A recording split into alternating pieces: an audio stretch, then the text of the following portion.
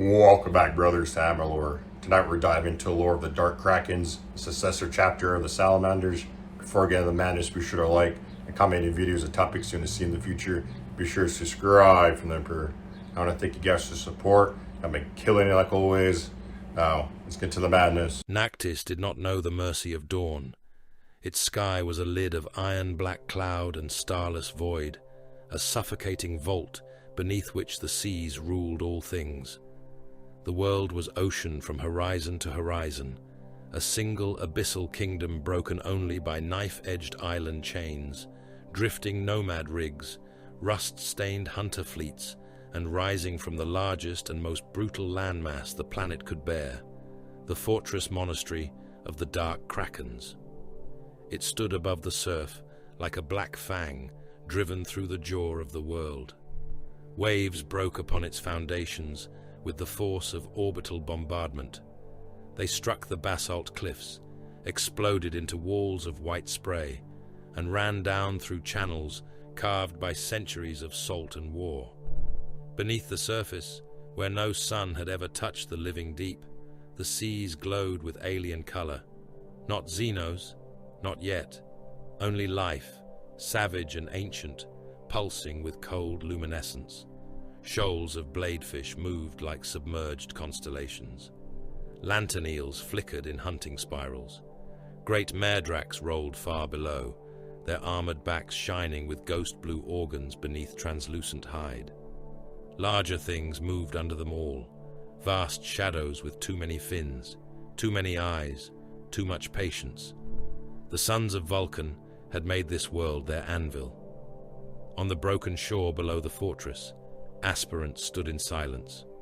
They were boys no longer, though some had not yet lived long enough to grow the beards of their clans. Nactis did not measure manhood in years. It measured it in scars, missing fingers, broken teeth, and the size of the beast whose blood one had worn back to shore. The aspirants wore pressure seals of boiled hide and scavenged plasteel, black hooks across their chests, bone knives at their thighs, and ritual cuts across their shoulders where the chaplains had drawn the first symbols of the abyss into their flesh. Salt filled the wounds. None cried out.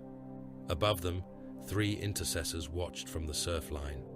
They were immense in black Mark X Tacticus plate, their arms and pauldrons painted in the dark purple of the chapter.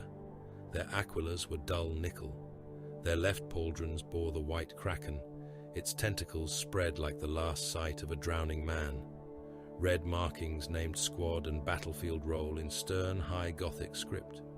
Around their armor hung trophies taken from hunts and wars: shark teeth, squid beaks, sea serpent skin cured into strips, tyrannid talons sealed in lacquer, orc tusks cracked by bolt fire. In the darkness, inks worked into their plates shimmered with faint green-blue life, bioluminescent patterns harvested from the creatures of Nactis deep. One aspirant looked up at them for too long. The nearest intercessor turned his helm, its red lenses fixed upon the youth. "Look to the water," the Space Marine said through his vox grill. His voice was flat, deep and metallic, stripped of comfort. "The sea is your judge. We are only witnesses." The aspirant lowered his gaze. A horn sounded from the cliff, low and mournful, its note carried by pressure tubes down into the surf. The aspirants stepped forward as one. The ocean took them to the waist, then to the chest. One made the sign of the Aquila. Another touched the knife at his belt. A third whispered Vulcan's name, not as prayer, but as oath. Then they dived. The black sea closed over them. No dark kraken looked upon the chapter's gene vaults until he had gone beneath the killing waters and returned with proof that he had faced the dark without breaking. The gene seed of Vulcan was not given to the untested. The organs of the Adeptus Astartes were not wasted on soft flesh. A boy could survive knives, hunger, cold, and clan war, yet still be found wanting when the deep pressed upon his ribs and the lights of shoal predators circled him in silence. Below, the aspirants sank between pillars of rock furred with pale weed. Their lamps were forbidden. Only the glow of the predators revealed the world around them. One boy vanished in a sudden burst of silver movement. Another kicked backward, trailing blood from a bitten thigh, and drove his hook into the gill slit of the thing that had struck him. The creature convulsed, spine thrashing, jaws opening and closing on the water. The aspirant clung to it, while the sea reddened around him. The watching intercessors did not move. Mercy was not absence of suffering. Mercy was purpose given to suffering. That was what the Dark Krakens taught. That was what Nactis taught before the chapter had ever come. High above, within halls of basalt, ceramite and adamantine, Chapter Master Mezoniki Reo watched the rite through a cathedral window of armor glass. The window faced the abyss, rather than the sky. Beyond it, the ocean hammered the cliff and glowed with the cold life of monsters. Reo was vast, even among Primaris space marines. His armor was black as drowned iron, purple at the shoulders and arms, layered in battle honors from wars fought beneath alien suns and in the lightless holds of Xenos ships. A white kraken spread across one pauldron. Ghost-green hunting marks coiled down his breastplate and vambraces. A cloak of cured leviathan hide hung from his shoulders, dark and heavy, its inner surface marked with scars left by harpoons, chains, and teeth. At his side rested a thunderhammer whose haft was wrapped in the hide of a sea serpent killed in the western deeps. Its head bore burn marks from wars beyond Nactis, where the hammer had broken armor, chitin, bone, and blasphemous iron. He did not look like a savior. He looked like the shape that came after prayers failed. Behind him stood Master of Sanctity Sukerno and Reclusiarch Herodura Zetadan. The chaplains wore skull helms rendered in the chapter's abyssal colors, their crozier held across their chests. Their armor bore more script than trophy, yet both were marked by the culture they had helped forge. Sukerno's Rosarius hung from a chain threaded through the teeth of a Maradrak. Zetadan's right pauldron had been carved with the image of a hunter dragged beneath the sea and rising again as an angel of death. It had been Sukerno and Zetadan who had understood the wound within the chapter. The Dark Krakens had been born in the Ultima Founding, called into being in the age of the Primaris, in the aftershock of Gilliman's return and the bleeding of the galaxy. Their first veterans had been Grey Shields, warriors who had marched and bled beneath many banners during the Indomitus Crusade. They had fought beside sons of the Khan, the Wolf King, Korax and Dawn. They had learned from distant bloodlines, from hunters, storm warriors, raiders, and siege breakers. Then they had been given a name, a homeworld, heraldry, duty, and a place among the sons of Vulcan. That had not made them whole. A chapter needed more than gene seed and armor. It needed a soul sharp enough to cut away doubt. The Salamanders were ancient. Their fires had burned since the Great Crusade. Their rites reached back to Nocturne, to the Forge, to Vulcan's own immortal shadow. The Dark Krakens had inherited that blood, but not that age. They were young by the measure of the Adeptus Astartes, young in the eyes of chapters whose battle honors filled vaults older than many imperial worlds. So they had become hungry. They had taken Nactis into themselves. They had bound its hunting rights to the Codex Astartes, its trophy culture to the Reclusiam, its abyssal symbols to their heraldry, its monsters to their oath-taking. They would never be the Salamanders. They would be the sons of Vulcan, who hunted the largest thing in the dark and made it die first. The third aspirant hesitated before descent, Zetadan said. Reo did not turn from the window. He will die then. He may live. Then he will carry shame until he kills something large enough to drown it.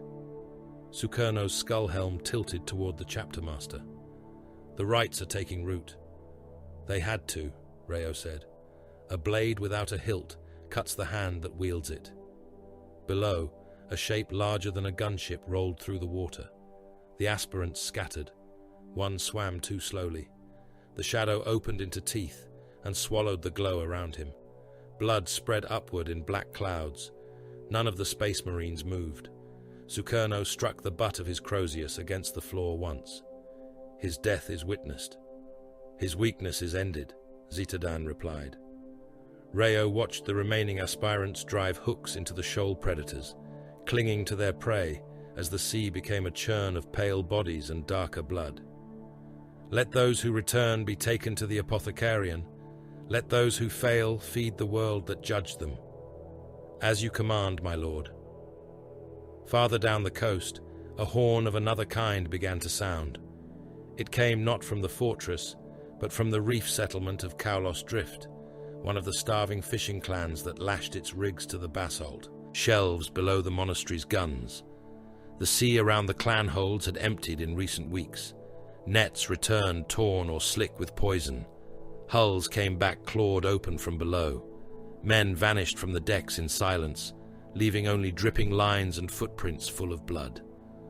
The Leviathan came at last in full sight of the fortress. It rose from the surf like a nightmare given meat. Its back was plated in ridges of black shell. Its mouth split 4 ways, revealing circles of teeth that rotated as it fed. Tendrils lashed from its jaw, each one thick as an anchor chain, each barbed with hooks of translucent bone. It struck the nearest rig and tore it in half. Men tumbled into the water. Some screamed.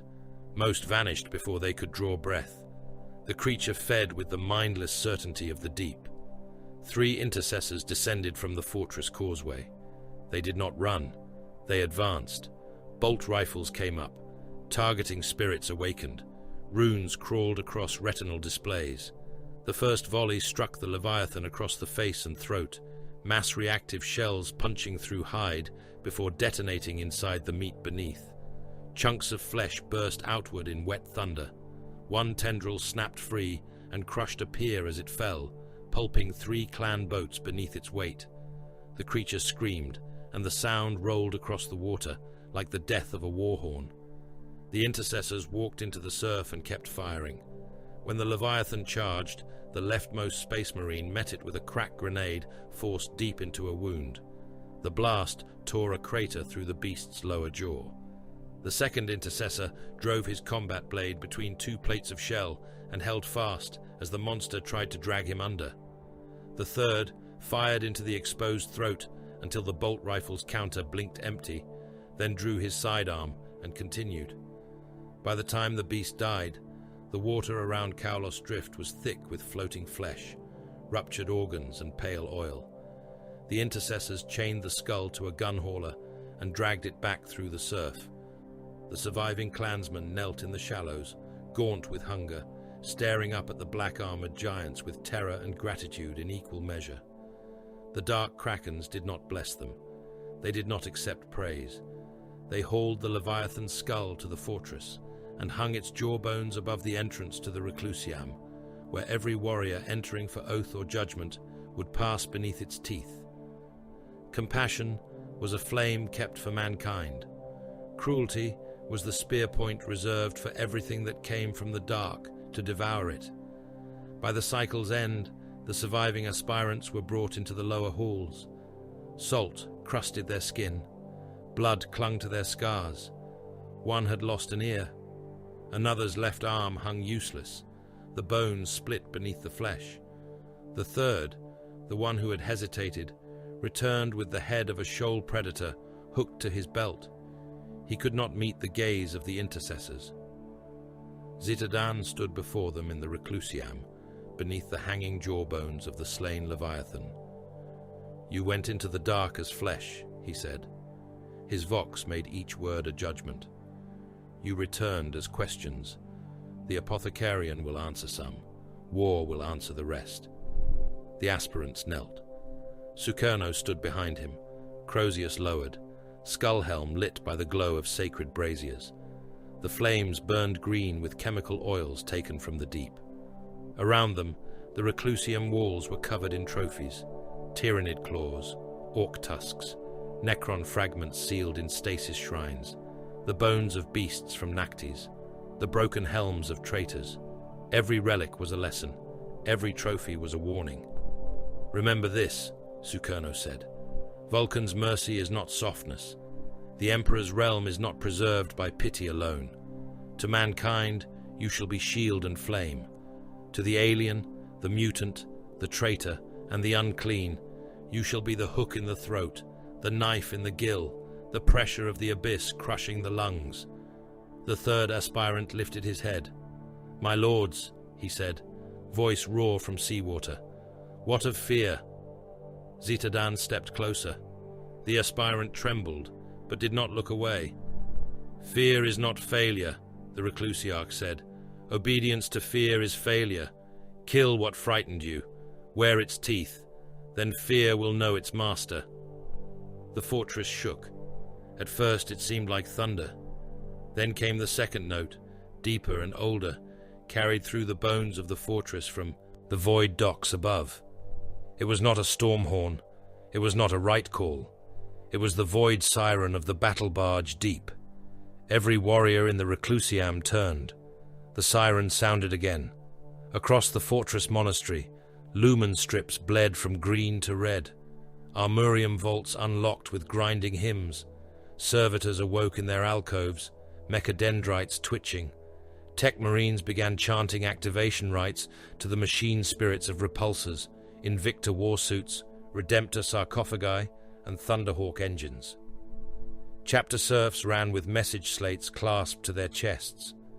The fortress bells began to toll beneath the sea, their sound projected through pressure chambers into the abyss, where the creatures of Nactes answered in long, mournful cries.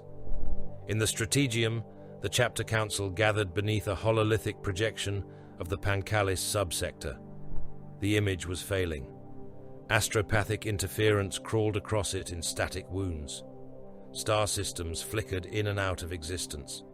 Several were already marked black. Others pulsed with distress sigils, overlaid by threat runes that multiplied faster than the serfs could catalogue them. The cordon impenetra, that fortified chain of imperial resistance cast between devouring horror and vulnerable worlds, was bleeding apart. The first astropathic scream came through the vox as a burst of teeth-clenched agony. Then another, then thousands. They merged into a single sound, the death voice of worlds. A robed mortal collapsed beside the Strategium dais, blood running from his ears and nose. No one moved to help him until his message had finished transmitting. Duty first, flesh after. "Speak the summary," Reo ordered.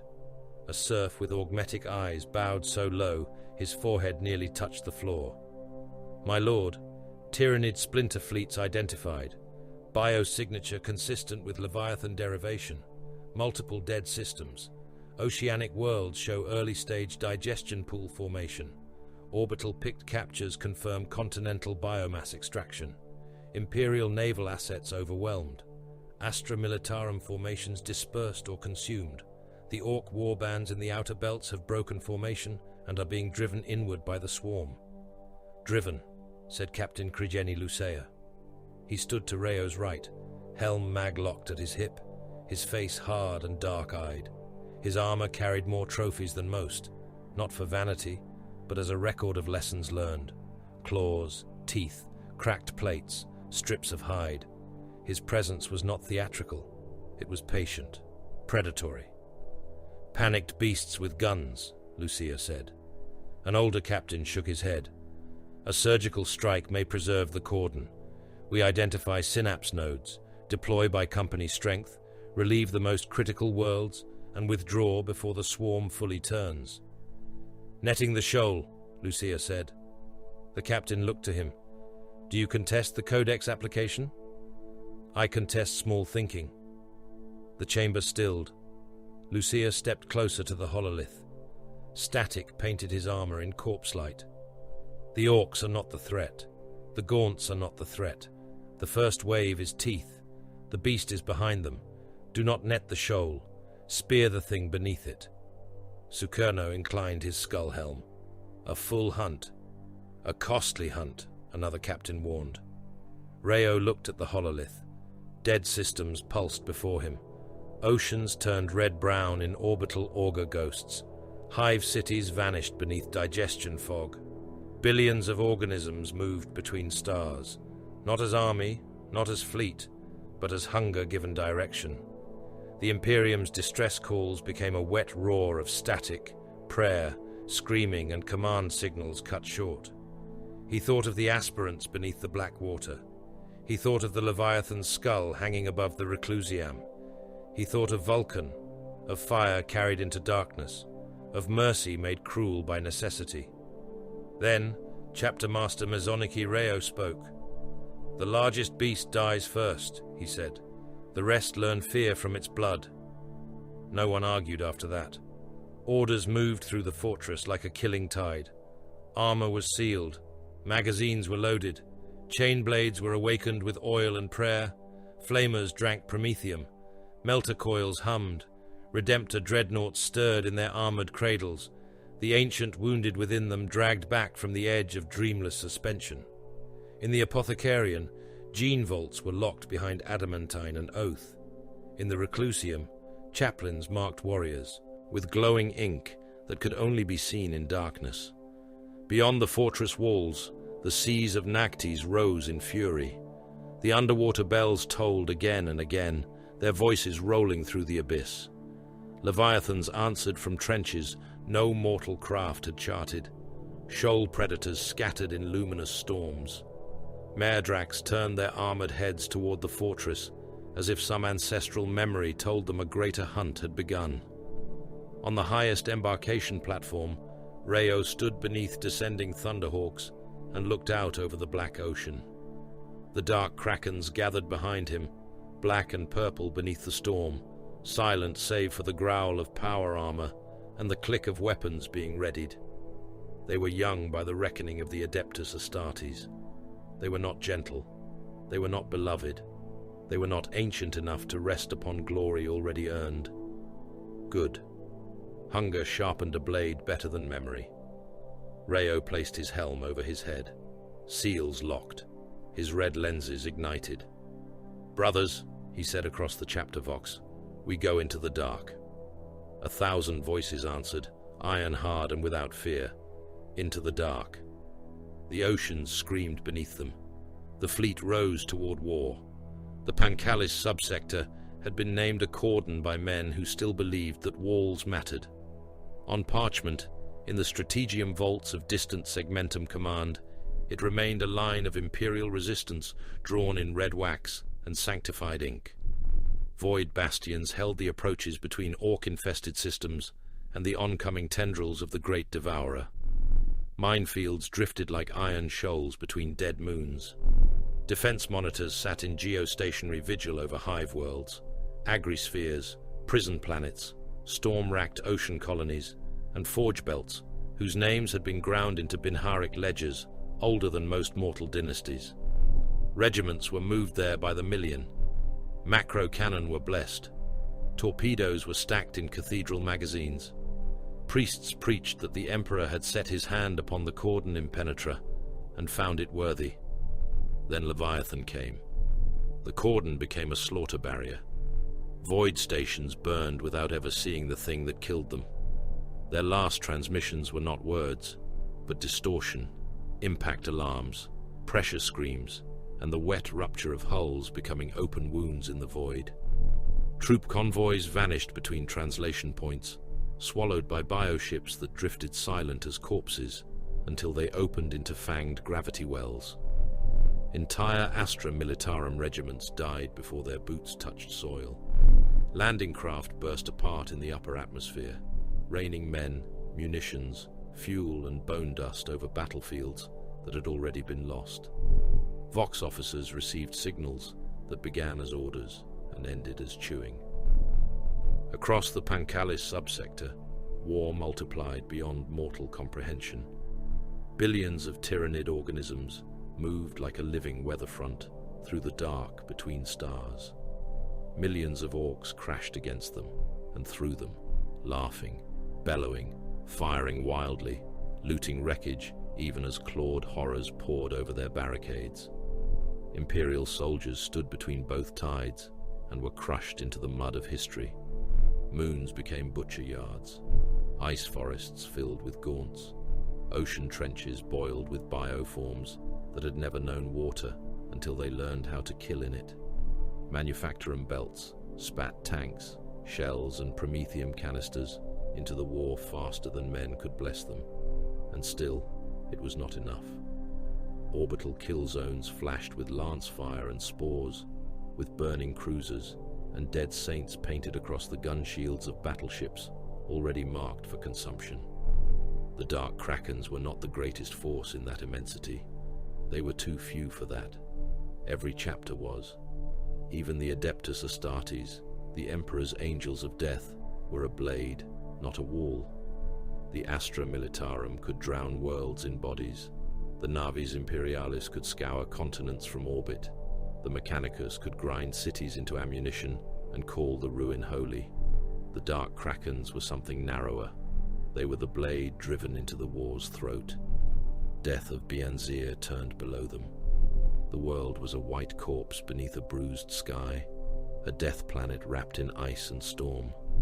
Its oceans hid below continental shelves of black-blue frost, sealed away beneath pressure and darkness. Its forests were not forests as gentle worlds understood them, but killing grounds of ice-barked growths. Hooked branches, poisonous lichens, and predatory root systems that drank blood as readily as meltwater. Its trenches had been cut by Imperial labor battalions in the first weeks of the invasion, then deepened by artillery, claw, shovel, and panic. Now they were filled with frozen guardsmen, half-eaten and locked into the walls, as if the planet itself had decided to build barricades from the dead. The strike cruiser Fathom entered low orbit through a veil of spore clouds and burning debris. Its prow was black and brutal, its hull marked with the pale Kraken sigil of the chapter. Lance batteries tracked targets through interference. Turret servitors whispered target cant through lipless mouths. In the embarkation decks, Thunderhawks growled in their restraints, and rows of Primaris Space Marines stood beneath falling red lumen, motionless in black and purple plate. Captain Cryeni Lutzea watched the planet through the Strategium hololith. He carried the relic power sword Ice Piercer at his hip, its blade sheathed in a scabbard marked with hunting script from Nactes. Across his back was locked Raven's Reach, a master-crafted stalker bolt rifle whose machine spirit had tasted the skulls of beasts, Xeno's tyrants and commanders who had believed distance was protection. His armor bore the beak of the Kraken, trophies worked into the plate as sacred lesson rather than ornament. Viperfish teeth markings ran in pale arcs along his helm and gorget. Kill symbols in Nactes' bioluminescent inks rested dormant upon the black ceramite, invisible beneath the Strategium light, waiting for darkness to wake them. Lucia did not shout.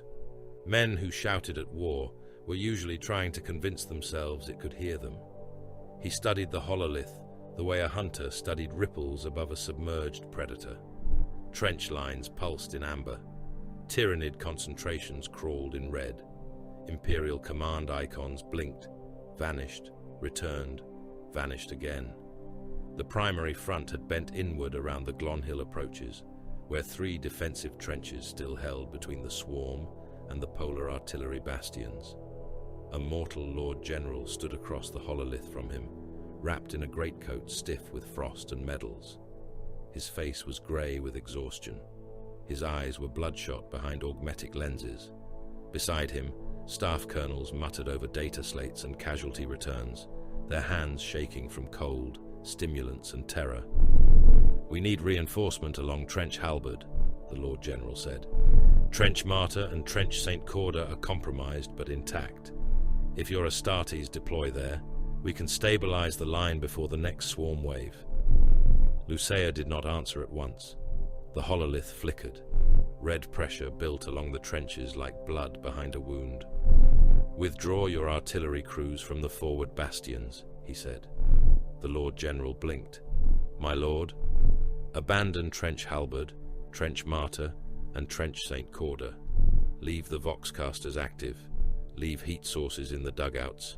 Leave ammunition stores in visible positions. Pull back all armor to the second elevation. Your men in those trenches will maintain fire discipline until ordered otherwise." The Lord General stared at him. "There are 50,000 men in those lines. There are billions of Xenos beyond them. You are ordering a retreat? I am ordering bait." The mortal officers went silent. The word had the weight of a shell impact. One colonel found his courage and spent it poorly. "Those men have held for 9 days. They are the only reason the polar bastions still stand." Lucia turned his dark gaze on the colonel. "Then they will continue to serve." The Lord General's jaw tightened. "Captain, with respect owed to the Adeptus Astartes, I will not abandon 50,000 Imperial soldiers to be eaten." "A net must have bait," Lucia said. "Those are loyal men. They are resources inside a failing line. Do not confuse loyalty with immunity from necessity."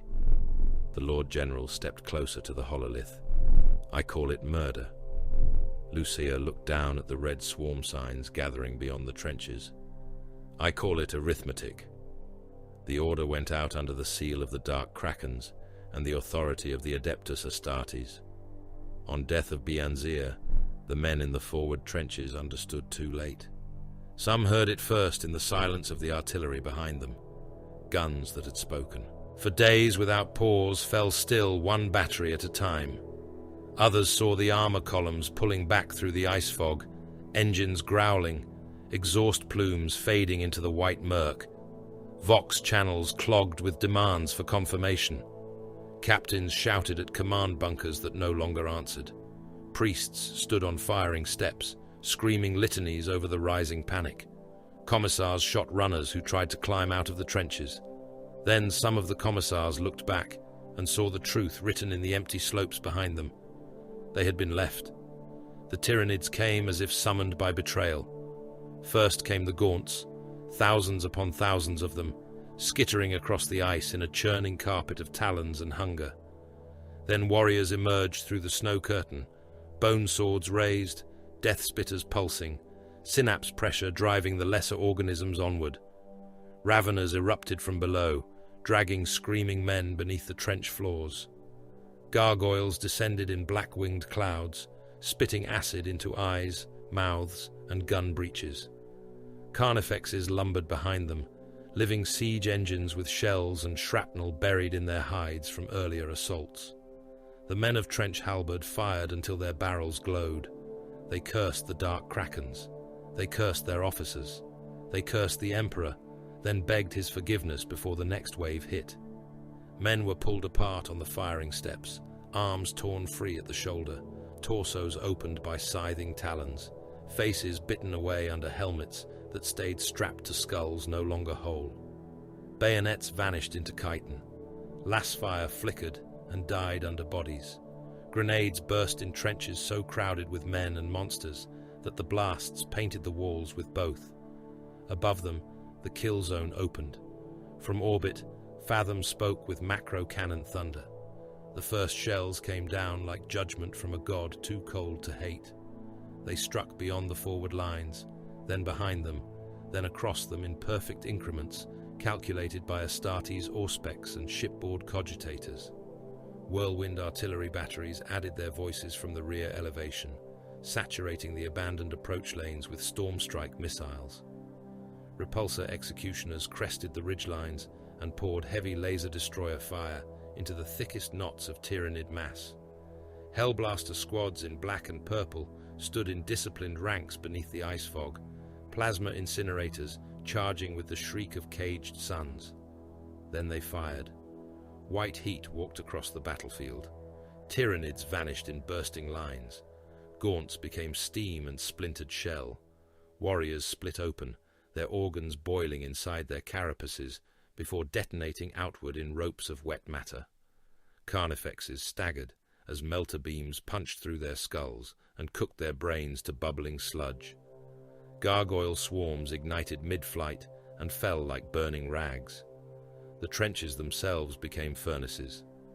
Men who had survived the first Xenos assault died in the Imperial reply, cooked in their armor, pulped by pressure, vaporized where they stood, or flash-frozen after the heat passed, and the Bayanzir cold reclaimed their remains. The ice turned red glass. Beneath it, bodies were trapped in layers. Human hands pressed against the underside of the fused surface. Tyrannid claws froze beside them. Faces, mandibles, helmets, teeth and splintered ribs became part of the same shining mass. The swarm broke. Not everywhere. Never everywhere. But enough. The Tyrannid pressure at Glonhill folded inward as synapse nodes were annihilated in sequence. What survived the bombardment lost cohesion and surged into overlapping fire lanes. Dark Kraken's intercessors advanced with measured steps, bolt rifles barking. Every shell struck with mass-reactive fury, punching into alien flesh and detonating inside. Assault intercessors moved beside them with chainswords growling, cutting down organisms that breached the bombardment curtain. Aggressors bathed the trench mouths in promethium, turning the struggling wounded into flame-blackened heaps. By the time the guns fell silent, 50,000 guardsmen were dead. So were more than 7 times their number in Tyrannid bioforms. The Lord General stood in the rear command bunker as casualty runes scrolled across the display slates. He did not speak for a long time. His officers avoided looking at the Dark Kraken's captain beside him. Lucia watched the red pressure fade from the hololith. "Glonhill holds," he said. The Lord General turned slowly. "You butchered them. The Xenos butchered them. I spent their deaths. They were men of the Imperium. They remain so. Their bodies form the wall you failed to hold." The mortal commander's hand twitched near his holstered pistol. Every officer in the chamber saw it. Every Dark Kraken saw it sooner. Lucia did not look at the weapon. "Do not die for pride, Lord General. You will need it later." A scream came from the rear blast door. Not a Vox scream, not a distant battlefield cry. A human scream, close and wet, cut short by something entering the throat. The lumen strips flickered. One of the staff colonels turned toward the sound. "Security detail, report." No answer came. The blast door peeled inward. The first lictor entered upside down, clinging to the ceiling, its mantis limbs folded close to its body. Chameleonic flesh rippled from bunker grey to corpse white to the red of alarm light. Feeder tendrils writhed around its maw. Blood dripped from the hooked talons that had opened the men outside. Behind it, more shapes unfolded from invisibility, sliding through the breached door and ventilation ducts with impossible silence. The command bunker became a killing pit. The lictor on the ceiling dropped onto a Vox officer and punched its talons through his chest, pinning him to the floor in a spray of ribs and shredded lung. Another blurred through a knot of aides, its claws moving so fast the men fell in pieces before their mouths formed screams. A bodyguard fired a hell gun point blank into a shifting outline and hit nothing but wall. The beast beside him took his head in its jaws and crushed the skull like rotten fruit. The Dark Krakens answered without panic. "Contact," Lucia said. That was all. 2 intercessors turned and fired controlled bursts into the nearest creature. Bolt shells tore chunks from its torso, detonations walking up its body until its upper spine burst through the carapace in a fountain of yellow ichor. An aggressor stepped through a curtain of blood and triggered his flamestorm gauntlets. Burning promethium filled the corridor beyond the blast door, catching one lictor in mid-leap. It hit the floor aflame, shrieking through ruptured vents, and kept crawling until a Dark Kraken crushed its skull beneath a boot. Lucia drew Ice Piercer. The relic blade woke in his grip with a cold shimmer, its power field crawling along the edge like frost made lethal. A lictor struck from his blind side. He moved before the mortal officers even saw the attack. Ice Piercer took the creature's scything limb at the joint, then reversed and opened it from pelvis to throat. Acid blood washed across his armor and hissed against the ceramite. The captain stepped through the spray, drove the blade into the beast's skull, and ripped it free in a burst of brain matter and splintered chitin. "Seal the vents," he voxed. "Complying," answered Sergeant Kell. Combat blades came out. Flamers roared. the bunker filled with smoke, promethium stink, acidic vapor, and the iron reek of human blood. Dark Krakens fought like executioners in a slaughterhouse, never overextending, never wasting movement. They hacked limbs away, burned camouflage flesh from bone, and shot twitching bodies until the Auspex confirmed no nerve response remained. A lictor impaled Brother Haroun through the abdomen and lifted him from the floor. The Astartes did not cry out. He locked one gauntlet around the talon buried through his body and used the other to jam a crack grenade into the creature's open mouth. "For Nactes," he said. The blast blew the lictor's head across the chamber and tore Haroun open from hip to rib. He fell among steaming alien meat, armor breached, blood pumping dark across the bunker floor. Apothecary Riran Mullal reached him before the smoke cleared. Mullal's white helm was marked with the Kraken and the red sigil of his office. His narthecium unfolded with insectile precision. The floor burned beneath his boots, where acid blood pooled, and promethium still clung to corpses. He knelt in the heat, ignored the shells still cracking nearby, and cut into his fallen brother's chest with reverent brutality. "Primary progenoid intact," he voxed. Haroun's ruined helm turned slightly. His lenses flickered. Did it die? Mullal's drill bit through the black carapace interface and into the sacred meat beneath. "It died. Then take what remains." "I am." The apothecary extracted the gene seed as the last lictor was driven into the wall by massed bolt fire and hacked apart under chain blades. Haroun's life signs failed during the second extraction. Mullal did not pause. Duty did not end when pain did. When the bunker finally fell silent, the mortal survivors stood amid heaps of alien flesh and human remains, faces pale beneath blood and ash. The Lord General looked from the dead lictors to the fallen space marine, then to Lucia. "You knew they would come," he said. "I expected them," Lucia replied, "and you remained here." The command node was bait as well. The Lord General laughed once. It was not amusement. It was damage leaving the soul through the mouth. "Is anything not bait to you?" Lucia cleaned Ice Piercer with a strip of torn lictor hide. "Yes." "What?" "The beast worth killing." Before the Lord General could answer, the hololith screamed. The display distorted into static and deep Auspex returns. Orbital pict feeds shifted to the polar ice shelf beyond Glonhill. Tech adepts began chanting in fear. Data scrolled too quickly for mortal eyes. The ice beneath the northern cap bulged upward across a distance that made the command bunker fall silent. Not a trench, not a tunnel, not the passage of a Trigon brood or the emergence of a Carnifex. Something vast displaced the black ocean hidden beneath the polar shelf. Something that moved with purpose through waters that had never known light. A continent of ice cracked from below. The sound arrived through seismic sensors before it reached the air, a low grinding that made teeth ache and machine spirits stutter in their housings. Lucia stepped closer to the hololith. The Lord General whispered, "What is that?" The dark Kraken captain watched the shape move beneath the world. The Auspex could not define its edges. Its synaptic shadow swallowed every lesser signal around it. Entire tyrannid broods went still above its path, like fish freezing when a deeper predator passed beneath them. "It is not a Carnifex," said Mullal from beside Haroun's corpse. "Not a Trigon," said Sergeant Kell. "Not a Hierophant," Lucia said. The hololith pulsed red. The thing below the polar ice turned in the black water, and for an instant, the entire command bunker heard a sound through the vox that was not transmitted by any human device. A hunger the size of a nation breathed beneath death of Bianzir. Lucia felt the dormant inks on his armor begin to glow. At last, he thought. The hunt had found its shape.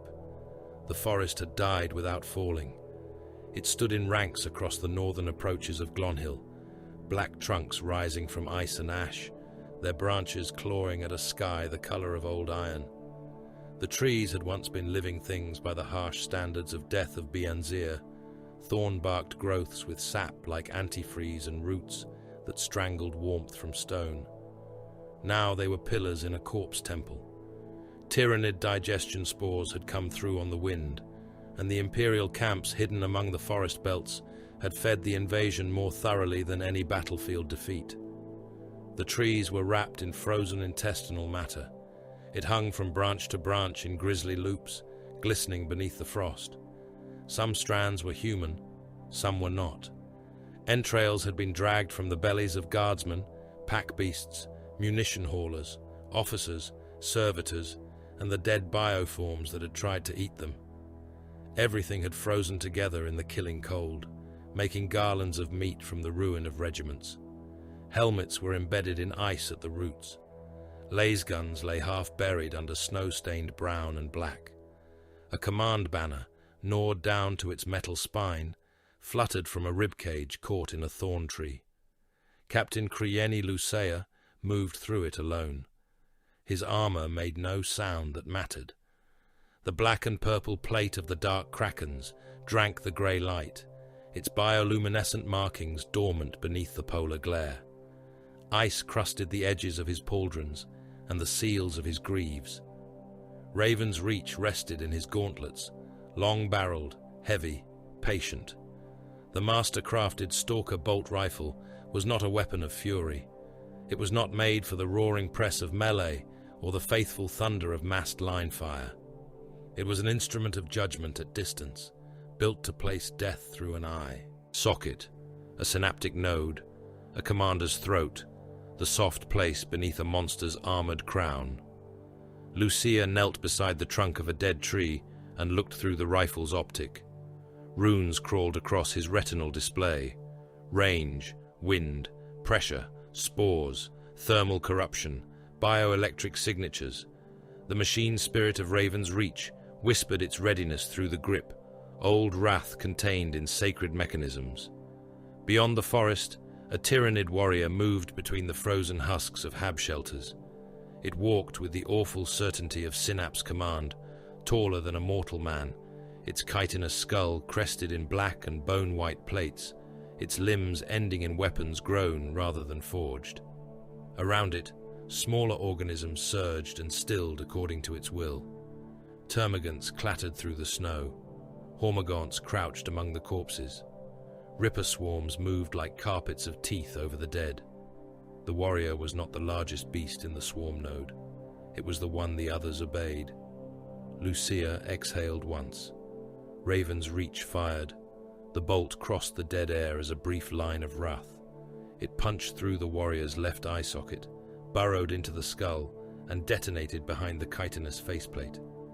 The creature's head opened outward in a wet crown of shell fragments, brain slurry, and yellow nerve matter. Its body took 2 more steps, still trying to command, then folded into the snow.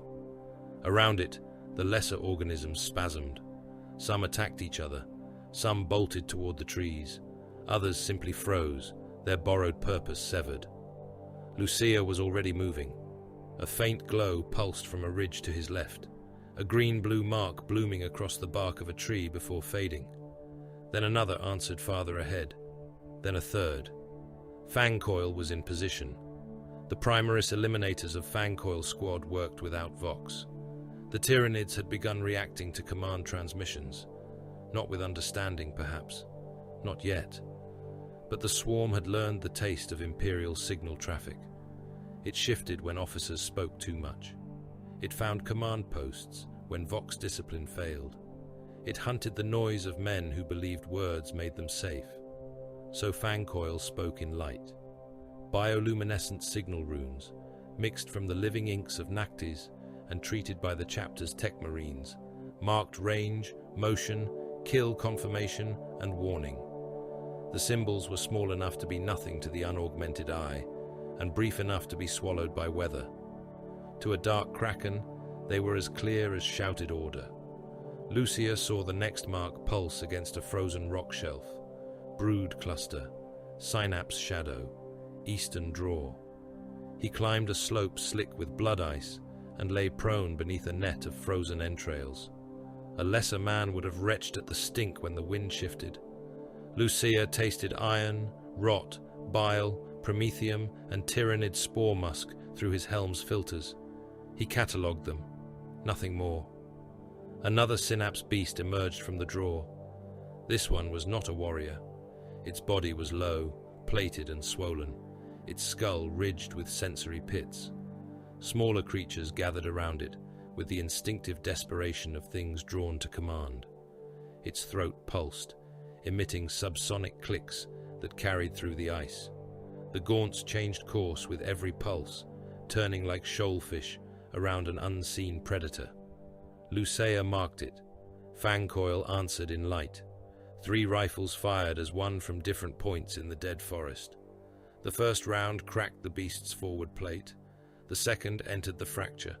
The third went through the hole and burst inside the swollen skull. The synapse creature collapsed in a convulsion, legs drumming against the ice, mandibles snapping until its own jaws shattered. The gaunts beneath its influence broke apart, leaderless and suddenly animal. That was the doctrine of the dark Krakens. They did not simply hold ground.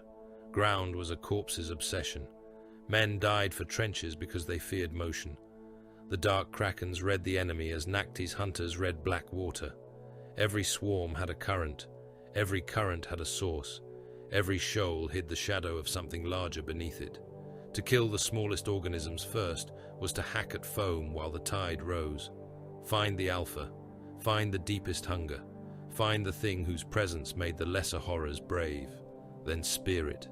Across the valley, Imperial guns opened again.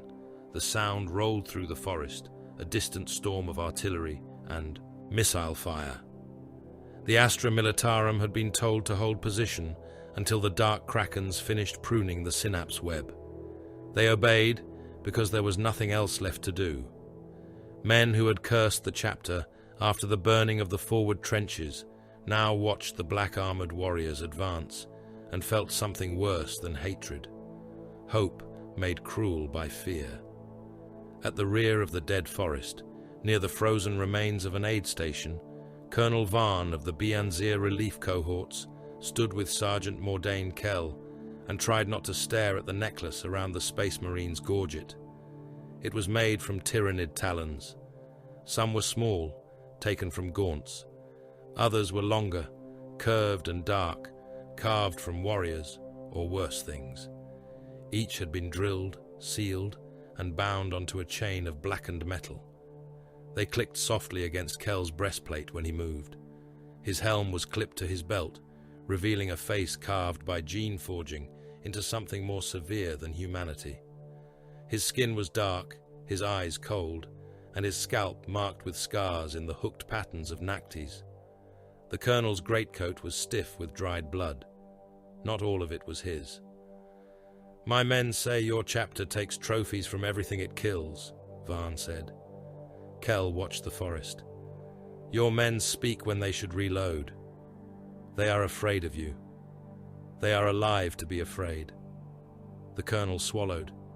He had commanded soldiers for 30 years. He had seen commissars execute cowards, priests burn heretics, and tank crews drown screaming in promethium. He had never felt so much like prey standing beside an ally. "Why?" he asked. "Why keep pieces of them?" Kell looked down at him at last. "So the next beast sees what became of the last." Vaughn had no answer to that. Above them, something moved in the trees. Kell's bolt pistol came up before the colonel heard the ice crack. The shot blew a gaunt apart as it dropped from the branches, bursting the creature's torso across the snow in a fan of green-black fluids. Kell stepped over the twitching remains and crushed the skull beneath his boot. "Tell your men," he said, "that fear is permitted, panic is not." Then he was gone, moving into the forest with the rest of his squad, leaving the colonel standing amid frost, blood, and the dead thing's steaming remains. Lexicanium Parion. Huari arrived with the storm. The sky darkened as he came through the trees, robes of deep purple and black hanging over his armor, their edges weighted with charms of polished shell and dark metal. His psychic hood rose around his head like the crest of some abyssal predator. Unlike many of his brothers, Uari wore no trophy bones taken from slain beasts. No teeth hung from his armor. No talons clicked against his plate. His markings were different. Bioluminescent symbols flowed across his vambraces and chest in patient, living patterns, harvested from creatures of Nactes without killing them. They glowed softly in the dead forest, not as boast, but as covenant. He revered the sea as the first teacher, life-giver, life-taker, cradle and grave. His brothers took trophies because the kill had meaning. Uari did not despise the rite. He understood it. Yet when he stood beneath the black waters of Nactes in memory and meditation, he felt the pulse of living things as more than prey. The sea did not hate. It fed. It birthed. It drowned. It endured. That understanding had shaped his gift, and in the Librarius they had named his discipline Aqua Vitalis, for the living force of water and pressure, for the sacred violence of the deep. He found Lucia at the edge of a frozen ravine, where the forest dropped toward the polar shelf. The captain did not turn. "You are late, Lexicanium. I followed the pressure below us. Not the swarm? The swarm is noise. The thing beneath the ice is the voice." Lucior lowered Raven's reach. "Speak plainly." Uari stepped to the ravine edge. Below, the ice stretched northward in vast plates broken by black fissures. Steam rose from some of them, carrying a stench like opened stomachs and brine. Far beneath the shelf, beneath kilometers of frozen world, the hidden ocean shifted. "It dreams," Uari said. Kel's voice came over the local rune net, in a brief pulse of armor light from the trees. Fangcoil had marked another synapse cluster, but Lucia did not move yet. "Xenos do not dream," the captain said. "This does.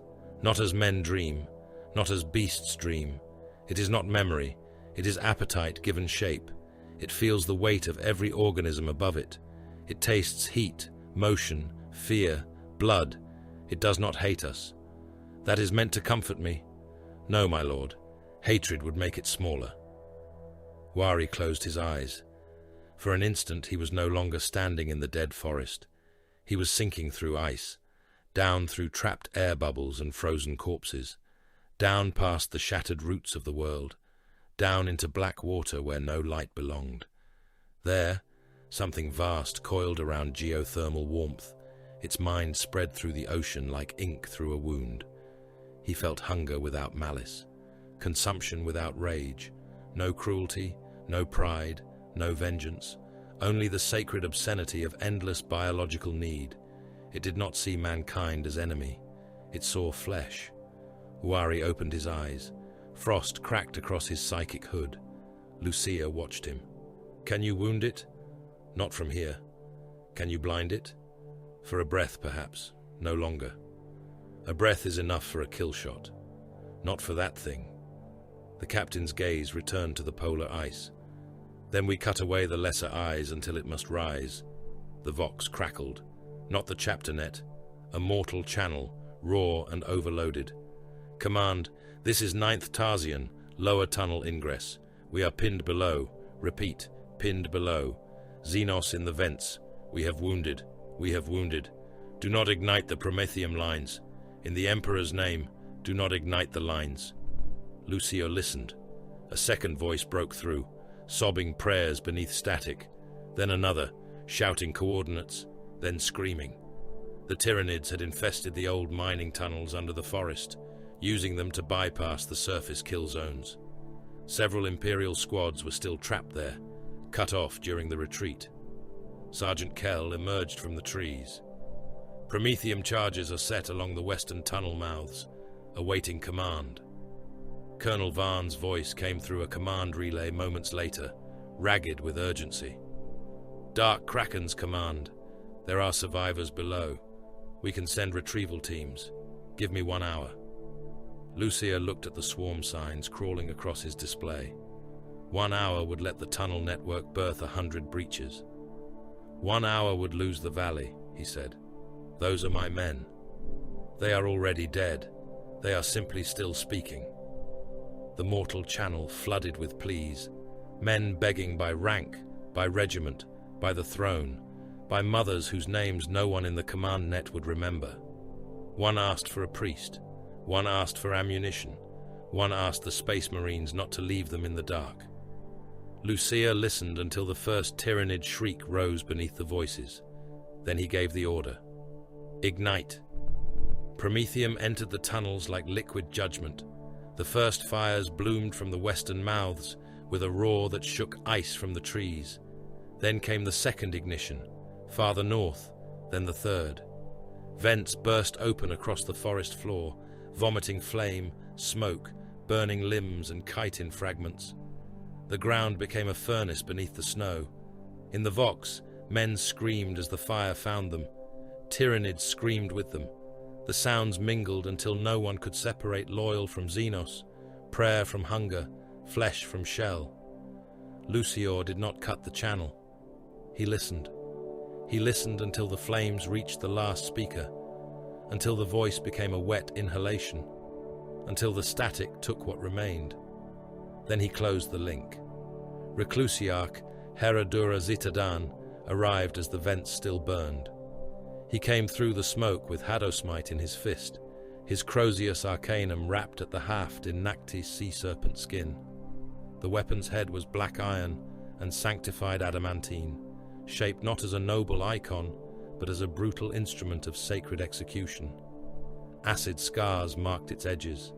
Fresh ichor steamed across its haft. A wounded Tyranid warrior crawled from a burning vent ahead of him, its lower body gone, claws dragging furrows through the snow. Zitadan stepped close and brought Hadosmite down. The skull cracked like wet stone. He struck again, crushing chitin into pulp. A third blow flattened the head completely, forcing brain matter and optic fluid out through the fractures. Only then did he look at Colonel Varn. The mortal officer had followed against orders. His face was pale with fury and horror. Behind him stood a handful of guardsmen who had heard their comrades die through the Vox. "You could have tried," Varn said. Zitadan's skullhelm regarded him without pity. Mercy for 10 men would have birthed death for 10 million. They were not 10. "No," said the Reclusiarch. "They were fewer than the souls behind this line." "That is how you make peace with it?" Zitadan stepped closer, Hadosmite dripping alien matter into the snow. "Peace is for worlds that are not burning. We make choices. Then we make corpses of whatever forced them upon us." The guardsmen began calling them the Black Tide after that. Not openly at first. Men valued their tongues. But the name moved through trenches, bunkers and gun lines with the speed of fear. The Black Tide had come. The Black Tide was advancing. Where it passed, the enemy died. Where it passed, allies stopped expecting rescue. Men watched the dark Krakens move between firestorms and Xenos assaults and felt their courage harden around a core of dread.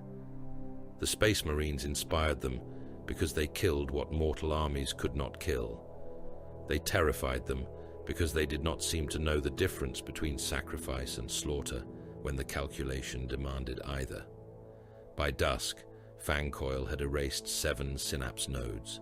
The swarm recoiled from the dead forest, not defeated, never defeated, but wounded in its coordination, forced to seek new channels of command. Lucior climbed a ridge overlooking the polar shelf. Raven's Reach braced against a stone outcrop, blackened by promethium soot. Beside him, Uari stood with his force staff grounded in the ice, eyes narrowed toward the aurora-like shimmer rising from the north. "There," Uari said. The target emerged through the snow haze. It was tall, taller than a warrior, but not built for the same war. Its body was narrow, crowned by a skull of layered chitin and translucent bone. Veins of pale psychic light moved beneath its plates. Around it, gaunts bowed low, not in reverence, but under pressure. Its shadow in the immaterium was dense enough that Uari felt it like depth crushing his chest. Lucior sighted through Raven's Reach. The machine spirit steadied. The scope found the creature's skull. Range settled. Wind fell into obedience. The captain placed the reticle between the thing's eyes. He fired. The bolt screamed across the ice. A handspan from the creature's skull, it stopped. No shield shimmered. No armor deflected it. The round simply detonated in the air, bursting harmlessly against a psychic pressure so dense it might as well have been a fortress wall. Smoke and shrapnel washed over the tyrannid beast. It did not flinch. Its head turned slowly toward the ridge. For the first time that day, Fangcoil's signal runes went dark. The creature looked at Lucia. Across the distance, through snow, smoke, and the dead breath of the world, it knew him. Huari's voice was very quiet. It has learned us. The war did not spread like fire. Fire had shape. Fire obeyed fuel, wind, pressure, and the borders of what it could consume. The war across death of Bianzir moved like something alive beneath ice, breaking through wherever men believed the surface still held. It had begun in the polar forests, in the trenches, and the hidden seas below them, where Leviathan's spawn boiled upward through the corpse cold. Then the tremors crossed the world. The equatorial manufacturum reefs began screaming. They were called reefs because no better word had survived the first century of Bianzir's colonization. Chains of forge platforms, fuel rigs, sea bastions, and half-submerged hab stacks clung to the warmer belt of the planet, built upon iron pylons driven down through ice and dark water into the mineral crust below. Once, the reefs had fed the planet's war machine with promethium, adamantium ore, pressure-forged alloys, cold-weather cell casings, and crawler parts for the armies stationed in the north. Now they burned in broken arcs across the black equatorial sea. Orcs came with the flames. They did not retreat from the tyrannids.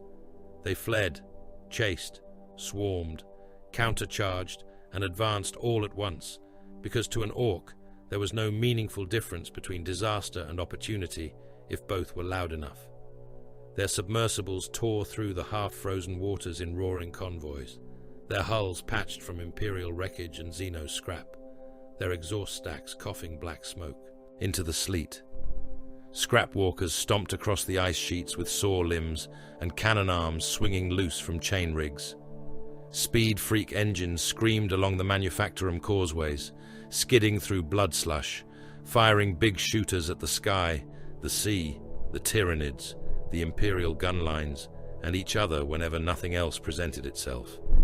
Gun platforms rolled on treads made from tank wreckage, their crews laughing as recoil threw them from the decks and into the water below. Behind them, the tyrannids came as a red and bone tide. Before them stood Imperial men who had believed themselves assigned to reserve duty. They died learning otherwise. The reefs became a single convulsing front.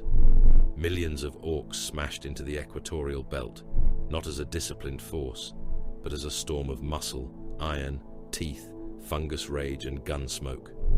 Tyrannid broods flowed through and around them, claw meeting chopper, acid meeting engine oil, chitin bursting under crude shells, while orc bodies were opened from throat to groin by scything talons. Imperial fire poured into both swarms until targeting rights became meaningless. Men shot at anything that moved. Priests screamed over the vox. Manufacturum sirens wailed without pause, their machine spirits reduced to panic. War boss Grubcrack Skullbasher loved every moment of it. He stood on the deck of a scrap submersible so large it had cathedral buttresses welded to its flanks, one boot planted on the severed head of a tyrannid warrior, the other on a screaming grot, too slow to get out from under him.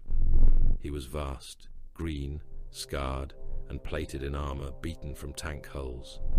His jaw was a heavy iron crescent filled with mismatched tusks, some natural, some bolted in.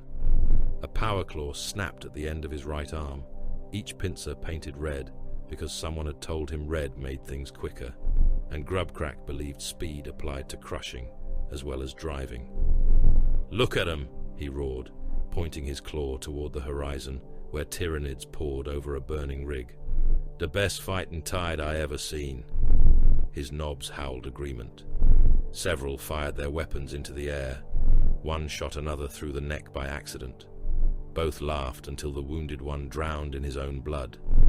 A smaller orc, hunched under the weight of a vox pack, looted from an Imperial Command chimera, pointed toward the western reefs. "Boss, purple Humy Seagits, big ones." Grubcrack turned. Through smoke and sleet, black armored giants were descending from the storm. The war boss grinned wide enough to split old scars. "Now that's proper. Purple armored Humy Seagits worth crumpin' proper. Get the lads moving." We followed a noise. The dark Krakens entered the equatorial war like a spear thrown from orbit. Captain Krieni Lucea watched the orcs surge from the assault bay of a Thunderhawk as the gunship punched down through cloud and spore haze. Below, Manufactorum Reef Sigma Grail was collapsing in sections, its towers dragged sideways by orc engines and tyrannid feeder beasts tearing at the foundations. The sea beneath the platforms was no longer black. It was streaked with oil, promethium, orc blood, tyrannid ichor, and the burst contents of human bodies washed from the rigs. To a lesser commander, the orcs would have been a distraction. To Lucia, they were a change in the current. The largest enemy was not always the tallest beast. Sometimes it was momentum. Sometimes it was panic. Sometimes it was a horde so loud and violent that the true predator could move beneath it unseen. The orcs were a green tidal wave driving through Imperial flanks, smashing void shield generators, tearing open fuel lines and forcing human troops to pivot away from the tyrannid advance. If left unchecked, they would break the reef belt open and give Leviathan a wound large enough to enter. Designation, voxed Sergeant Mordain Kell from the drop hold. "Not prey," Lucia answered. "Current." "Purpose?" "Heard it." The Thunderhawk's assault ramp opened to storm and fire. Inceptors fell first, their jump packs igniting in controlled bursts as they dropped through the smoke. Suppressors followed. Accelerator autocannons held steady, even as sleet hammered their armor. They came down into the orc motor swarms like judgment in black ceramite. Bolt rifles barked, autocannons hammered, orc engines exploded in chain bursts of fuel, ammunition and body parts. Heads vanished under mass, reactive impacts. Torsos blew open, fuel tanks ruptured and turned mobs into walking pyres. The orcs laughed while burning. Some kept running with their faces on fire. Some swung choppers after losing arms, biting at dark Krakens with iron jaws and broken teeth. One knob, half his skull caved in by a bolt round that had failed to detonate fully, kept dragging himself forward by one hand while firing a slugger with the other, screaming that he had almost won. A suppressor landed a boot on his spine and fired downward until the orc stopped being a shape. Aggressors advanced along the lower trench works, where Imperial defenders had been overrun. Their flamestorm gauntlets washed the corridors in sheets of burning promethium. Orcs bellowed as they died, their crude armor glowing red, their ammunition cooking off inside belts and pouches. Tyrannids caught in the same fire shrieked with a thinner, more piercing agony, claws scraping against ferrocrete as their flesh tightened and split. The dark Krakens did not distinguish between the two, except by threat priority. Eradicators took position on a broken conveyor spine, overlooking the Manufactorum docks. Their melter rifles hummed with caged solar fury. A mob of scrap dreads came stomping through the smoke, boxy iron giants covered in glyphs, buzzsaws and guns bolted on without symmetry or restraint. The first melter beam struck the lead machine in the chest and punched through its engine block, turning the orc pilot inside into steam, bone, and cooked fungus paste. The second beam sheared the legs from another, dropping it into a mob of boys and crushing them into the ice. The third beam cut across a walker's ammo store. It vanished in a dirty sunburst of shrapnel and burning green flesh. Invicta tactical warsuits moved among the wreckage like armored execution engines. Their heavy bolters chugged. Their fists punched orcs into the ground hard enough to burst skulls and spines. One warsuit seized an orc by the torso and used him to batter two others into a wall before throwing the ruined body into a knot of gaunts. Another waded through a press of boys, its pilot silent, its machine spirit growling through external vox as it crushed, burned, and shot without pause. Lucia landed in the midst of it. He came down from the Thunderhawk's ramp into knee-deep blood slush, Raven's Reach locked across his back, an ice piercer in his hand. An orc charged him with a chain axe made from the teeth of a manufactorum saw. Lucia took off the orc's legs at the knees, stepped around the falling body, and severed its head before it struck the ground. A second orc fired a rocket at him from close range. The projectile screamed past his shoulder and blew 3 gaunts apart behind him. Lucia shot the orc once with his bolt pistol. The shell detonated in its mouth and sprayed the inside of its skull across the rig wall. "Captain," voxed Kell, large heat signature rising beneath the eastern platform. The sea answered before Lucia did. Something vast broke the surface offshore. It rose from the manufactorum sea in a geyser of black water, oil and corpses. Rusted chains hung from its shoulders. Crane arms swung from its back. Its legs were made from the hulls of mining crawlers welded together and given crude piston life. Its torso was a stacked mass of engines, boiler plates, reactor shielding, and stolen shrine metal, all painted with orc glyphs in blood, grease, and luminous paint. Cannons jutted from its sides at mad angles. Buzzsaws turned along one arm. The other ended in a crushing claw large enough to close around a hab block. It was not a true gargant. It was too crude, too unstable, too young in the making. A gargant thing, born of battlefield lunacy and orc certainty, dragged from the sea before it had finished becoming whatever nightmare its mech boy had imagined. It was still large enough to crush a district. It took one step onto the ice shelf. The platform beneath it groaned. Men fled. Orcs cheered. Tyranids swarmed over its legs and were scraped away by spinning blades. Its belly guns opened, firing shells the size of coffins into the Imperial lines. A bunker vanished. A gun crew became red vapor. A transport vehicle flipped end over end, spilling burning men across the ice. For the first time since Bianzir began dying, Lucia smiled. "At last," he said, "a worthy shape." The dark Krakens did not charge. They were hunters, not fools. Lucior saw the ice shelf, saw the stress fractures, saw how the orc engine's left stabilizer piston dragged a half heartbeat behind the right. He saw where the manufactorum cooling trenches had been covered by new frost. He saw the beast's weight. He saw the sea beneath it. "Drive it north," he ordered. "Do not kill it yet." The Thunderhawks came in low. They passed over the gargant thing through flak and crude rockets, hulls shuddering as orc shells burst around them. Heavy bolters raked its upper decks, turning gunners into torn meat. Lascannon fire struck its stabilizers, not to destroy them, but to wound. One piston burst in a spray of steam and shrapnel. Another locked rigid, forcing the engine to limp forward with grinding anger.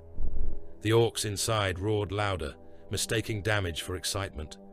Blade Guard veterans moved beneath the ice shelf through maintenance channels and flooded service tunnels. Their storm shields scraped against frost-crusted walls. Melter charges clung to their mag-locked harnesses.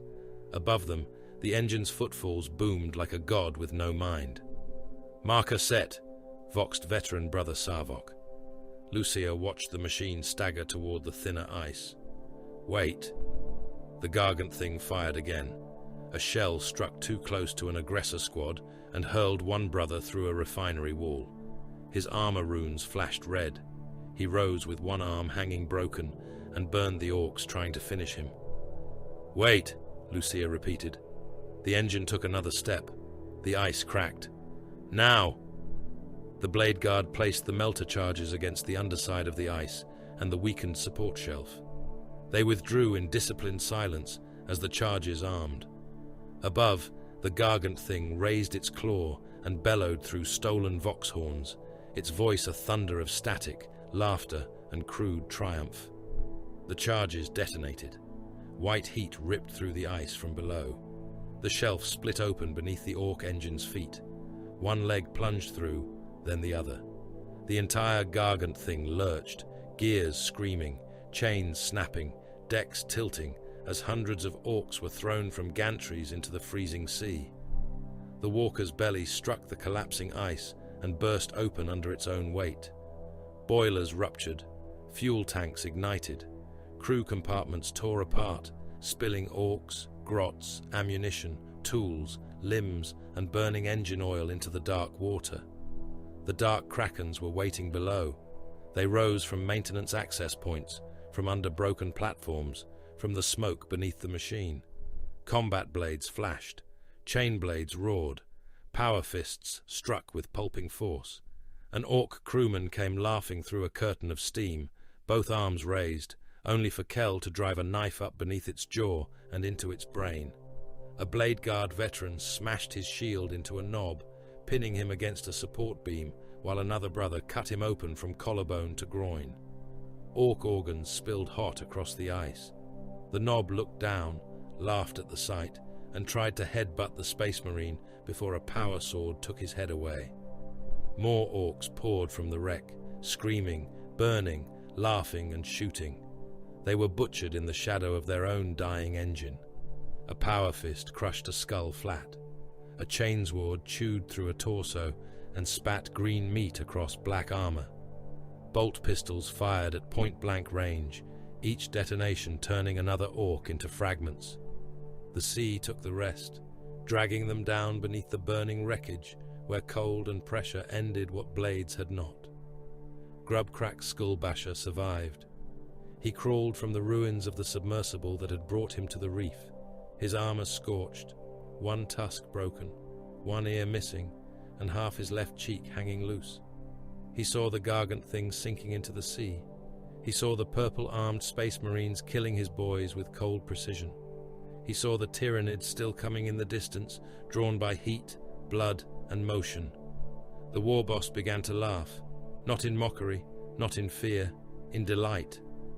"Dem purple humies know where the good fight is," he growled to the knobs still alive around him. "The biggest monsters is where the purple humies go." A knob scratched his scarred head. "We crump 'em now, boss?" Grubcrack punched him hard enough to break his neck. "Nah, you stupid git. We follow 'em. Then we crump everything they find. Then we crump them too if there's time." The order spread through the Orc mobs with joyous confusion. "Follow the purple sea gits. Find the biggest monsters. Fight everything." The surviving Orc warbands began turning after the dark Krakens, not in alliance, not in obedience, but in brutish instinct. Wherever Lucia shifted his forces, Orc engines and mobs began veering after him. They chased his Thunderhawks with rockets. They trailed his ground columns across the reefs. They swerved away from Imperial strongpoints and toward the deeper war, howling because they believed the dark Krakens were leading them to a better fight. Sergeant Kell watched the greenskin movement from the edge of the ruined ice shelf. "They are shadowing us." "Yes," Lucia said. "They will compromise every approach vector." "Yes. They may strike our rear once the larger engagement begins." "Likely." Kell turned his helm toward the captain. "Then we destroy them now." Lucia looked beyond the reefs to the north, where the polar storms shivered with synaptic pressure and the hidden thing beneath Bienzia's ice stirred in the black ocean. Around the equator, Orcs roared and gathered, a living avalanche of violence too stupid to fear Leviathan and too violent to ignore. "No," he said. The word was quiet. Kell waited. Lucia watched Grubcrack's mobs surge after the dark Kraken's withdrawal beacons, loud, eager, blind to the shape of the hook closing around them. "The beast beneath the world reacts to mass," Lucia said. "Heat, motion, hunger, noise." Kell understood then. The Orcs were not allies. They were not even enemies to be honored with immediate death. They were bait with guns. Lucia turned from the burning reef and began walking north. "Let them follow," he said. "We will herd the green tide into the dark."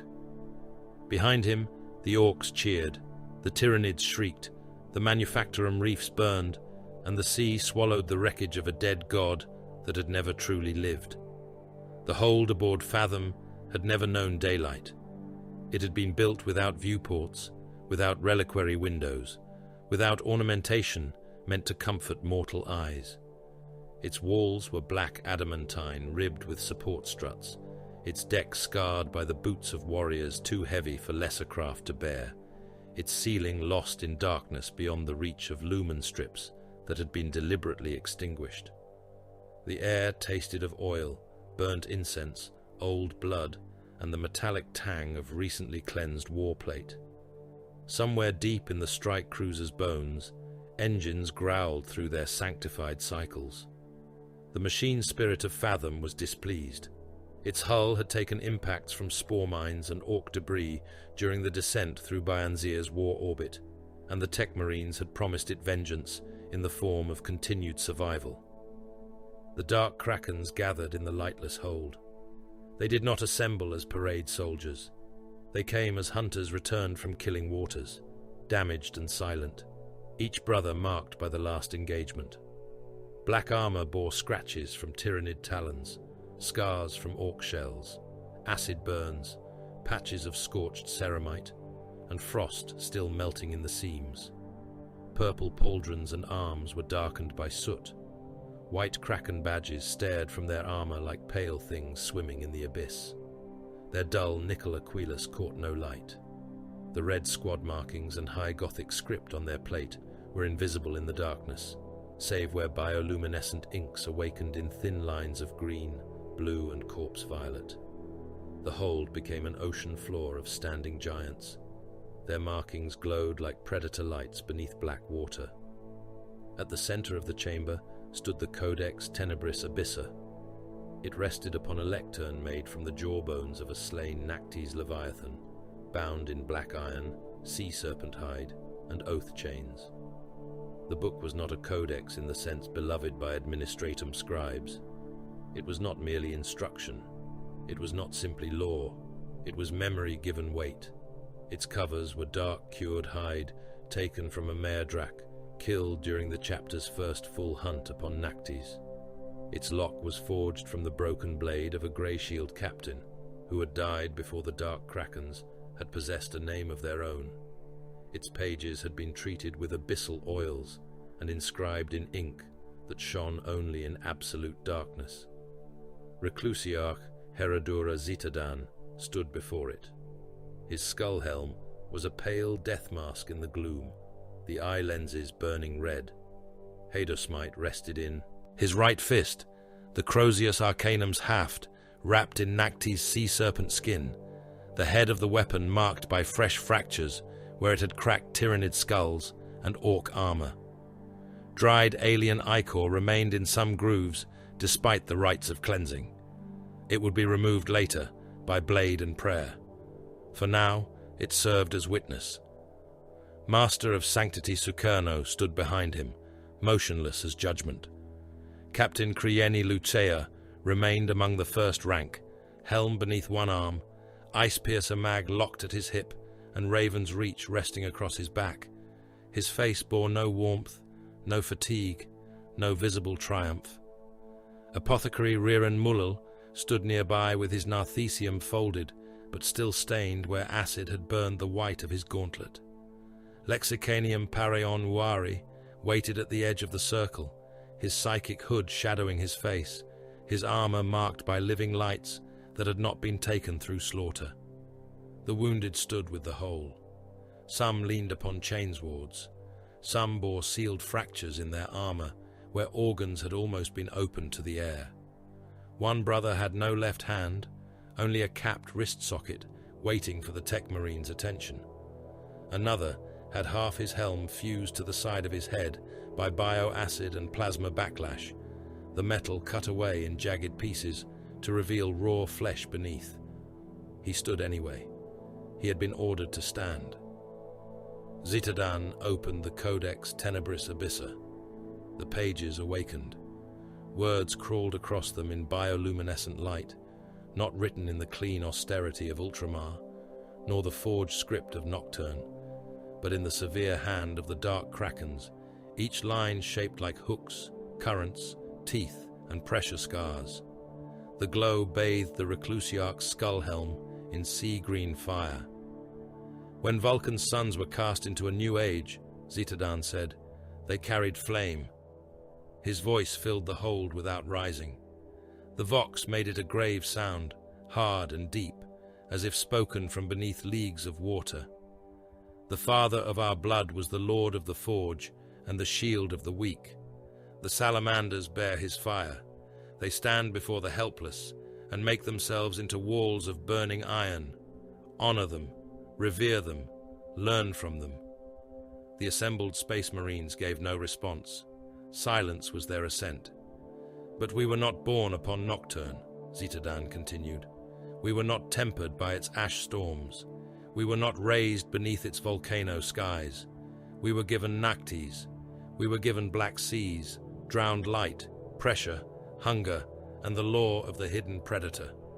We did not abandon Vulcan's fire. We drowned it in the abyss until it learned another shape. He turned a page. The glowing words shifted. Images moved within the ink, stylized and severe. A flame becoming a spear becoming a hook vanishing beneath black water, a monstrous shape dragged downward by armored hands. The salamanders save the weak with flame, Zitadan said. The dark Krakens save them by dragging horrors into the dark and drowning them there. A low murmur passed through the mortal attendants at the edges of the hold, chapter serfs, armsmen, armory thralls and envoys of the Imperial War Command brought aboard to witness the rite. They did not understand all of it. They were not meant to. A mortal could stand inside a fortress monastery all his life and still see only the shadow of what an Adeptus Astartes chapter truly was. Zitadan looked across the warriors before him. We are not shepherds. We are the thing in the black water that kills what comes for the flock. The words settled over them like pressure. Lucia remembered being a Grey Shield.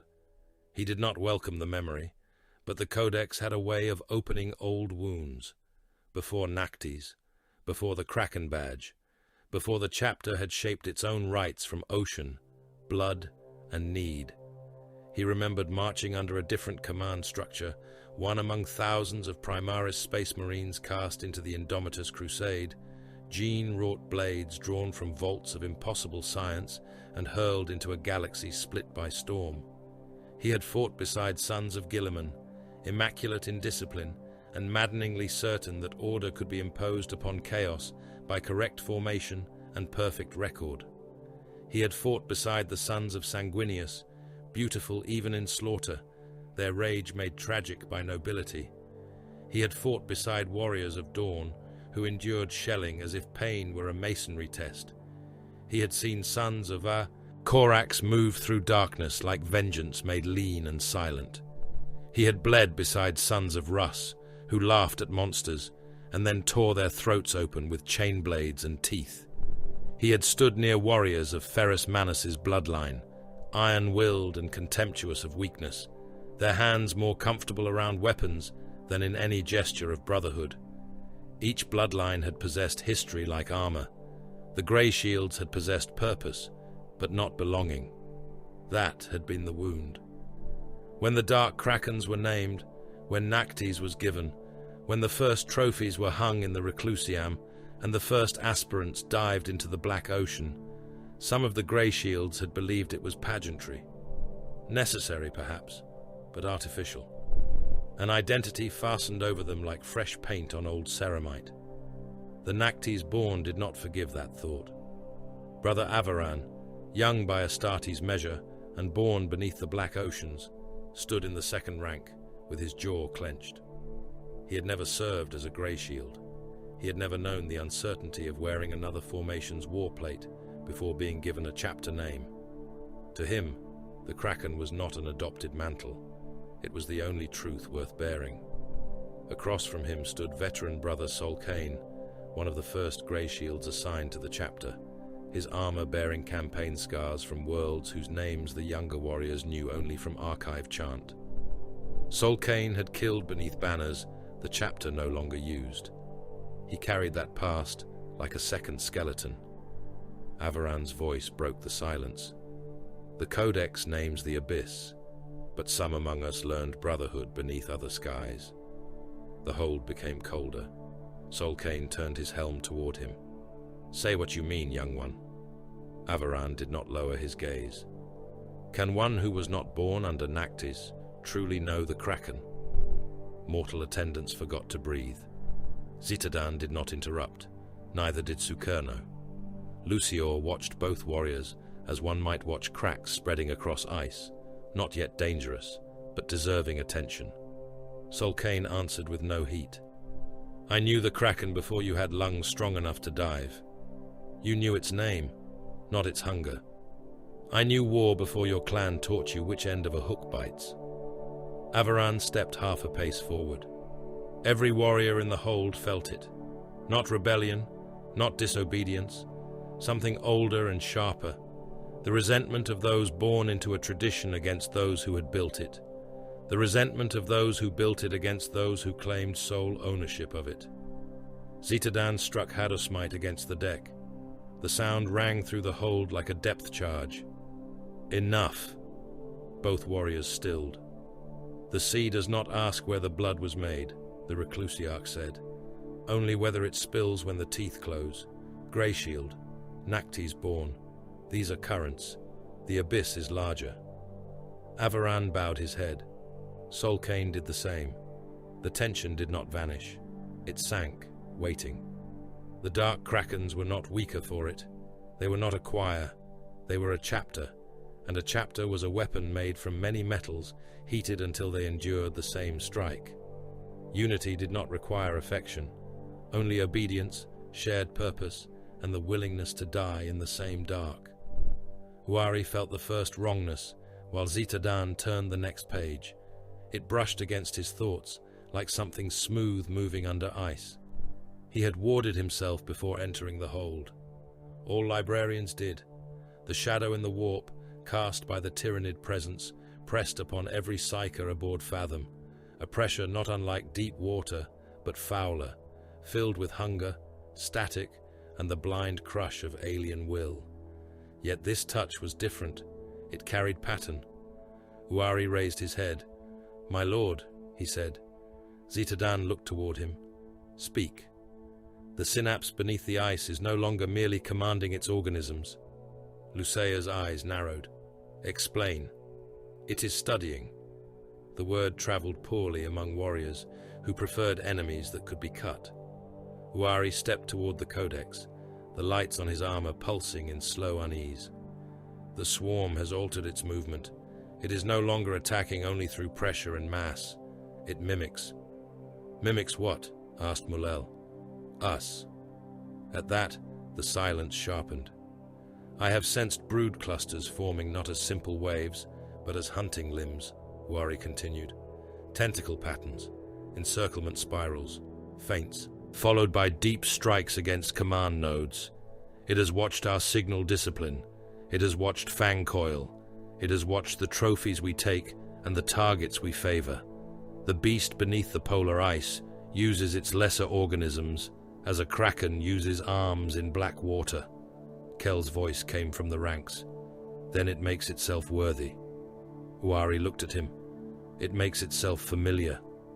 That was worse. Apothecary Mulel stepped forward before the thought could grow into superstition. He carried a data slate chained to his wrist, its casing marked by the red helix and the white kraken. His voice was as clinical as a blade. "Gene seed tally," he said. "Recovered progenoids from Brother Harone. Secondary viable. Primary viable. Brother Ulvared lost to acid dissolution. No recovery. Brother Maron consumed during tunnel ignition. No recovery. Brother Cades recovered primary only. Secondary destroyed. Brother Othir missing, presumed taken beneath ice.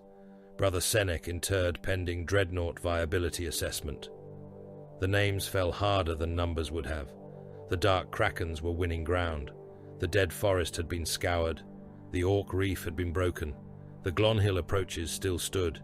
yet each victory had taken from them what could not be replaced by mortal levies, manufactorum output, or shouted faith. Every fallen Astartes was decades of selection, surgery, indoctrination, warcraft, gene seed, armor rights, and brotherhood reduced to absence. The brutality they inflicted upon the enemy was mirrored by the attrition gnawing at their own bones. "How many battle-capable after repair and right?" Lucia asked. "Fewer than before," Mullel said. "That is not a number. It is the only one that matters to command, my lord. We have too many wounded and not enough recoveries." A brother in the wounded rank shifted. His name was Varkos.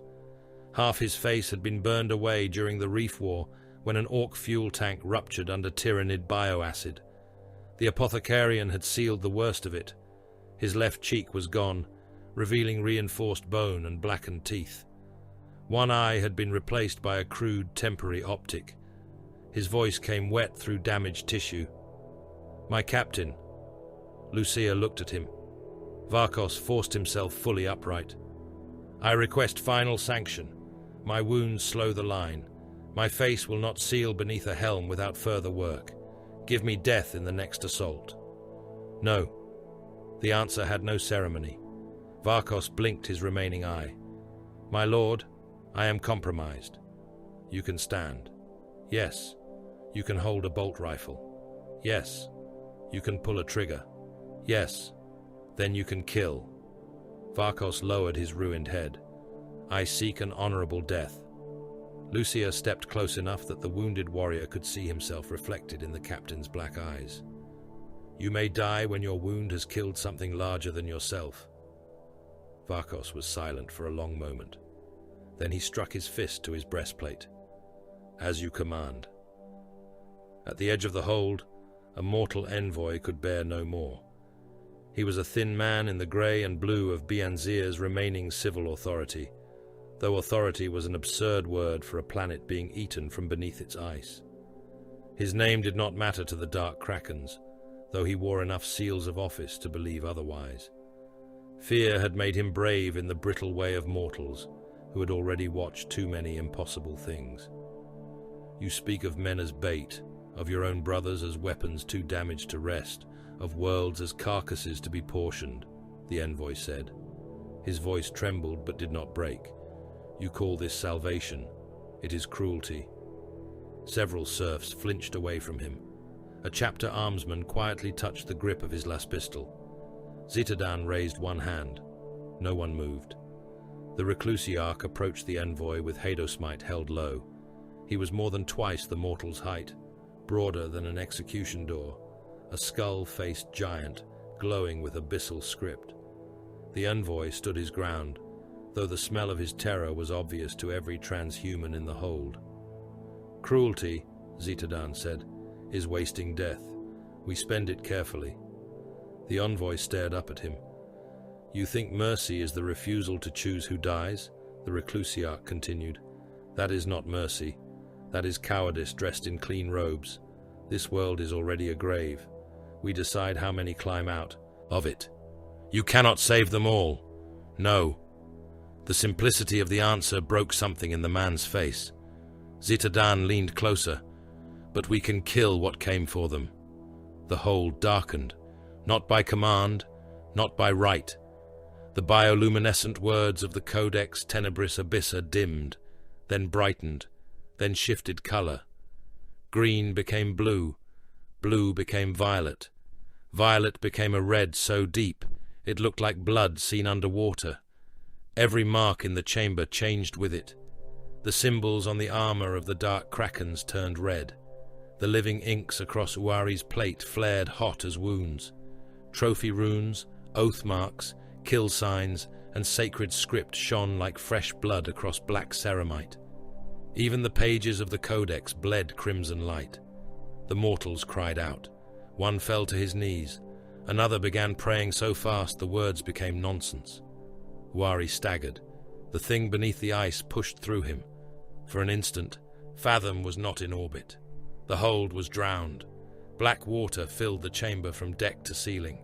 The dark Krakens stood submerged, unmoving, their armor lights bleeding red into the abyss. Dead guardsmen drifted between them, mouths open, eyes eaten pale by cold. Orc corpses spun slowly in the current, still grinning through broken jaws. Tyrannid bodies floated in fragments, each piece twitching with borrowed life. Then the corpses began to speak. Their mouths opened in unison, not with human voices, not truly, with pressure, with hunger, with the sound of continental ice grinding above a black sea. I have learned the hunt. Uari's nose bled inside his helm. He tasted copper and brine. His psychic hood screamed warning runes across his sight. He forced a warding phrase through clenched teeth, dragging his mind back from the abyss inch by inch. The red glow vanished. The hold returned. Air, metal, incense, blood. The codex lay open, its ink once more green-blue and patient. No one spoke. Lucia reached for Raven's reach. Zetadan closed the Codex Tenebris Abyssa with a sound like a tomb sealing shut. Sukerno's voice came from the darkness behind them. Now it knows our rights. Lucia placed his helm over his ruined calm. The seals locked with a hiss. Then we change the hunt, he said. Within the bones of Fathom, the war sirens began to wail again. The ice began to crack after the guns fell silent. At first, the mortal soldiers of the Glonhill Valley thought it was the cold speaking. Death of Bianzir was never quiet. Its glaciers groaned like wounded titans in their sleep. Its forests snapped and shrieked beneath their own frozen weight. Its trench walls shifted in the night, shedding knives of ice that killed sentries too tired to flinch. The men of the Astra Militarum had learned to hate those sounds, but they had also learned to live with them. This sound was different. It came from everywhere. A hairline fracture opened across the floor of trench obsidian, running between the boots of a Vox operator whose lips were blue with cold and prayer. He stared at it for 3 heartbeats. Then another crack crossed it, then another. The trench wall beside him bulged inward, as if something beneath the ice had placed a hand against the world and pushed. "Stand to," someone whispered. The order did not need the Vox. Men rose along the firing steps with laser guns in trembling hands. Bayonets were fixed with fingers made clumsy by frostbite. Heavy bolter crews dragged ammunition belts into place. Priests clutched aquillas to their chests and muttered half-remembered litanies. Commissars moved through the trenches, bolt pistols drawn, their faces pale beneath peaked caps dusted in rime. Above them, the sky was black. No moon, no stars, only storm cloud, smoke, and the faint red glow of burning sectors beyond the valley. The ice cracked again, then the snowfields screamed. Hormagaunts erupted from beneath the white crust in 100 places at once, their bodies flinging shards of ice into the night. They came up already moving, talons spread, jaws snapping, eyes black and empty of anything a man could plead with. The first wave hit the outer wire before the guardsmen had finished shouting warnings. Some were cut apart by mines. More climbed over the bodies of those that burst, spilling through the gaps in a skittering flood. Lasfire opened across the line. The valley became red with beams. Men fired until their weapons overheated, until barrels smoked and power. Packs burned their palms through gloves. Gaunts leapt into the trenches, and men vanished beneath them. A loader screamed as a talon punched through his stomach and came out under his spine. A sergeant drove a chainsword into a Gaunt's neck and was dragged down by 3 more, his weapons still roaring as they opened his face and chest. A priest crushed a ripper under his boot while shouting that the Emperor protected. Then a Hormagaunt took his head from his shoulders and bounded away with the corpse still kneeling.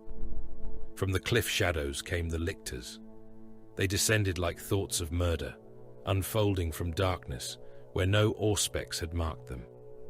Their flesh shifted through colors, stone gray to night, black to the wet red of arterial spray. One dropped onto a command squad and killed 4 men before the first body struck the ground. Another landed behind a heavy bolter nest, feeder tendrils spreading as it tore the gunner open from throat to groin and used his body to foul the weapon's feed. A third climbed down the frozen face of a ruined watchtower, silent, until its talons entered the back of a captain's skull and burst out through his mouth. Gargoyles came from the trees. The dead forest bent under their weight, then released them in shrieking swarms. Winged shapes dropped from the branches, spitting acid into trench mouths and observation slits. Men clawed at melting faces. Respirator masks smoked and sloughed away with the flesh beneath. A trooper fired blindly upward as his eyes dissolved in his skull, his laser gun tracing wild red lines across the black. Then the trench floors opened. Raveners tore through from below. The first sign was the sudden disappearance of boots. Men were pulled down through the ice, screaming as serpentine bodies coiled around them and dragged them into tunnels full of teeth. One chimera sank nose first into the collapsing trench bed, its crew shouting inside as chitinous shapes forced themselves through the hatches. The engine kept running for a few seconds after the men died, its tracks grinding uselessly against bodies and broken ice. The attack was everywhere. That was the horror of it. No direction to face, no flank to refuse, no single breach to plug with flesh and courage. The Tyranids did not advance as a wave. They arrived as weather, above, below, within, behind. The valley became a mouth, and mankind stood between its teeth. On the heights above Glonhill, Captain Krigeni Lucea watched the hololithic returns fracture into uselessness. Every lumen tower in the valley flickered under spore interference and psychic pressure. Searchlights raked the snowfields, found monsters, lost them, found only corpses, then burst as gargoyles struck their housings. Mortal command channels collapsed into overlapping panic. Lucea listened for a moment. Then he gave the order that changed the night. Extinguish all visible light. The mortal commanders did not understand. Some protested, others repeated the order incorrectly. The dark Krakens did not wait for comprehension. One by one, the valley went black. Lumen towers died, vehicle beams snapped off, trench lamps were smashed by gauntleted hands. Gun nest lights were covered, cut or burned out. Men screamed into the sudden dark, blinded by obedience to angels they feared more than trusted. The Tyranids kept coming. Then the armor of the dark Krakens awakened.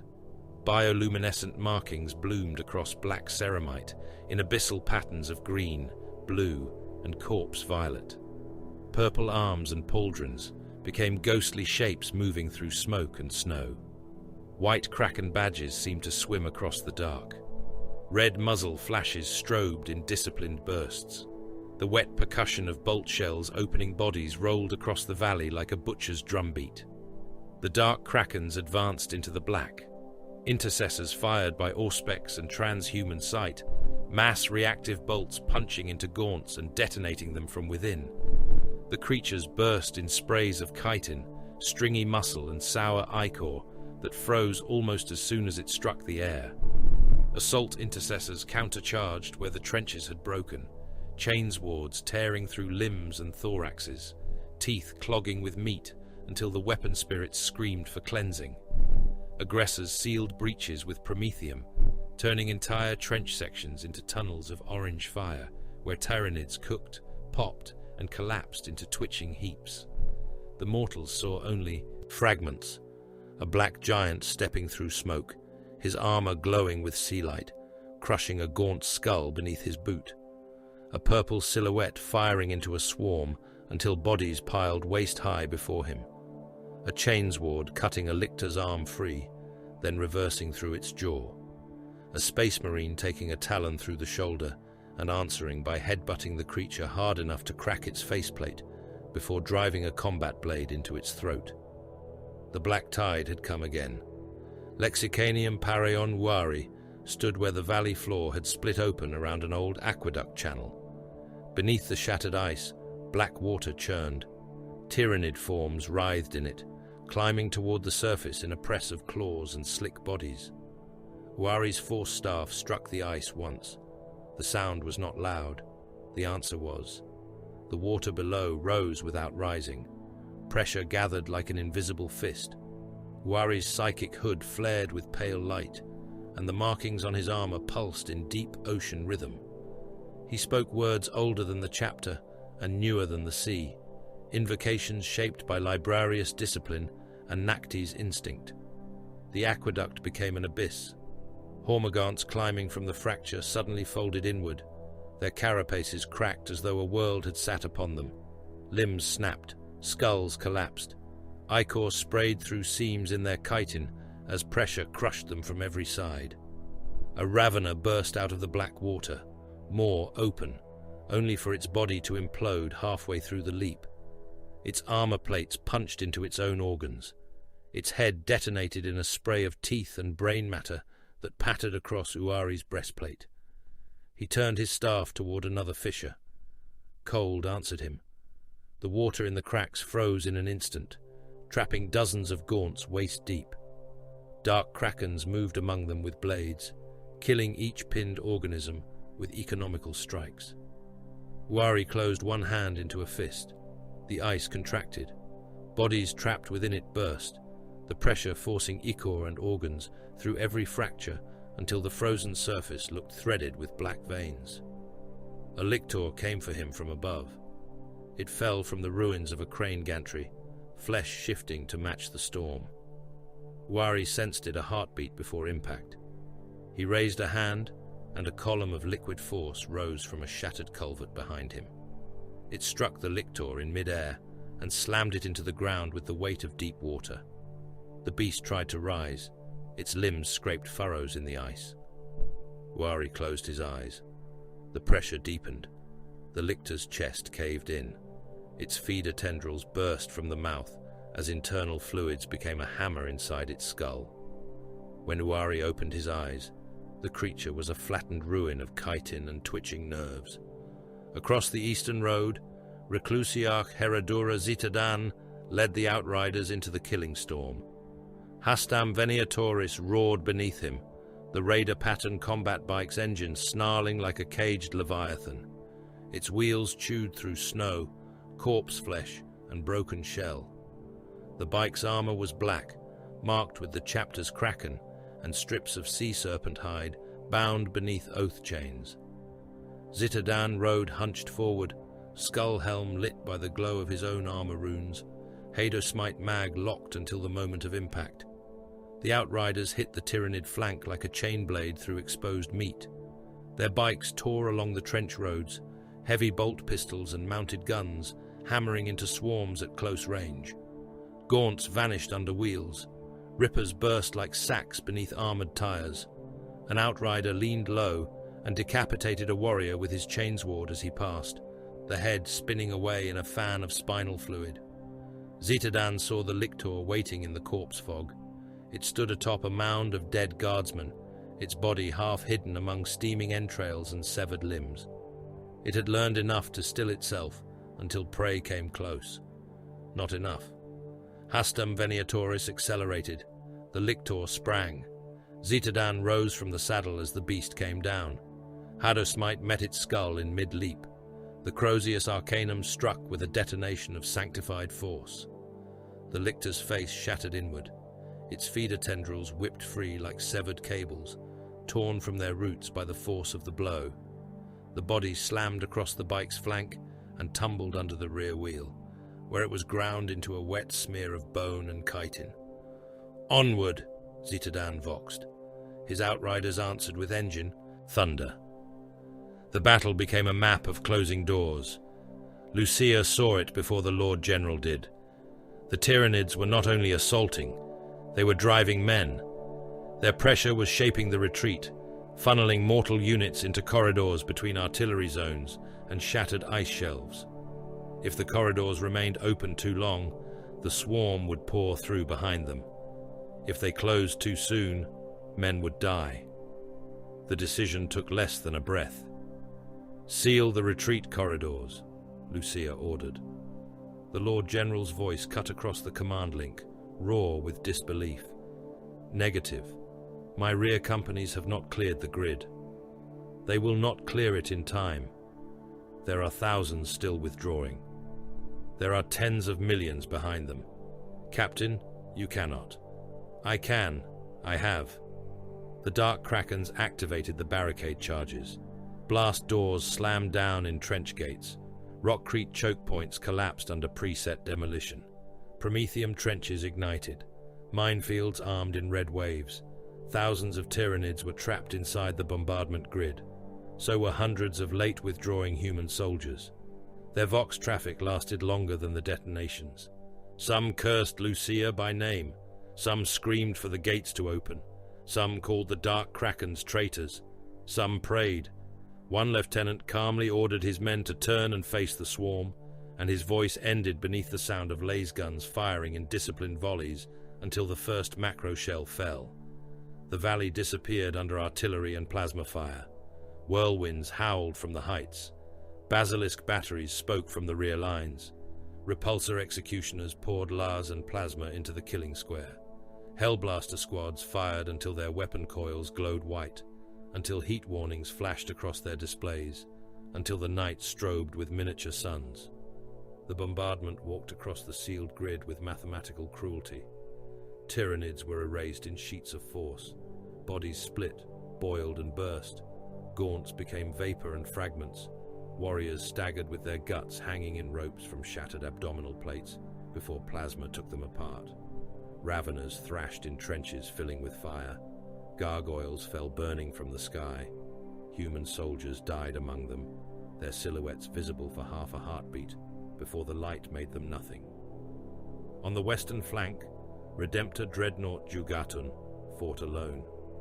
He had once been a warrior of the chapter, whose body had been ruined beyond any mortal survival, entombed within an armored sarcophagus so that his hate could continue serving. Now his dreadnought chassis stood amid a broken bunker line, one arm ending in a heavy onslaught Gatling cannon, the other in a brutal fist slick with alien fluids. His hull was scarred, purple panels gouged, black plating cracked under repeated impacts. Carnifexes came for him. The first struck like a siege ram. Jugatun met it with his fist and drove the blow into its skull hard enough to break one side of its face. The Gatling cannon roared, shells chewing through the creature's chest until its organs burst out of its back in chunks.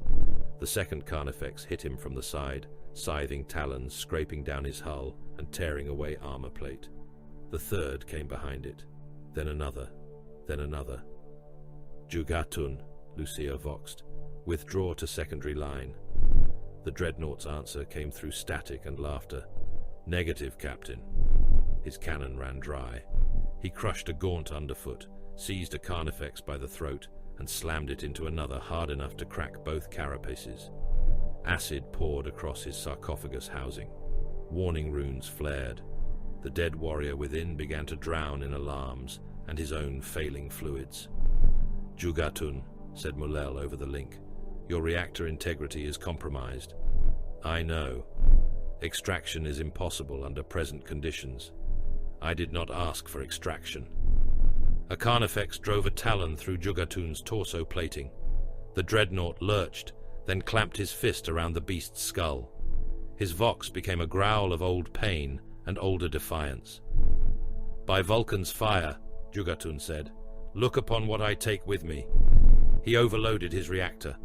For 1 second, the western flank became brighter than dawn. The explosion vaporized the dreadnought, the Carnifexes surrounding him, and the brood cluster pressing behind them. The shockwave flattened trenches, blew snow into glass, and threw men from their feet a kilometer away. When the light faded, nothing remained of Jugatun but a crater glowing at the edges and fragments of black ceramite falling from the sky like funeral ash. The Tyranid assault broke before morning. It did not break because the swarm knew fear. It broke because too many synapse lines had been cut, too much biomass had been spent, too many attack patterns had been answered with fire, pressure, and slaughter. The survivors withdrew into fissures, snowfields, and corpse fog, carrying what bodies they could reclaim. The thing beneath the ice did not surface. Its shadow remained under the world, vast and patient. Dawn came grey and unwilling. The Glonhill Valley was paved with corpses. They lay in drifts higher than barricades. Tyranid bodies, human bodies, broken machinery, burned banners, shattered guns, dead horses, crushed servitors, fragments of power armor, helmets full of cooked flesh, hands frozen around triggers, claws embedded in throats. Some sections of trench had vanished entirely under heaps of chitin. Others were red glass from plasma wash. Steam rose from the ground, where promethium still burned under the snow. The Astra Militarum survivors stood in silence. They had lived because the Dark Krakens had fought. They had lived because the Dark Krakens had killed without hesitation, sacrificed without pity, and sealed men into death so the line would endure. They understood now what the Black Tide was. Not liberators, not saviors in any shape a mortal soul could love. Extinction specialists. The Dark Krakens moved through the dead. They took teeth from carnifexes, claws from warriors, skull fragments from lictors, and shards of chitin from beasts that had nearly killed them. Some marked shame runes upon their armor for brothers not recovered, for gene seed lost, for moments of hesitation witnessed only by themselves and the Emperor. Apothecary Mulel walked among the fallen Astartes with his Narthesium open, harvesting what could still serve. Reclusiarch Zitadan stood beside the crater where Jugatun had died and planted a broken piece of the dreadnought's armor into the earth like a grave marker. Lucia looked north. Beneath the polar ice, the colossal synapse beast still moved in black water. The night of 100 horrors was over. The hunt was not. The ice was not a flaw. It was a coffin lid. Beneath the polar shelf of Death of Bianzir, under leagues of pressure and frozen blackness, the hidden oceans waited. The men of the Astra Militarum had known they were there in the manner that mortals knew many things in the Imperium, from survey ledgers, half-corrupted augur returns, mechanicus warnings, and the old lies of cartographers who wrote names upon places no human eye had ever seen. They had drilled through the ice for promethium. They had sunk pressure rigs into the upper black. They had lowered servitors into the abyss and received back screaming scrap. They had never ruled those waters. Now, Leviathan had entered them. The Dark Krakens came to take the war below. They descended through a bore shaft, wide enough for a land raider, carved open by melter charges and breaching machines, while Fathom hung in low orbit and fed the assault with data, prayer, and threat returns. Around the shaft, the ice was blackened by promethium wash and stained with the residue of slaughter from the night of 100 horrors. The dead valley lay behind them. Ahead waited the drowned dark. Tech marines moved among the warriors, with mechadendrites hissing and tool arms twitching. They sealed armor joints with pressure locks and unguents sacred to the machine spirit. Modified boarding rigs were mag-locked to backpack housings. Grav-stabilized boots were tested against anchor plates. Thruster packs were blessed with incense that burned blue in the cold wind. Helm lenses were recalibrated for low-light abyssal sight, thermal distortion, sonar echo, and bioelectric bloom. Bolters were fitted with pressure-rated casings, and ammunition feeds reinforced against freezing and flood drag. Flame weapons were prepared with chemical burners that would not die in the water, their promethium alchemically thickened and married to reactive oxidants that would cling, burn, and devour even beneath the sea. Captain Krigeni Luceo stood at the edge of the bore shaft and looked down. There was no bottom visible, only black water far below, disturbed by rising steam and the faint green shimmer of things moving under the surface. Behind him waited Blade Guard veterans with storm shields and power swords, aggressors with flamestorm gauntlets adapted for chemical burn, eradicators carrying melter rifles sealed in heavy pressure housings, and a squad of heavy intercessors whose bolt rifles had been weighted and sanctified for underwater recoil. Every warrior bore hunting icons from Nactes, teeth, hooks, shell charms, strips of merdrak hide, bioluminescent runes painted in living ink across black armor and purple pauldrons. They did not look like soldiers preparing for deployment. They looked like a war clan gathering before a sacred ocean hunt. Reclusiarch Zitadan walked the line with Hadosmite in hand, striking each warrior's breastplate once. The sound changed depending on the damage beneath the armor. Some rang clean, some answered with a cracked note. None stepped away. "Below is the dark that birthed our name," he said through his skull helm. "Below is pressure, hunger, and silence. The Xenos believes it has learned the hunt. Show it the difference between mimicry and blood." The warriors answered as one. Into the dark. Lucia put on his helm. The seals locked. The world narrowed to runes, breath, targeting grids, and the slow pulse of his twin hearts. He stepped forward. The dark Krakens dropped into the shaft. For a time, there was only falling. Ice walls blurred past in his peripheral sight. Thruster packs fired in controlled bursts, slowing descent, correcting drift, spacing the line. The black water rose to meet them. Lucia struck it feet first, and the ocean swallowed him whole. Sound died and became pressure. The battlefield changed. Bolters did not roar beneath the water. They thumped, each shot a heavy concussion that rolled against armor and stone. Explosions did not bloom outward in familiar fireballs. They became pressure hammers, sudden invisible fists that crushed organs, cracked plate, pulped lesser creatures, and flung even power-armored warriors against rock.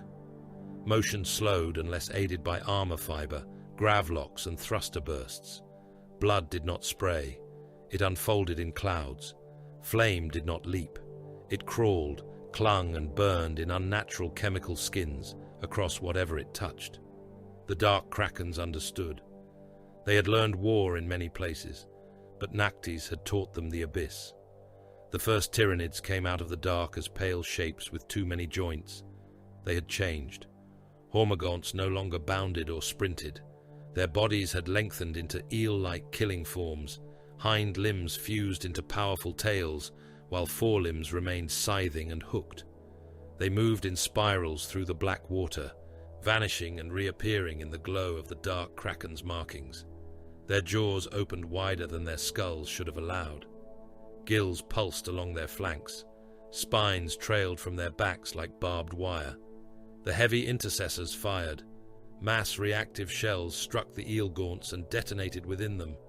The water filled with rolling impacts and spreading meat clouds. Chitin fragments drifted like black snow. Still they came. One wrapped around a blade guard veteran's leg, talons scraping at the knee seal. He drove his power sword down through its skull and kicked the twitching body free.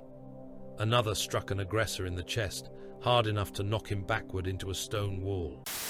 Don't forget to like, comment, and subscribe. Support really helps.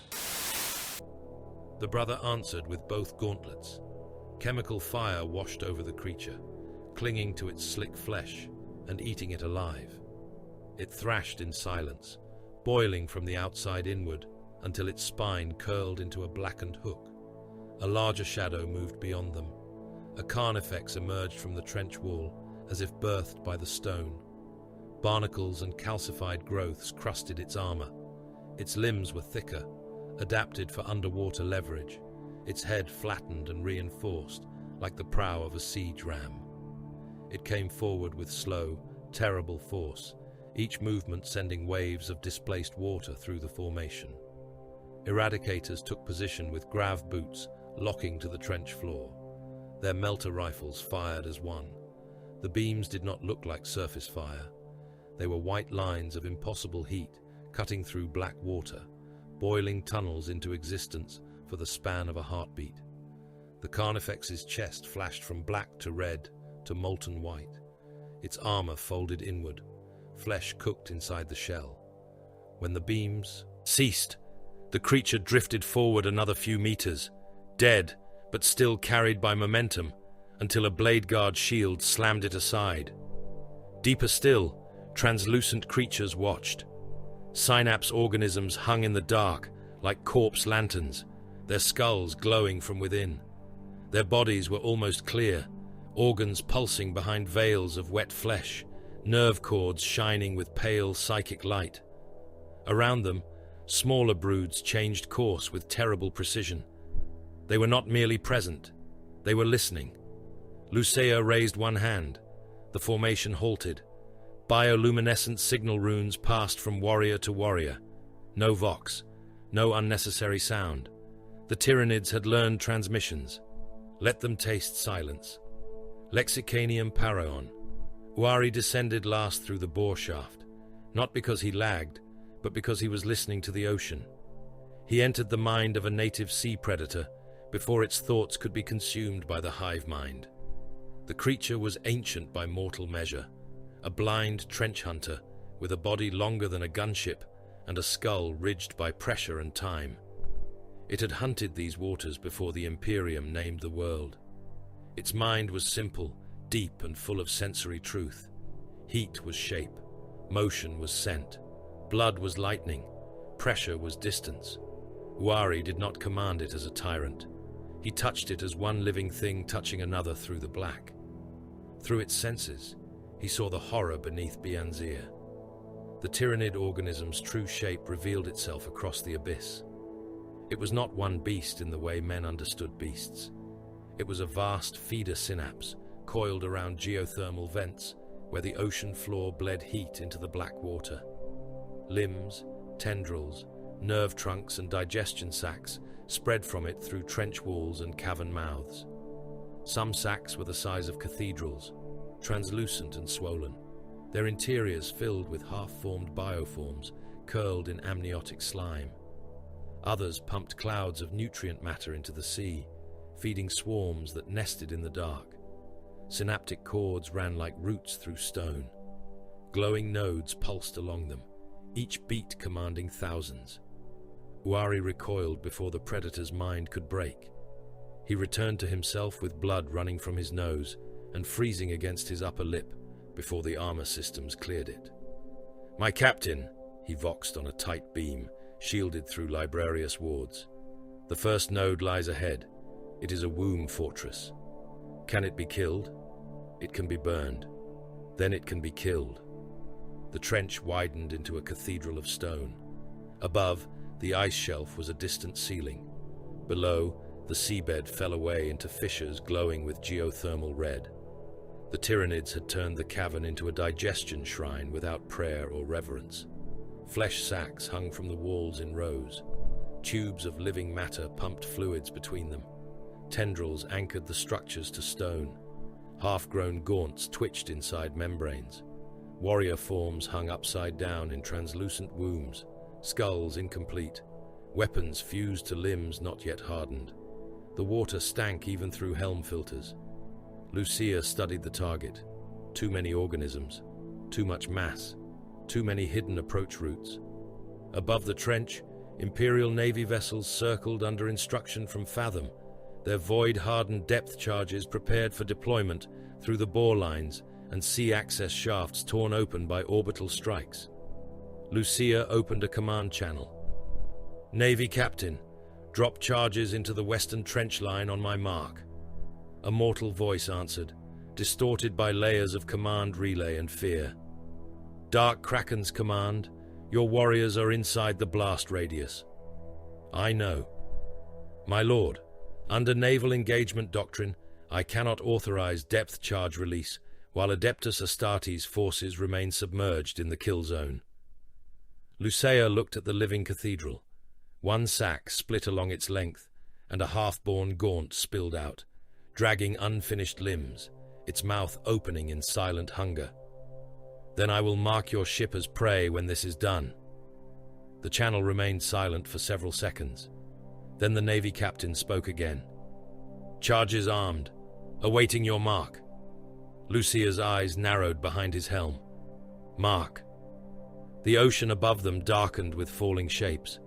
Depth charges dropped through the black like iron verdicts. Tyranid organisms reacted a heartbeat too late. Synapse lanterns pulsed in alarm. Eel gaunts spiraled upward. Carnifexes braced against stone. The charges detonated. The sea became a weapon. Pressure struck the trench with godlike force. Swarms vanished into clouds of pulp. Eel-bodied gaunts folded, burst and disappeared into red mist.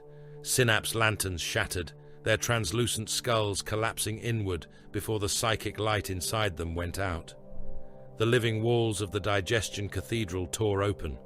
Gestation sacs ruptured in chain reaction, spilling embryonic horrors into a killing tide of concussion and chemical burn. The dark Krakens were hurled against stone.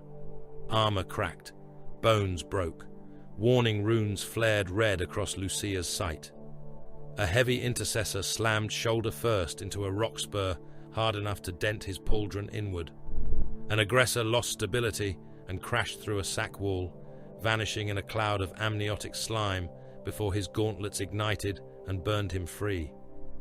A Blade Guard veteran was thrown flat beneath a dead Carnifex and rose by cutting through its abdomen from below. They continued advancing, because the charges had not been meant to spare them. They had been meant to open the way. Uari found the psychic node at the heart of the digestion cathedral. It hung above a geothermal vent, suspended by cords of nerve tissue and muscle, its skull translucent and long, filled with pale fire. Around it drifted guardian organisms with bladed fins and hooked limbs. The node turned toward him before eyes had formed. Its mind pressed against his, cold and hungry, filled with stolen impressions of Kraken signs, hunting patterns, silence, sacrifice, the taste of imperial fear. Uari drew Nightclaimer. The Force sword awakened in his grip, its blade shining with controlled psychic light. It was not a crude weapon. It was a line of will given steel. He moved through the water with thruster bursts and armor strength, each strike measured, each cut precise. The first Guardian lost both forelimbs and its head in one flowing motion. The second lunged low, jaws wide. Nightclaimer split its skull and carried through the spine. The third wrapped around his torso, barbs scraping across his armor seals. Uari drove the blade backward through its chest and poured force into the wound. The creature convulsed, organs rupturing under psychic pressure. The node screamed into his mind. Not pain, command. The water filled with motion as surviving organisms turned toward him. Uari advanced anyway. Nightclaimer cut through the first synaptic cord. The cathedral trembled. He cut the second, and half the gestation sacs spasmed open, disgorging unfinished life into the water. He cut the third, and the node's skull split along its crown, psychic light pouring out like drowned lightning. The node tried to show him Nactis, black oceans, living lights, the peace of deep water. Then it showed those oceans full of tyrannids. Uari snarled behind his helm and drove Nightclaimer through the node's face. The psychic backlash struck him hard enough to throw him against the vent stone. His armor seals held. His mind almost did not. For one breath, he tasted the hive mind's hunger in full, a pressure beyond hatred, beyond cruelty, beyond sin. Then Lucia's hand locked around his pauldron and dragged him upright. "Stand, Lexicanium." Uari forced his hand to close around Nightclaimer's grip. Standing. "Then burn with us." The dark Krakens entered the digestion cathedral. Aggressors led the purge. Chemical promethium roared from their gauntlets in crawling sheets, clinging to flesh walls, gestation membranes and half-born organisms. The water filled with boiling clouds. Sacs ruptured by the dozen. Embryonic bioforms spilled out unfinished, some with no skin, some with skulls not yet hardened, some dragging weapon limbs still fused to their bodies. They opened alien throats to scream, but the sea swallowed the sound. Flame took them before they could become weapons. Eradicators melted the larger womb structures. Heavy intercessors fired into anything that twitched with purpose. Blade Guard cut through nerve trunks and anchoring tendrils, their power swords glowing as they carved sacred ruin through Xenos flesh. Lucia moved at the center of the slaughter, ice piercer in hand, each stroke severing command tissue, each thrust pinning some half-formed horror long enough for bolter or flame to finish it. The cathedral died in stages. First its lights dimmed, then its walls convulsed. Then the sacs stopped pulsing. Finally, the entire structure sagged inward, collapsing under its own dead weight, spilling fluids, organs, and unborn broods into the trench. The dark Krakens stood amid the ruin, armor cracked, markings glowing through clouds of blood and steam. The first node was dead. The abyss around them was full of drifting corpses. For a moment, even the ocean seemed still. Then Wari felt the wrongness.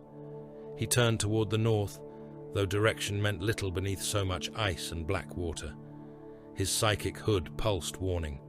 The pressure in the immaterium shifted away from them, not toward. The vast mind they had wounded did not thrash. It did not recoil. It withdrew with purpose. Lucior saw him turn. "Report." Wari's voice was low. This was not the beast. The node commanded the swarm. Yes, but it was not the beast. No, my lord, it was a lure. The surviving dark Krakens stilled. Across the command link, Fathom relayed new auger returns from orbit. Seismic shock beneath the polar shelf. Synaptic pressure moving at impossible scale.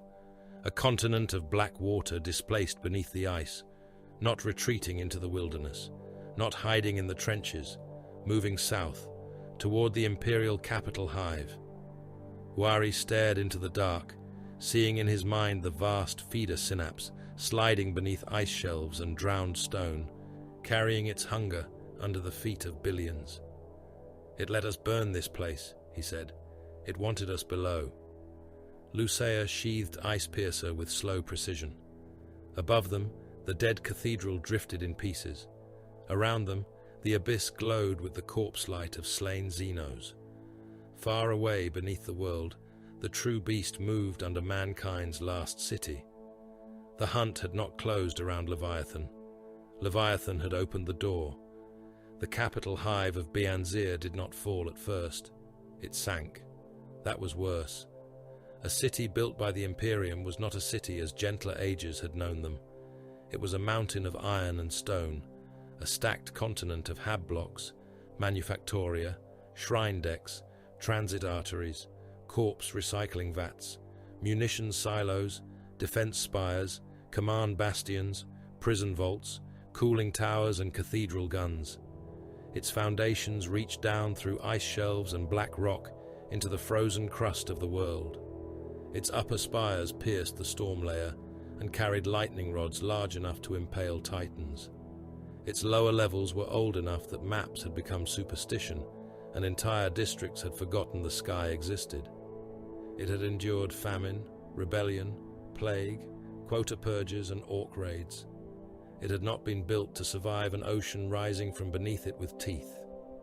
The first sign was a tremor in the underhive sump decks.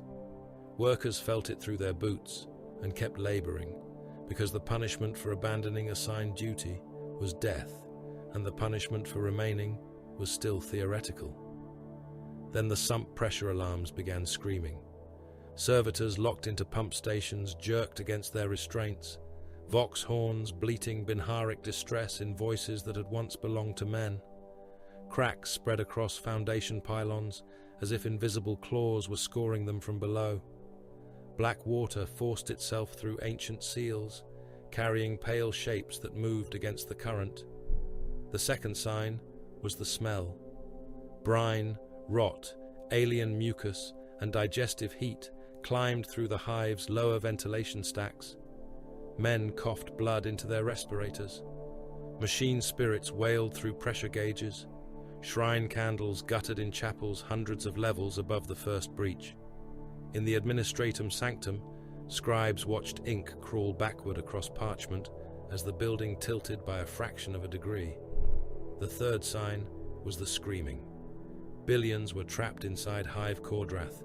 Civilians, manufactorum workers, indentured laborers, factorum overseers, militia, wounded guardsmen, servitors, preachers, scribes, sanctioned mutants, corpse grinders, hab gangs pressed into service, tech adepts, and children born under ration bells. They filled the hive's arteries in panicked tides when the evacuation sirens began. Lifts overloaded and plunged. Transit rails buckled.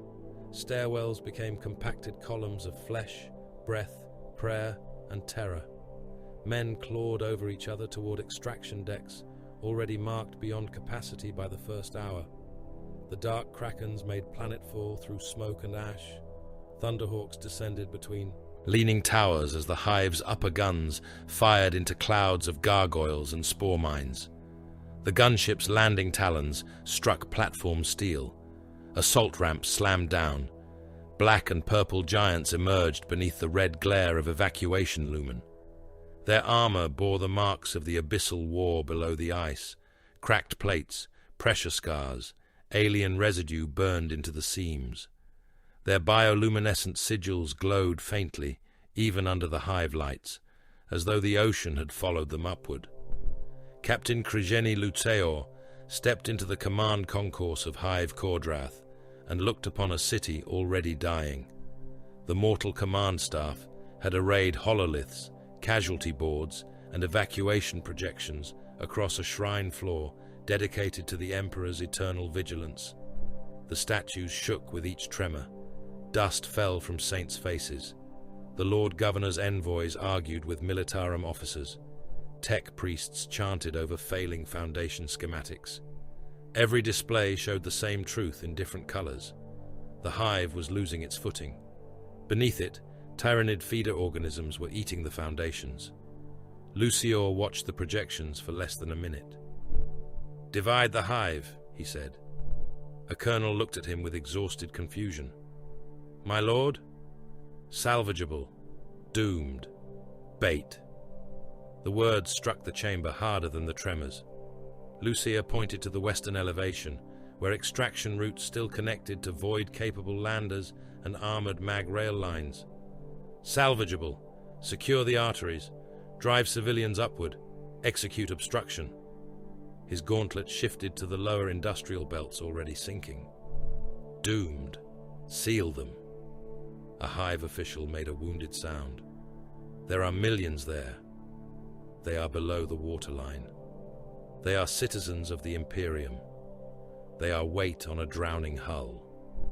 His hand moved to several hab stacks between the outer manufactoria and the main evacuation spines. "Bait. Keep heat, noise and vox traffic active. Draw synapse organisms away from the extraction columns." The Lord Governor's envoy stared at the marked districts. His lips moved before words came. "Those stacks are inhabited. Yes. You would use Imperial citizens as lures. I would use their deaths to purchase the lives of others."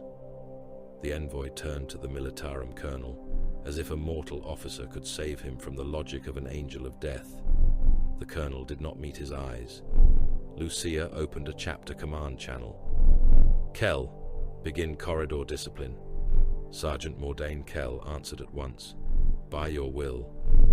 Order came to Hive Kordrath as terror in black ceramite. The dark Krakens did attempt evacuation. They did not plead for compliance.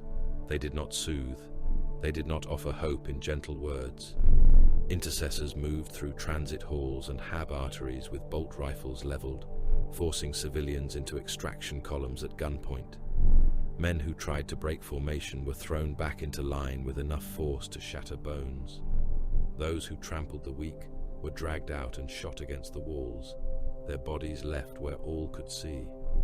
Deserters from militia units were executed without trial. Looters were killed beside the doors they had tried to pry open. Panic preachers who screamed that the hive was damned were silenced by bolt pistol or gauntlet, depending on how close a dark Kraken stood when they began. Order saved more lives than comfort. That was the truth the chapter brought, and like most imperial truths, it was covered in blood. In the lower hive, the war became room by room, stair by stair, shrine by shrine. Dark Kraken's intercessors advanced through flooded hab levels, where water reached their knees, and corpses bumped against their greaves. Genestealers came through ceiling ducts, from lift shafts, from collapsed walls behind false icons of the Imperial Aquila.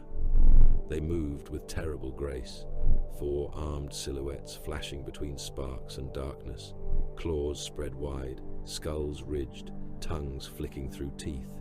Bolter fire turned them into shredded meat. Mass reactive shells hit chests, heads and limbs, detonating inside hybrid flesh and alien bone. One Genestealer leapt through a chapel arch and took 3 rounds in midair, bursting apart over the pews in a rain of chitin, organs, and sacred ash.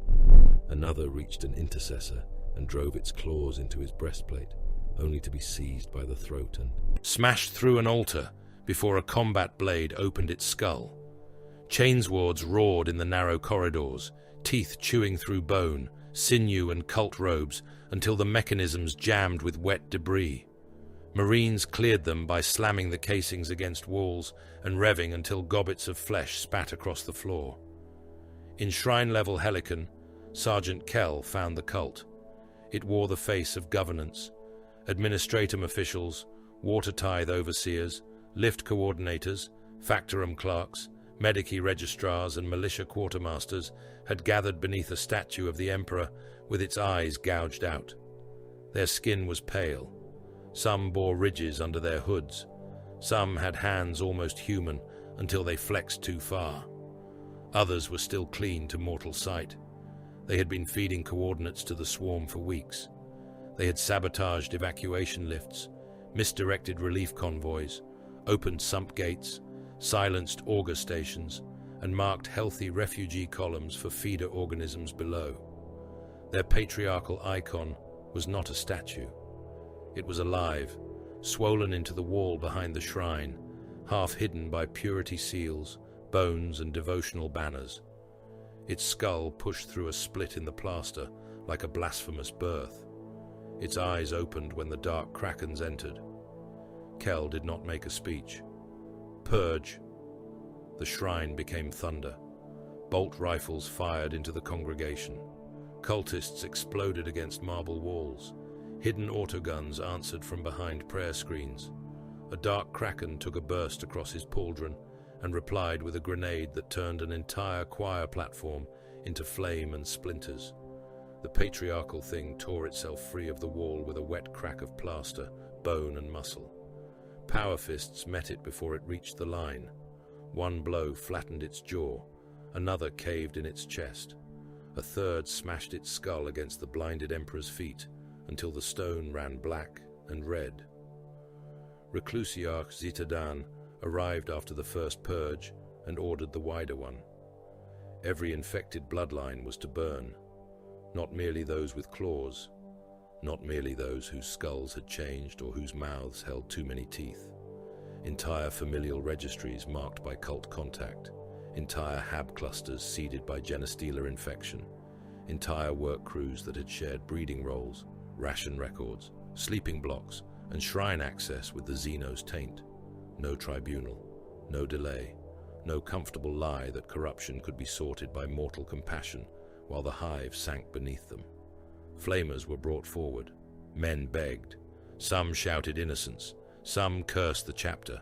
Some held up work permits, purity seals, infant ration tags, service medals, stamped bloodline certifications, and icons of the throne. None of it mattered.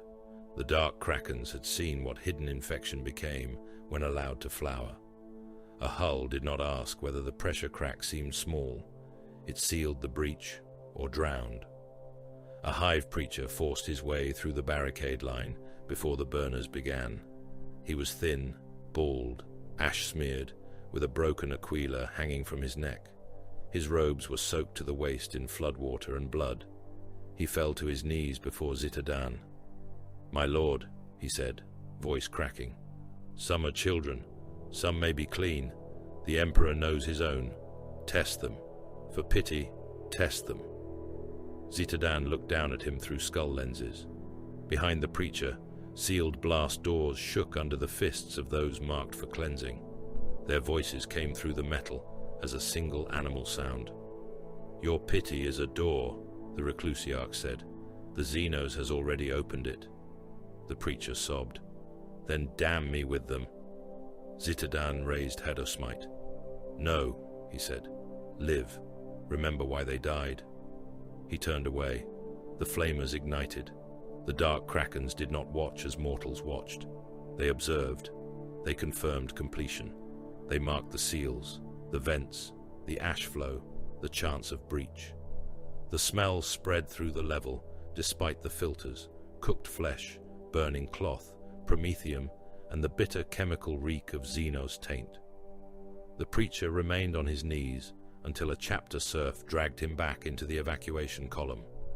Paraon Wari found Lucia near an observation gantry overlooking the western extraction arteries. Below them, hundreds of thousands moved under armed direction.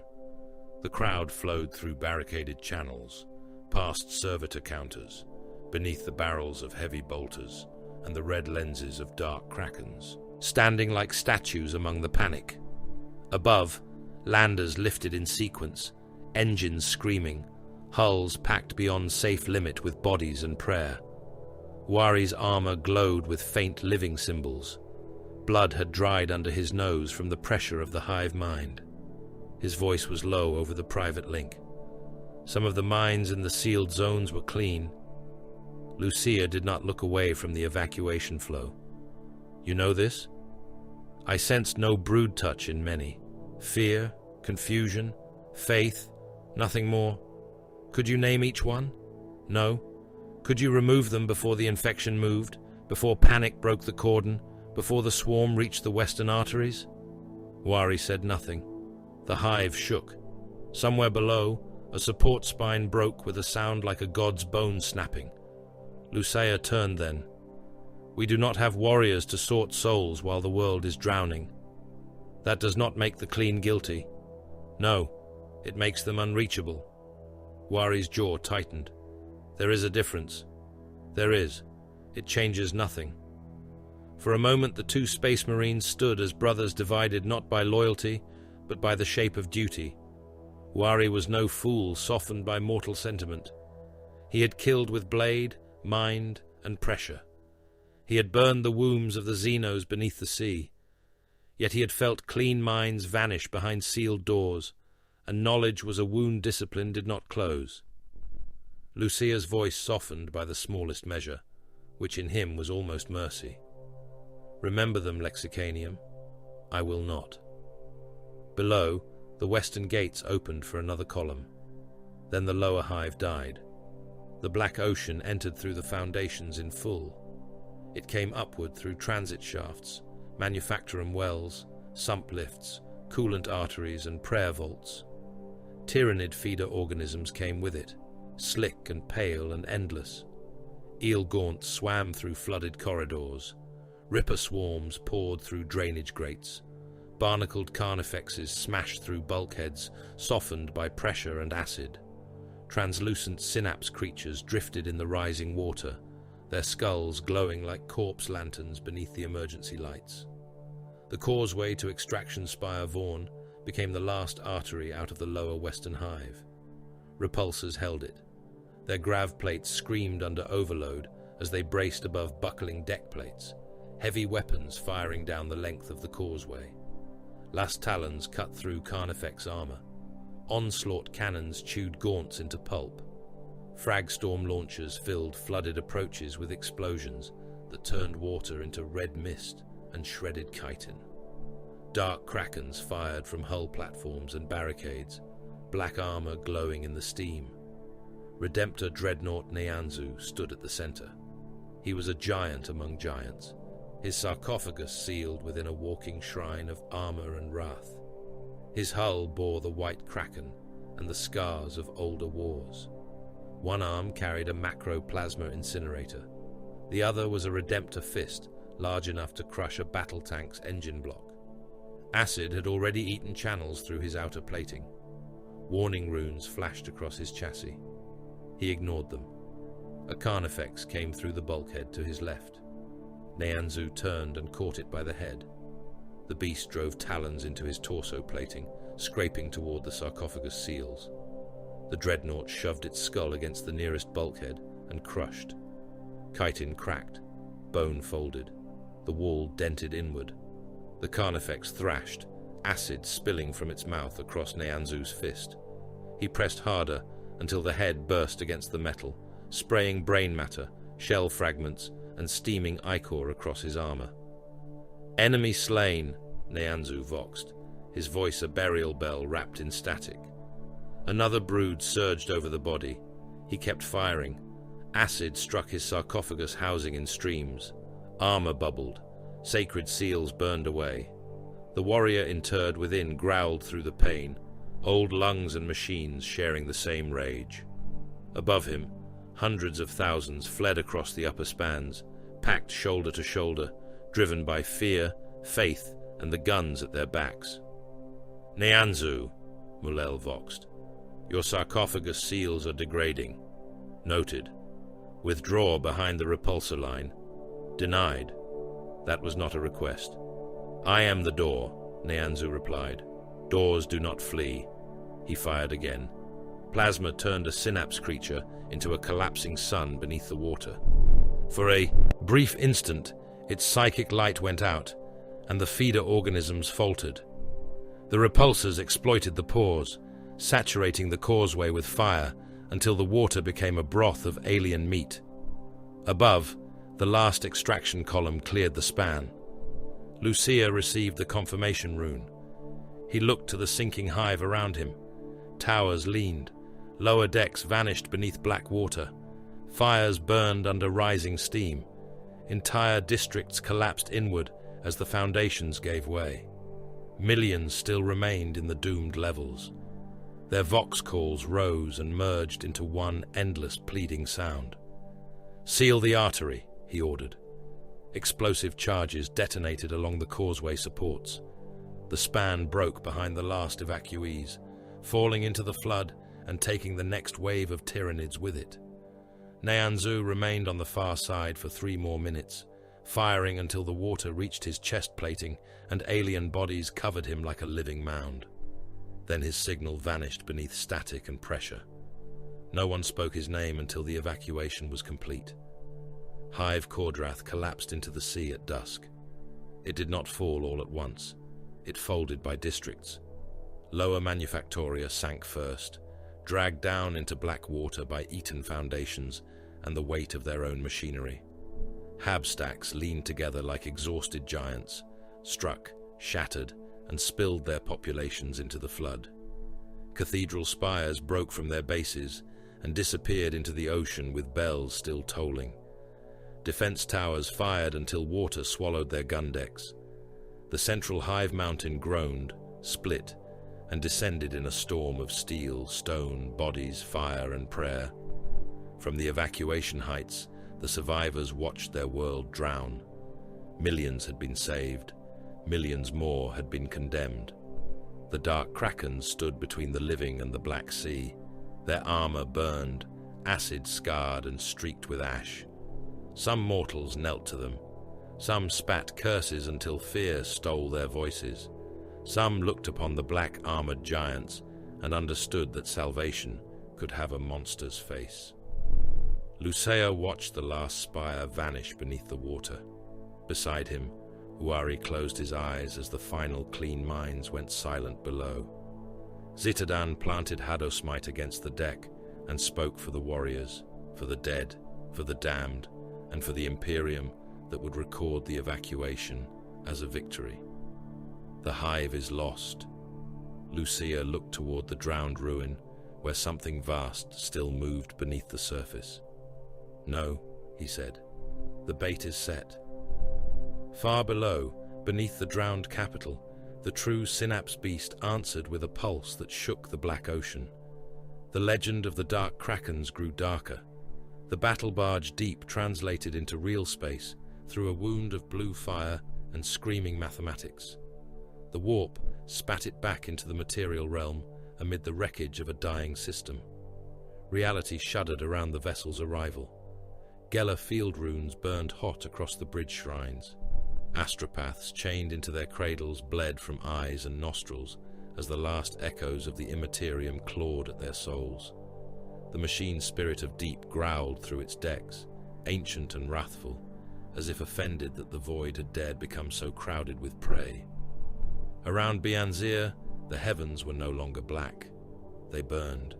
Imperial hulks tumbled in slow ruin, their gun decks split open, their cathedral prows gutted, their crew compartments venting bodies and frozen atmosphere into the void. Tyrannid bioships drifted between them like obscene whales of chitin, gristle and hardened bone, their flanks pulsing with digestive sacs, their weapon symbiotes flexing toward new heat signatures. Orc cruisers smashed through the debris fields with no formation and less caution, their engines belching green flame, their hulls patched from stolen armor plates and imperial wreckage, their gun ports blazing in every direction at once. Mines detonated in chain patterns. Spore clouds thickened around the planet like infected weather. Defense stations burned with their prayer beacons still transmitting. The cordon impenetra had become a reef of dead ships. Chapter Master Mezoniki Reo stood upon the command dais of Deep and looked down into the hololithic ocean of war. The bridge was a cathedral of iron, shadow, and restrained violence. Dark Kraken serfs moved between cogitator stations under the gaze of helmed space marines. Tech adepts chanted in Binharic. Undertones. Servo skulls drifted through incense smoke, carrying targeting slates and fragments of void battle data. Above the throne of command, the white Kraken of the chapter hung from a banner of black and purple, its tentacles painted as if reaching through the stars themselves. Reo wore his warplate, black ceramite, purple arms and pauldrons, dull nickel aquila, white Kraken upon the shoulder, ghost green hunting symbols coiled across his breastplate and vambraces, visible in the low light of the bridge. Around his shoulders hung the cured hide of a Nactes leviathan, heavy as judgment. His thunderhammer rested in one gauntlet, its head locked downward against the deck, the haft wrapped in sea serpent skin, darkened by oil and old blood. A mortal admiral on the hololithic relay was shouting. The man's face flickered in static, framed by the command throne of a battered imperial cruiser. Blood floated in beads across his bridge behind him. The vessel had lost gravity on several decks. Chapter Master, the swarm concentration is too dense. Defensive fleet doctrine demands staggered engagement from the outer kill spheres. If your battle barge enters the central bioship mass, you will be surrounded. Reo studied the void. The Tyrannid fleet did not move like a fleet. It moved like a shoal. Smaller organisms clustered around larger forms. Crippled bioships drifted as bait. Spore clouds hid deeper signatures. The outer screen writhed with countless lesser biovessels, but beneath the visible swarm, beneath the noise and hunger, something vast shaped the current. The Admiral kept speaking. We can draw them into overlapping lance fire if you anchor beside the picket line. We must preserve formation. No, Reo said. The single word silenced the relay. The Admiral stared. My lord, the void is an ocean. The swarm is a shoal. Shoals hide leviathans. The chapter master lifted his hammer from the deck. Helm, take us through the center. The bridge crew obeyed. Deep advanced. Its engines ignited in thunder. The battle barge drove toward the heart of the swarm, vast and black, a fortress monastery hurled through the void. Its lance batteries opened first, spears of white energy carving through bioships and burning tunnels through living hulls. Macro cannons spoke in volleys that shook the vessel from prow to stern. Shells large enough to crush hab towers crossed the void and struck Tyrannid organisms with catastrophic force, pulping bone armor, bursting digestion chambers, turning living ships into expanding clouds of meat, gas, and frozen ichor. The chapter fleet moved with it. Bakinawa drove into the swarm screen to port, the Gladius frigate's guns firing until its prow vanished behind biological debris. Seiren cut low beneath a crippled Imperial monitor and used the wreck as cover before launching torpedoes into a cluster of spore vessels. Cecalius burned through a curtain of mine organisms and emerged scarred but unbroken, its point defense batteries blazing. Ikuturso swept wide and then drove inward, its engines flaring like hunting lights beneath black water. Boarding torpedoes launched from deep in disciplined waves. They punched into Tyrannid vessels like harpoons into Leviathan flesh. The dark Krakens went with them. Inside the bioships, war lost the clean distance of void fire and became intimate obscenity. The torpedo, carrying Rayo's strike cadre, drove through layers of chitin, muscle, and hardened membrane before coming to a bone-cracking halt inside a tunnel that was not a corridor, but functioned as one. Explosive bolts blew the assault hatch open. Black-armored giants stepped into a place that breathed. The walls pulsed. They were wet, ribbed with cartilage, slick beneath layers of mucus and half-digested matter. Veins thick as power cables throbbed within them. The air was poison, acid mist, and organic heat, thick enough that mortal lungs would have failed in moments. Gravity came and went in sickening pulses, as if the entire vessel's body beat around them like a dying heart. Far away, something vast groaned through the living hull. Sphincter doors opened and closed along the tunnel, flexing in alarm. Rayo stepped forward. "Cut its nerves," he voxed. The dark Krakens advanced. Bolters thumped in the confined wet dark, each mass-reactive shell detonating inside flesh. Tunnels burst, walls spasmed, organ fluid sprayed across black armor, steaming where it struck active power fields and hot weapon housings. Chainswords roared against living membrane, teeth spraying strips of organ flesh into the air. Flamers blackened the walls in crawling sheets of fire, the chemical burn clinging even to soaked tissue. Astarte's boots sank ankle-deep in digestive slime, filled with bone fragments, teeth, shell, fragments of armor, and the dissolved remains of men who had died aboard other ships before being fed into this one. A sphincter door closed ahead of them. Brother Solkane drove his chain blade into it and opened the organ from top to bottom. It peeled apart with a wet scream. Beyond it, weapon symbiotes hung from the ceiling, like sleeping artillery beasts, their mouths swollen with bioplasma. The dark Krakens killed them before they fully woke. Bolt shells opened skull nodules. Power swords severed tendons. Aggressors burned the ammunition sacks until they ruptured and flooded the chamber with luminous toxin. Tech Marine Kuznad Eroan entered the vessel's spinal passage with 6 combat servitors and a squad of hellblasters. Eroan's armor was black and red, marked with the cog of Mars and the kraken of Nactes. Mechadendrites unfolded from his back like steel tentacles, each tipped with blades, data spikes, sanctified drills, and injector tools. His voice carried 2 languages at once, low Gothic over the Vox and Binharic prayer beneath it. Machine spirits endure, flesh vessels fail. Omnissiah witness, Vulcan witness, cut, burn, overload. The Hellblasters took firing positions along a ridge of calcified nerve tissue. Their plasma incinerators whined as they charged. The spinal nerve column ran down the chamber's center, thick as a mag rail, glowing with synaptic fire beneath translucent sheaths. Tyrannid parasites poured from pores in the walls, small, many-limbed things with needle mouths and hooked claws. The servitors met them first. They were dead men given last usefulness through iron and obedience. Parasites swarmed over them, chewing through rubber seals, skin grafts, and exposed skull plates. One servitor continued firing its implanted flamer, while half its head was eaten away. Another walked forward with a parasite boring into its chest cavity, its remaining organic eye rolling in blind panic the lobotomized mind could not express. Eroan did not spare them a glance. "Blessed expendable flesh," he chanted. "Fulfill function. Enable ignition." The Hellblasters fired. Plasma struck the spinal column and blew craters through it. The bioship convulsed. Gravity slammed sideways. A servitor burst against the wall. Parasites rained from the ceiling.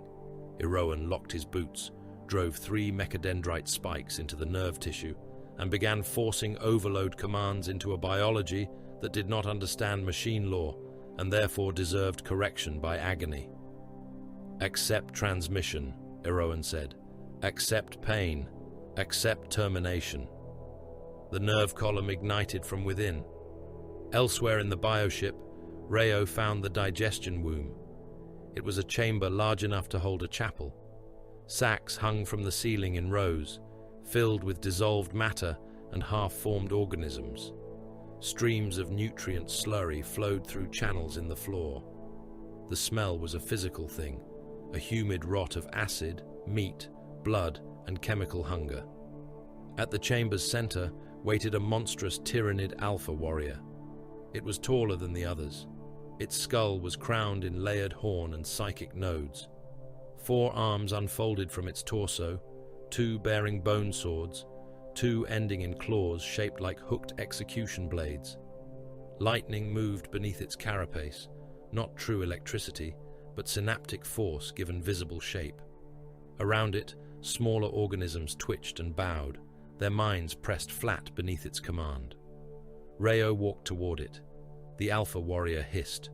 The Chapter Master did not. The beast struck first, faster than its size should have allowed. Bone swords came in crossing arcs. Rayo met one with the haft of his hammer and let the second scrape fire from his pauldron.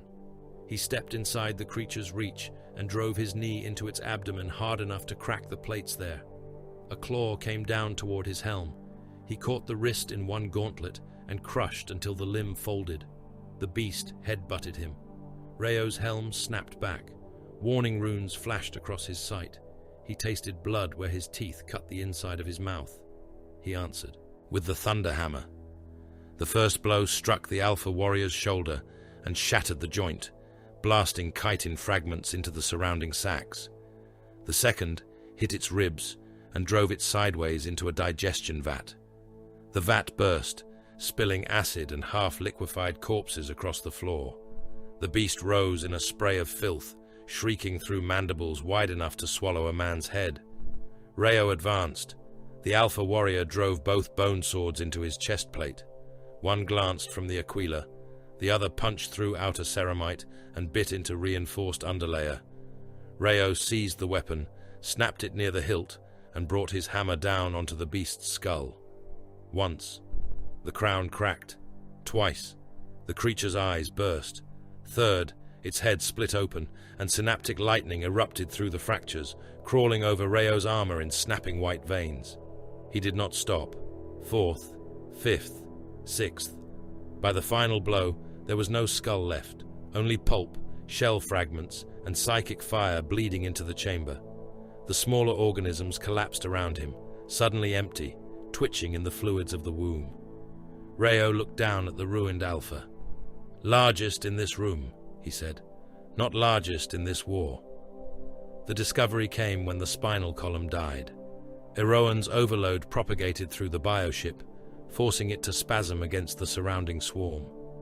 In that convulsion, Fathom, Deep, and the chapter frigates captured a pattern hidden beneath the biological noise. A synaptic relay ran not only through the bioships above Bayanzir, but down through the planet's upper atmosphere, through spore towers, through submerged organisms beneath the drowned hive, and into the colossal thing moving under the ice. It was not one command chain.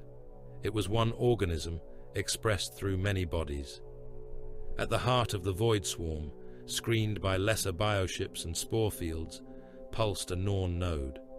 Not a simple queen, not merely a synapse creature, a void-born intellect organ of Leviathan, grown to anchor the war across orbit, sea, and ground.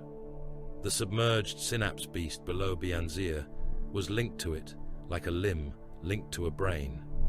The war on the planet was only one arm of something larger. Rayo received the report, while his boarding force withdrew through tunnels collapsing behind them. Captain Lucia's voice came over the command channel from the surface theater. "The beast below is moving again. It reacts to the void pattern." "It is connected to a Norn node," Rayo said. "Then killing the planet beast alone will not end this." "No. Can Deep reach the node?" Rayo looked through the bleeding wound his warriors had cut into the bioship and out into the void beyond. Between Deep and the Norn node drifted a dense outer swarm of tyrannid vessels, too thick to breach without losing ships and time. Beyond that, an orc fleet was gathering, drawn by war, noise, and the mad instinct that had made Grubcrack Skullbasher follow the purple-armored Seagits toward the biggest fight. Orc cruisers accelerated from the debris belt, belching flame, firing at everything between themselves and the swarm's heart. On Deep's Bridge, mortal fleet officers argued for containment. Imperial picket ships remained too close to the projected convergence zone. Several were damaged, engines failing, unable to withdraw before the Orcs struck the Tyranid screen. Plasma stockpiles taken from Bayanzir's manufacturum reserves drifted in armored cargo hulks near the old orbital refineries, captured and rigged for denial rather than evacuation. The terrible solution assembled itself in Rayo's mind with the simplicity of a hunting hook. Let the Orcs breach the swarm. Let the Tyranids close around them. Let the plasma burn both. No warning would reach the pickets in time without alerting the swarm. No warning would spare them. It would only change the shape of their deaths and risk the failure of the strike. A mortal fleet master beside Rayo understood a moment before the order was spoken. My lord, Imperial vessels remain inside the outer edge of the blast pattern. Yes. They are crippled, but there may be survivors aboard. There are survivors on Bayanzir as well. Their crews serve the throne. They will continue to do so. The fleet master went pale. By dying. Rayo looked at him. All service ends there. Then the chapter master opened the Command Vox. Hold fire on the Orc fleet. Allow breach. Rig the plasma hulks for remote detonation. Bakinawa and Siren will herd the outer bioships inward. Sikaelius and Ikuturso will screen deep from spore counterattack. No general warning, no light, no signal beyond command lock. There was a pause across the fleet channel, brief and human, then obedience. The Orcs hit the Tyranid screen with ecstatic violence. Cruisers rammed bioships and kept firing while their prows were swallowed. Boarding craft spat mobs into living hulls. Gun decks flashed. Rockets spiraled. Orc war cries flooded the open Vox in a brutal chorus of joy. Tyranid vessels folded around them, drawn to heat, mass, and aggression. The outer swarm tightened. The Norn node screen shifted inward to consume the green tide. Imperial plasma hulks drifted among them like dead whales. Deep sent the command pulse. For one heartbeat, the void held its breath. Then the heavens turned white. The plasma stockpiles detonated in chain reaction, each hulk becoming a newborn star for a fraction of a second. The blast consumed Orc cruisers, Tyranid bioships, spore clouds, boarding craft, wreckage, and Imperial picket ships trapped at the edge of the kill zone. Living hulls boiled. Orc ships came apart in blossoming spheres of flame and scrap. Imperial vessels vanished with their crews still aboard, their names carried only by final data bursts, swallowed by light. The shockwave rolled outward and hammered deep hard enough to make its cathedral bells ring without command. On the bridge, no one cheered. Rayo stood in the glare as the hololith struggled to rebuild the battle space. The Norn node's screen had been torn open. Through the white ruin, its true signature pulsed, wounded and exposed. Lucea's voice came over the channel, low and cold from the dying world below. The gate is open. Rayo watched burning fragments drift like embers upon a black sea. The sea takes all things, he said. We choose what it drowns first. The surviving dark Krakens descended after the drowned hive. They went down through the corpse shadow of Hive Kordrath, through shafts that had once carried men and freight and ammunition, now filled with black water, broken statues, severed cables, and the drifting dead. The hive's collapse had opened wounds in the world. Towers had punched through ice and stone as they fell, driving broken architecture deep into the sub-ocean below. Cathedral spires lay sideways in the abyss, their bells still chained inside cracked housings. Hab blocks hung at impossible angles, slowly shedding bodies from windows, corridors, and transit arteries. Manufacturum cranes leaned over trenches like the ribs of ancient beasts. The city had not vanished. It had become a reef of mankind's failure. Beneath it waited the deepest ocean trench on death of Bayanzir. No mortal had named it. No map had held it. It was a wound in the planet's bones, blacker than void, warmed by geothermal vents that bled red light into the deep. Around those vents, around the roots of the sinking hive and the shattered foundations of mankind's last capital, the true synapse beast coiled. The chapter named it the World Eel. Not because that was what it was, because Astartes needed names for things they intended to kill. The designation passed through the dark Kraken's silent signal chain in pulses of bioluminescent light and encrypted tactical bursts. World Eel, apex target, synaptic horror, living relay, planetary organism. Each term was an attempt to make the impossible obedient to war. It was part Trigon network, though no Trigon had ever been so vast. It had tunneled through stone and ice, spreading feeder passages beneath battlefields, cities and oceans. It was part Norn spawn, carrying a fragment of that void-born command intellect that had guided the war from orbit. It was part psychic relay, a submerged altar of hunger through which Leviathan's will passed into lesser organisms. It was part living digestion engine, dragging biomass from the drowned hive, the dead trenches, and the black waters into itself, rendering men, monsters, machines, and memory into food. It was coiled around the world's wound, like a god that had never learned worship. The dark Krakens came for it, with everything they could still spend. Blade Guard veterans led the descent along the shattered foundations, storm shields locked forward, power swords, dimmed until contact. Eradicators followed in weighted formation, melter rifles sealed in pressure housings, their armor scoured by the undersea war and hastily repaired by rites performed with one eye on the next breach. Aggressors moved behind them, bulky and brutal in Gravis plate, flamestorm gauntlets loaded with the chemical burners that had turned tyrannid wombs to boiling ruin. Heavy intercessors took anchor positions along broken hive pylons, bolt rifles modified for the abyssal pressure. Inceptors waited above in the drowned verticals, jump systems adjusted for water thrust rather than air, ready to fall through the trench like harpoons thrown from heaven. There were no ancient Terminator armored veterans among them. The dark Krakens were young by the standards of the Adeptus Astartes, born of the Ultima founding, and their reliquaries did not overflow with the 10,000-year inheritance of older chapters. They had Gravis plate, Blade Guard shields, Redemptor sarcophagi, Primaris wrath, and the hunger to carve a legend before age granted one. That would suffice. Redemptor Dreadnought Neanzu came last through the wreckage. He should have died at the causeway. His signal had vanished beneath water, acid and collapsing stone. Yet the Dreadnought had endured where a lesser war engine would have become a grave. Techmarine Rowan's recovery servitors had found him half buried beneath alien corpses and broken masonry. His sarcophagus seals burned but not breached fully, his machine spirit still growling through drowning static. Now he descended with one arm scarred by acid, and the other still bearing the massive Redemptor fist that had crushed a Carnifex skull against the hive wall. His macroplasma incinerator cycled hot, unstable and furious. Lexicanium Pareon Uari led the Librarius detachment at the formation center.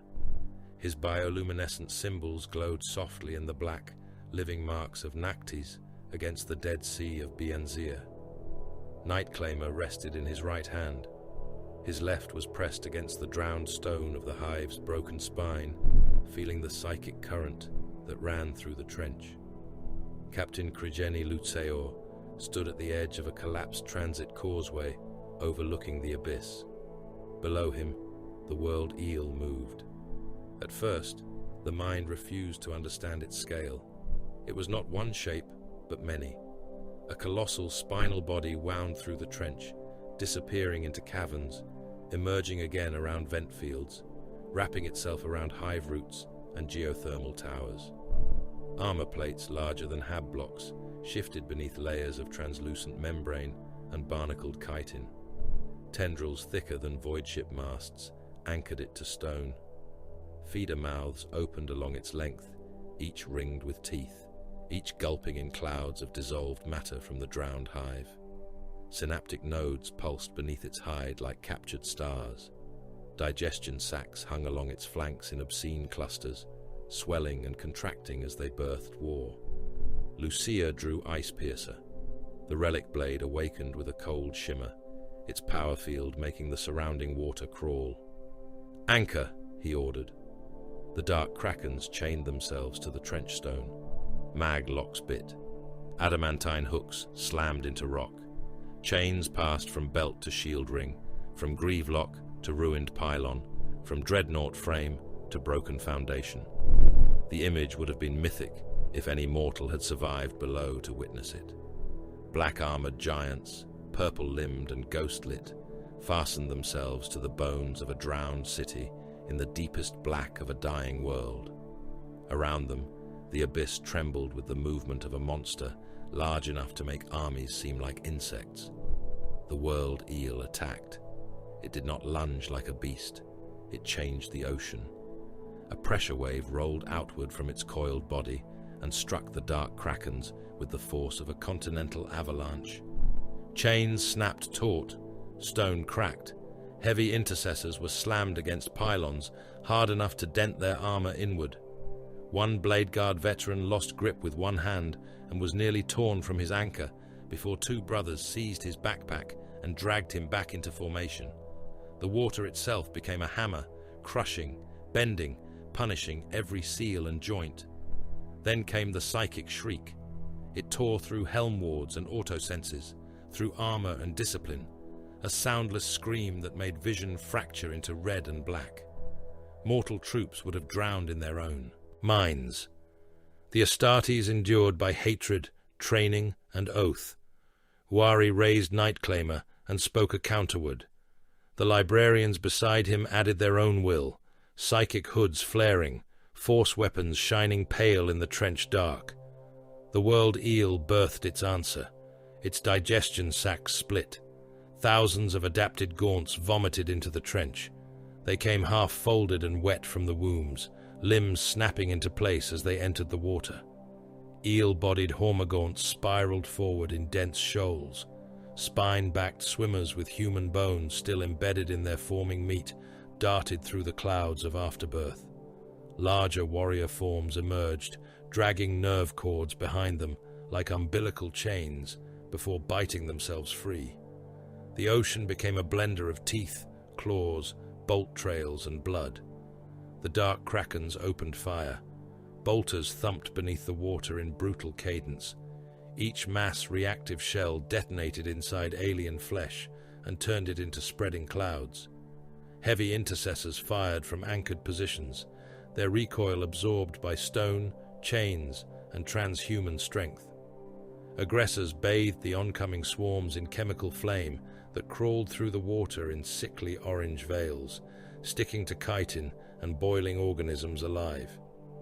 Eradicators held their fire for larger targets, letting lesser bioforms crash against the Blade Guard line, where power swords and storm shields met them in disciplined slaughter. A gaunt swarm struck Brother Avaran. He braced behind his shield as bodies crashed into him, claws scraping at the edges, tails wrapping around his legs. His sword rose and fell, head split, spine severed. Blood unfolded around him until his armor lights became red smears. A larger beast came through the gaunts, its mouth wide enough to take his torso. It bit him at the waist and shook. His chains held him to the stone. For one heartbeat, the monster and the anchor fought over his body. The monster won half. Avaran's upper torso remained chained to the trench wall.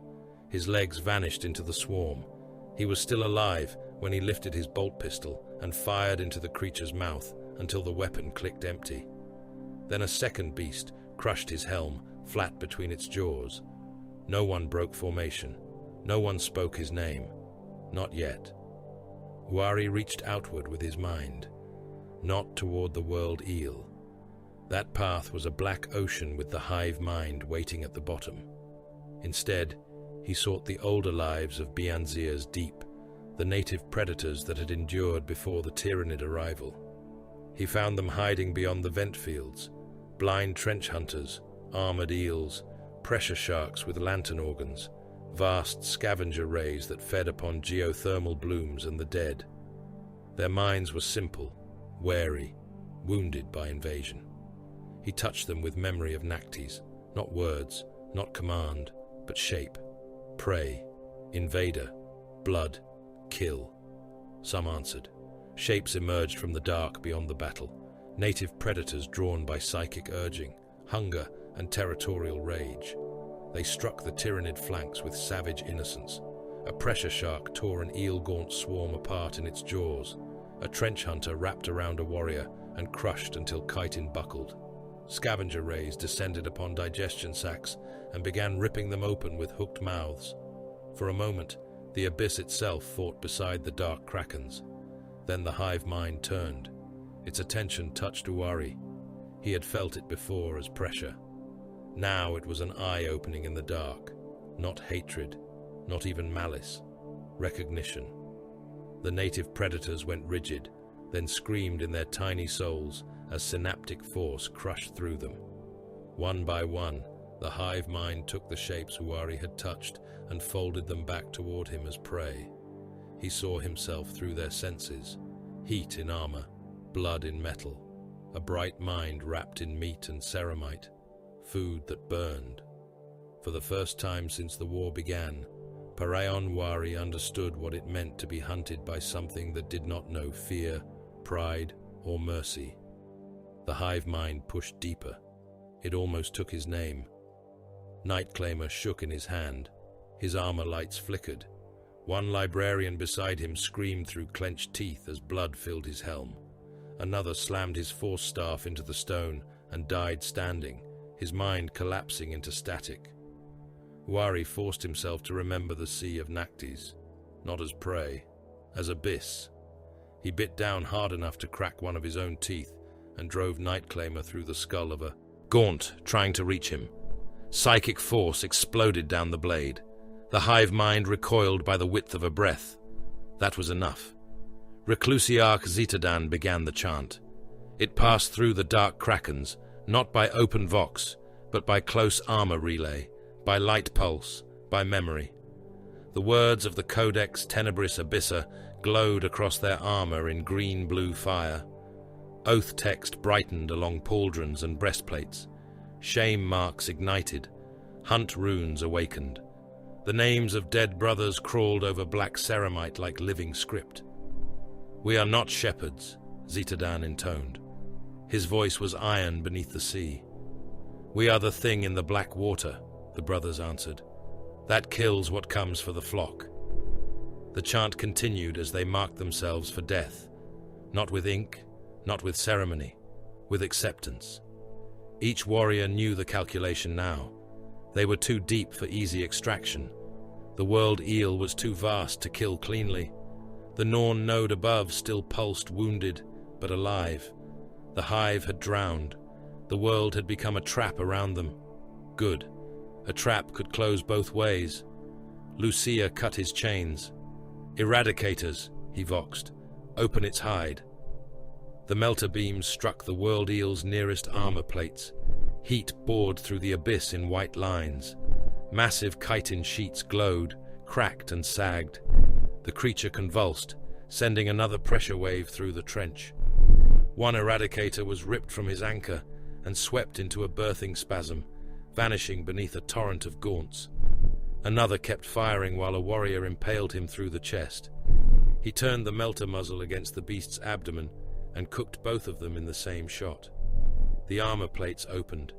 Behind them pulsed synaptic cords, as thick as thunderhawk fuselages, pale with psychic light, running beneath the world eel's hide in braided clusters. Lucia went in. Thrusters fired across his back. He launched from the trench stone with ice piercer held low, passing through blood, fire, and drifting corpses. A gaunt struck him from the side. He cut it in half without slowing. A tentacle swept toward him, barbed and thick. He twisted beneath it, drove his blade through the flesh, and let the creature's own movement open a wound along its length. He reached the exposed cords and began to cut.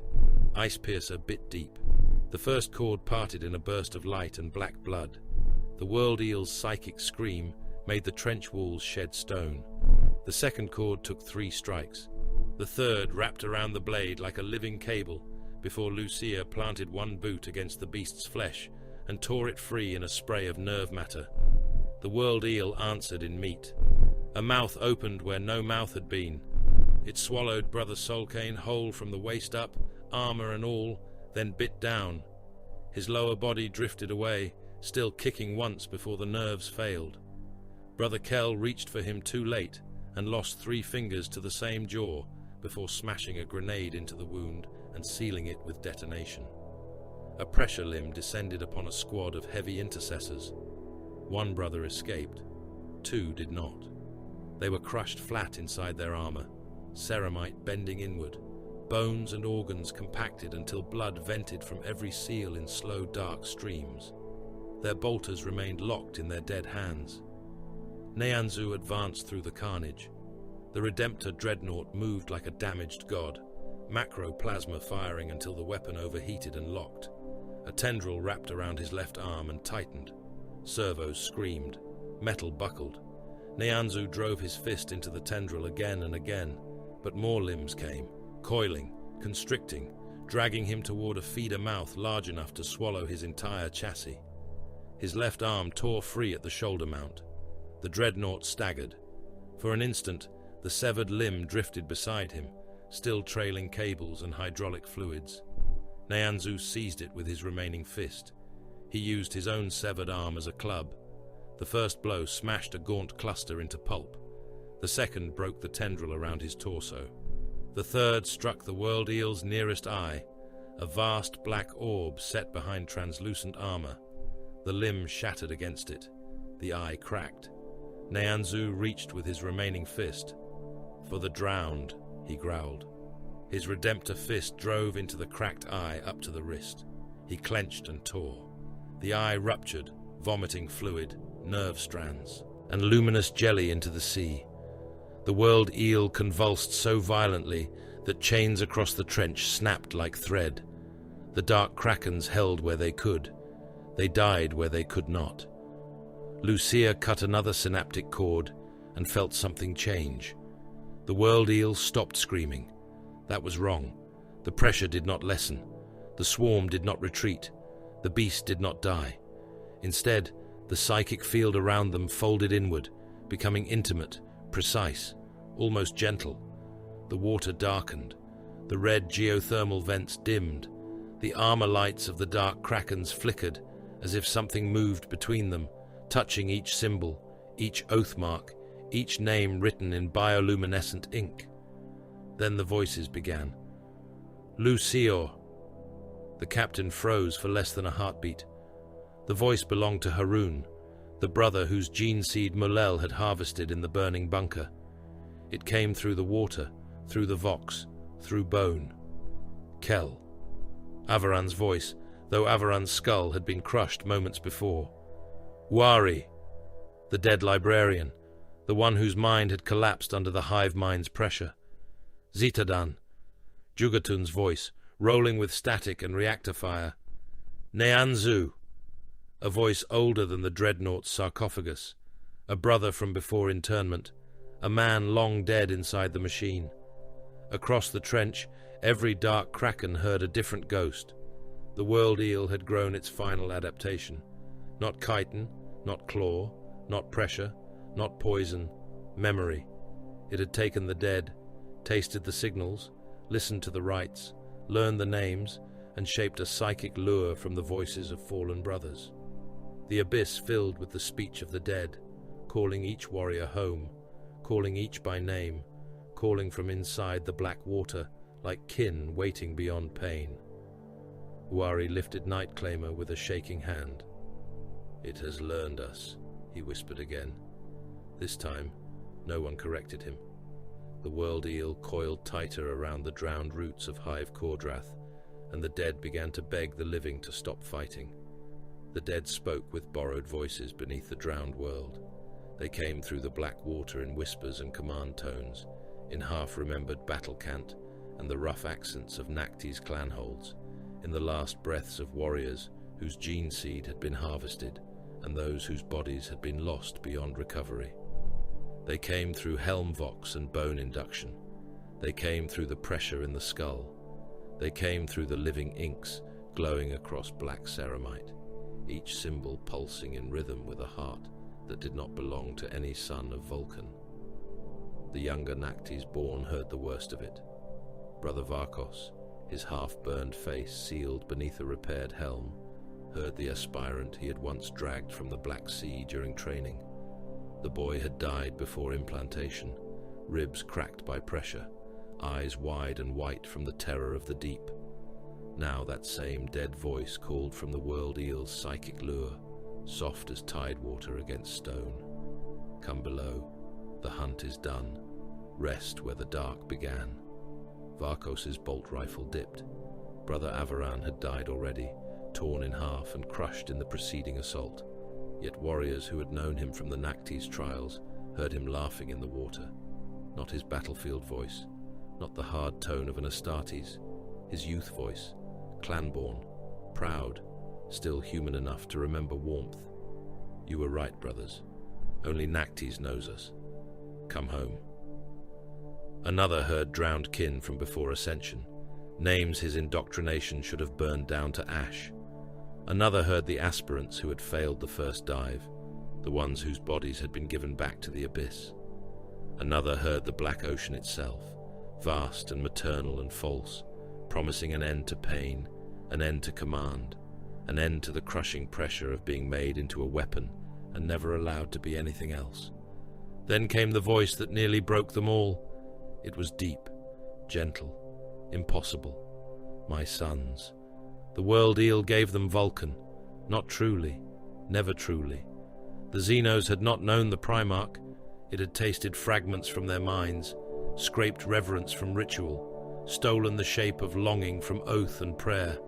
But in the abyss, surrounded by dead brothers and the crushing mind of Leviathan, the lie came wrapped in enough truth to wound. My sons, you have burned long enough. Come down into the dark. I forgive you. Several dark Krakens faltered, not from cowardice, not from treachery, from the cruelty of hearing what no living son of Vulcan could ever hear, and knowing, beneath every layer of hypno-indoctrination and battle discipline, that some buried shard of them wanted it to be real. A gaunt swarm struck the weakened line. A heavy intercessor turned too slowly. 3 eel-bodied organisms wrapped around him and drove talons under his gorget. 1 claw pierced his throat seal. Black water flooded in around the blood. He fired once, detonating a gaunt skull against his own chest. Then the swarm dragged him backward into the red glow of the vents. His armor light vanished under bodies. The dead kept calling. Master of Sanctity Sukerno answered. He stood anchored upon a broken spire from drowned Hive Kordrath, skull helm lit by green-blue script, Crozius held high in the trembling black. He had descended with the second Reclusium wave, when the trench battle became more than war and less than survivable. His armor was cracked across 1 pauldron. 1 lens flickered. A tyrannid talon remained buried in his thigh plate, snapped off near the joint. He had not removed it. Pain was information. Information could wait. His voice entered the chapter vox like a blade through the throat of the lure. The dead do not command. Duty does. The words struck harder than comfort ever could. The dead have spent their strength. You have not. The dead have surrendered their flesh. You have not. The dead are memories, relics, warnings, and ash. They do not give orders to the living. They do not call warriors from battle. They do not command the Emperor's angels to kneel before prey. The younger brothers steadied.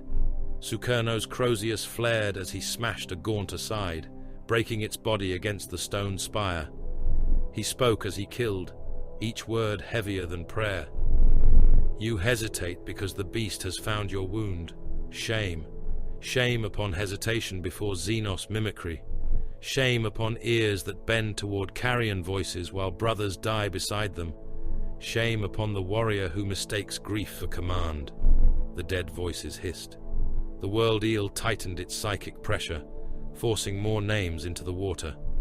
Sukerno raised his skull helm toward the vast coil of the beast. It is not Vulcan. It is meat wearing your longing. Kill it. The line hardened. Bolters rose again. Chains tightened. Power swords ignited. The dark Krakens answered the lure with fire. Captain Krayeni Lutseor saw the battlefield through flickering runes and blood shadow. The trench was no longer a single engagement. It was a collapsing equation. The world eel had lost synaptic cords, one eye, multiple armor plates, and thousands of organisms, yet its mass remained beyond any clean destruction. Its body wound around geothermal vents and hive foundations for kilometers. Every wound birthed more horrors. Every severed nerve caused a new pressure spasm. Every delay allowed the Norn node above to pulse more command through the wound in orbit. There was only one way to kill it now. He opened the command channel. Set charges on the geothermal vent fields. All remaining melter, plasma, and seismic ordnance. Collapse the trench. The order moved through the surviving squads in silence. Then came the first acknowledgement, then the second, then the third. Uari turned toward him through clouds of blood and burning chemical residue. My lord, several squads are inside the collapse radius. Yes. They cannot withdraw in time. Yes.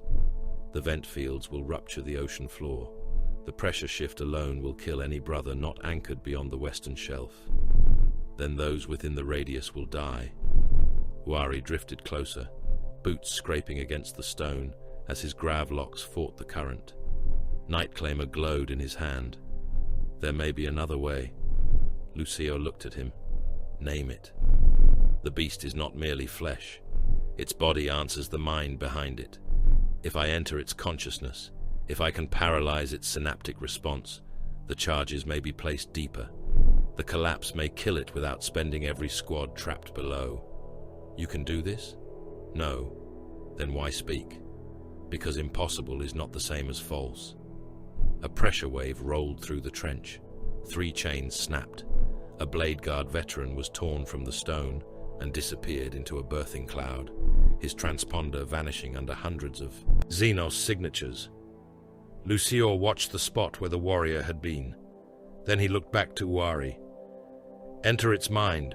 Paralyze it long enough for the charges to be placed. Survive if you can. Uari bowed his head once. By your command. And Lexicanium. Yes, my lord. If it takes you, I will kill what returns. Uari's voice was quiet. I would expect nothing less. He drove Nightclaimer Point first into the trench stone and opened himself to the abyss. The world eel's mind swallowed him. There was no fall. There was no passage. There was only sudden immensity. Uari became a mote inside hunger without malice. He saw galaxies reduced to nutrient maps. Stars were heat markers. Worlds were concentrations of protein, mineral, liquid, atmosphere, and reproductive matter. Civilizations were not cultures. They were arrangements of biomass defended by metal. Hive cities were clustered warmth wrapped in stone. Space Marines were dense resource nodes, dangerous, armored, difficult to digest, rich in modified tissue and gene-coded potential. Men were smaller heat motes, soft and numerous, wrapped in fabric, faith and fear. Orcs were fibrous abundance with aggressive motion. Tyranids were extensions of self, teeth carried beyond the mouth, claws grown beyond the limb. There was no hatred.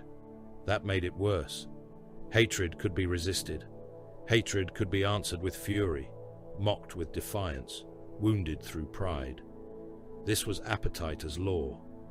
Uari saw Bianzir not as a world, but as a carcass half opened. The drowned hive was a ruptured organ. The Glonhill Valley was a feeding scar. The Orc Reef was moving fungus mass, loud and volatile.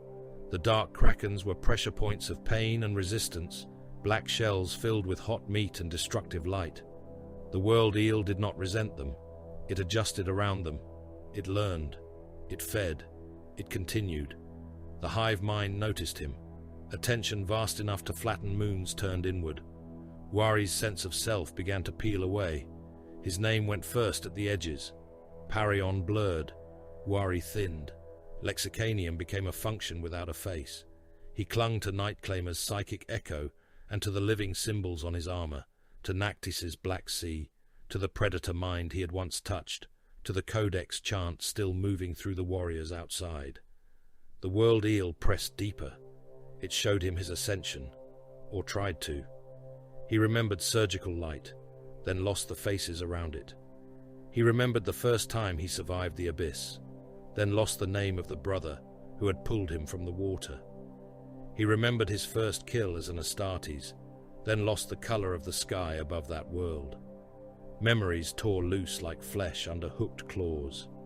The hive mind did not torture him. It ate what he was, because he had entered its mouth.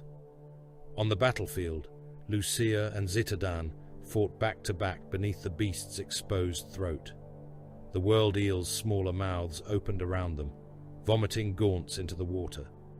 Lucia cut with Ice Piercer, each stroke precise, wasteful of nothing, severing limbs, throats, and nerve clusters. Zitadan wielded Hadosmite in crushing arcs, smashing skulls, breaking spines, pulping synapse nodes against the stone. A warrior form came through the blood cloud. Lucia opened its abdomen and kicked it into Zitadan's Crozius. Hadosmite took the head apart in a burst of chitin. Zitadan's voice came over the closed vox. "This is not victory." Lucior drove Ice Piercer through a gaunt's mouth and out the back of its skull. "Victory is a corpse with our blade in it." The Reclusiarch turned, crushing another creature's chest with his shoulder before bringing his Crozius down. "Then make one." Around them, the charges were placed. Blade Guard squads dragged seismic melter bundles into vent mouths, locking them beneath slabs of stone slick with alien blood. Aggressors burned paths through living growths, so Hellblasters and Eradicators could set plasma cores in the exposed geothermal seams. Techmarine Eroan's last servitors crawled forward, carrying detonator relays, even as parasites ate through their limbs and skull casings. One servitor lost both legs and continued dragging itself by its hands, binary obedience spilling through a mouth filled with blood foam. The final charge had to enter the beast itself. A melter core, overloaded beyond safety, meant to be carried into the world eel's exposed throat, where synaptic tissue fed directly into the vent network. No warrior on foot could reach it. The current was too strong, the gaunt swarms too dense. The throat opened and closed in spasms large enough to crush a rhino. Neanzu moved. The Redemptor dreadnought had already lost one arm. His remaining fist was cracked. His sarcophagus seals had finally failed under acid and pressure. Black water and blood flooded the casket, where the half-dead warrior inside endured through pain beyond mortal vocabulary. Warning runes covered his chassis. His reactor limped. His leg actuators screamed with each step. He took the final melter charge from Eroan's last surviving servitor. The servitor died as the transfer completed, its skull collapsing under parasite jaws. "Neanzu," Lucia voxed. "Your course is understood." The dreadnought's answer came through blood-flooded static and laughter. "Forward." The old warrior waded into the swarm. Gaunts covered him. He kept moving. Warriors struck him with bone blades. He crushed one beneath his foot and smashed another aside with the melter charge housing. A tendril wrapped around his torso and tore away a section of armor, exposing more of the sarcophagus within. Through the breach, something pale and red moved in amniotic fluid and blood. Neanzu laughed again. It was not sanity. It was not joy. It was defiance stripped to its last shape. For Nactis, for Vulcan, for the drowned. The world eel's throat opened. Neanzu fired his thrusters and hurled himself into it. The jaws closed around him. Armor buckled. Internal systems died in bursts of red warning. His transponder vanished inside the organism, but his vox kept transmitting for 3 more seconds, filled with laughter, static, and the wet sound of a sarcophagus finally breaking. Then the final charge armed. Inside the world eel's mind, Uari found the command rhythm. It was not a heart. It was not a thought. It was a tide. Synaptic pulses moved from the Norn link into the beast, from the beast into the swarms, from the swarms back into the larger hunger. He could not stop it. He could not master it. He could only place himself inside the rhythm and become a wound in timing. He drove his remaining self into the pulse. For one breath, the world eel hesitated. Every birthing spasm stopped. Every lesser organism froze. Every mouth remained open. The dark Krakens used the breath. Charges locked. Detonators armed. Withdrawal runes pulsed through the trench. Uari felt the hive mind tear another memory from him. A face vanished. Then another. A name he had once honored disappeared so completely that he knew only the shape of grief remained where it had been. He forgot a lesson from the librarius. He forgot the sound of his own voice before ascension. He forgot whether he had ever feared the sea as a mortal child. Pieces of humanity, already buried under genecraft and duty, broke loose and sank into the alien dark. He survived, but something human in him did not come back. Lucia saw Uari's armor lights flare white. "Now," the captain said. The trench detonated. The ocean floor opened. Pressure, magma, plasma, and psychic backlash met in the body of the world eel. The geothermal vents ruptured upward in columns of red and white fury. Seismic melter charges bored into stone and flesh, turning both into molten ruin. Plasma cores overloaded in sequence, each one birthing a sun inside the abyss. The final charge within the beast's throat detonated and blew a channel of incandescent fire through its synaptic trunk. The world eel came apart across miles. Its armor plates cracked like continents. Its digestion sacs burst, vomiting organs, half-formed broods, bones, human bodies, orc flesh, and boiling alien blood into the trench. Synaptic cords snapped and lashed like dying serpents. One coil tore free from the hive foundations and crushed a drowned cathedral flat before disintegrating under pressure. Another convulsed into the vent field and was swallowed by magma. Its psychic scream did not sound like pain. It sounded like hunger interrupted. The shockwave took the dark Krakens. Warriors anchored beyond the western shelf were ripped from their chains and hurled into darkness. Others vanished under falling stone. Some were crushed instantly by pressure collapse. Some died when their armor seals failed, and the ocean entered them like a blade. The dead of Hive Kordrath spun through the blast with the bodies of Tyranids and fragments of black ceramite. For a time there was only red light, white fire, black water, and the enormous death of something too vast to hate. Then silence. True silence. No lure, no dead voices, no psychic pressure, no world eel moving beneath the ice, only drifting ruin. The abyss went dark. For a long time, nothing moved. Then one dark Kraken symbol glowed in the black water, a white Kraken, stained red, flickering across a cracked pauldron. Another answered below it, then another. Green-blue oath marks awakened across broken armor, one by one, dim at first, then steadier. A gauntleted hand pushed through a cloud of ash and alien blood. A Blade Guard veteran rose from beneath a slab of stone, one arm broken, sword still locked in his fist. An aggressor dragged himself free of a mound of dead gaunts, both flamers empty, armor split across the chest. Zitadan emerged from the murk with Hadosmite in one hand and the severed head of a synapse creature in the other. Lucia rose last from the corpse fog, Ice Piercer still burning cold in his grip. Uari floated nearby, alive, silent, his armor lights pale and strange. The survivors rose from the dead sea like black ghosts. Above them, the ruin of the world eel drifted in pieces through the open trench, and the abyss of death of Bianzir was full of the blood of Leviathan. Bianzir survived. That was the word the Administratum would use when the campaign ledgers were compiled, sanctified, duplicated, misfiled, corrected, stamped, disputed, blessed and buried inside some cold archive where the dead existed only as ink. Survived. The system remained upon Imperial charts. Its tithe designation had not been struck through in black. Its orbital stations still possessed enough functioning metal to mount guns. Its void routes could still be marked as contested rather than lost. Its capital had drowned, but the planet had not been consumed in full. Its armies were broken, but not extinct. Its people had died by the billion, but not to the last soul. Therefore, by the logic of the Imperium, Bianzir was saved. It was victory wearing a corpse mask. The polar forests were gone, reduced to ash fields, frozen entrails, and crater glass. The Glon Hill Valley was a mass grave so broad that mapping servitors overheated, trying to separate Imperial dead from Tyranid ruin.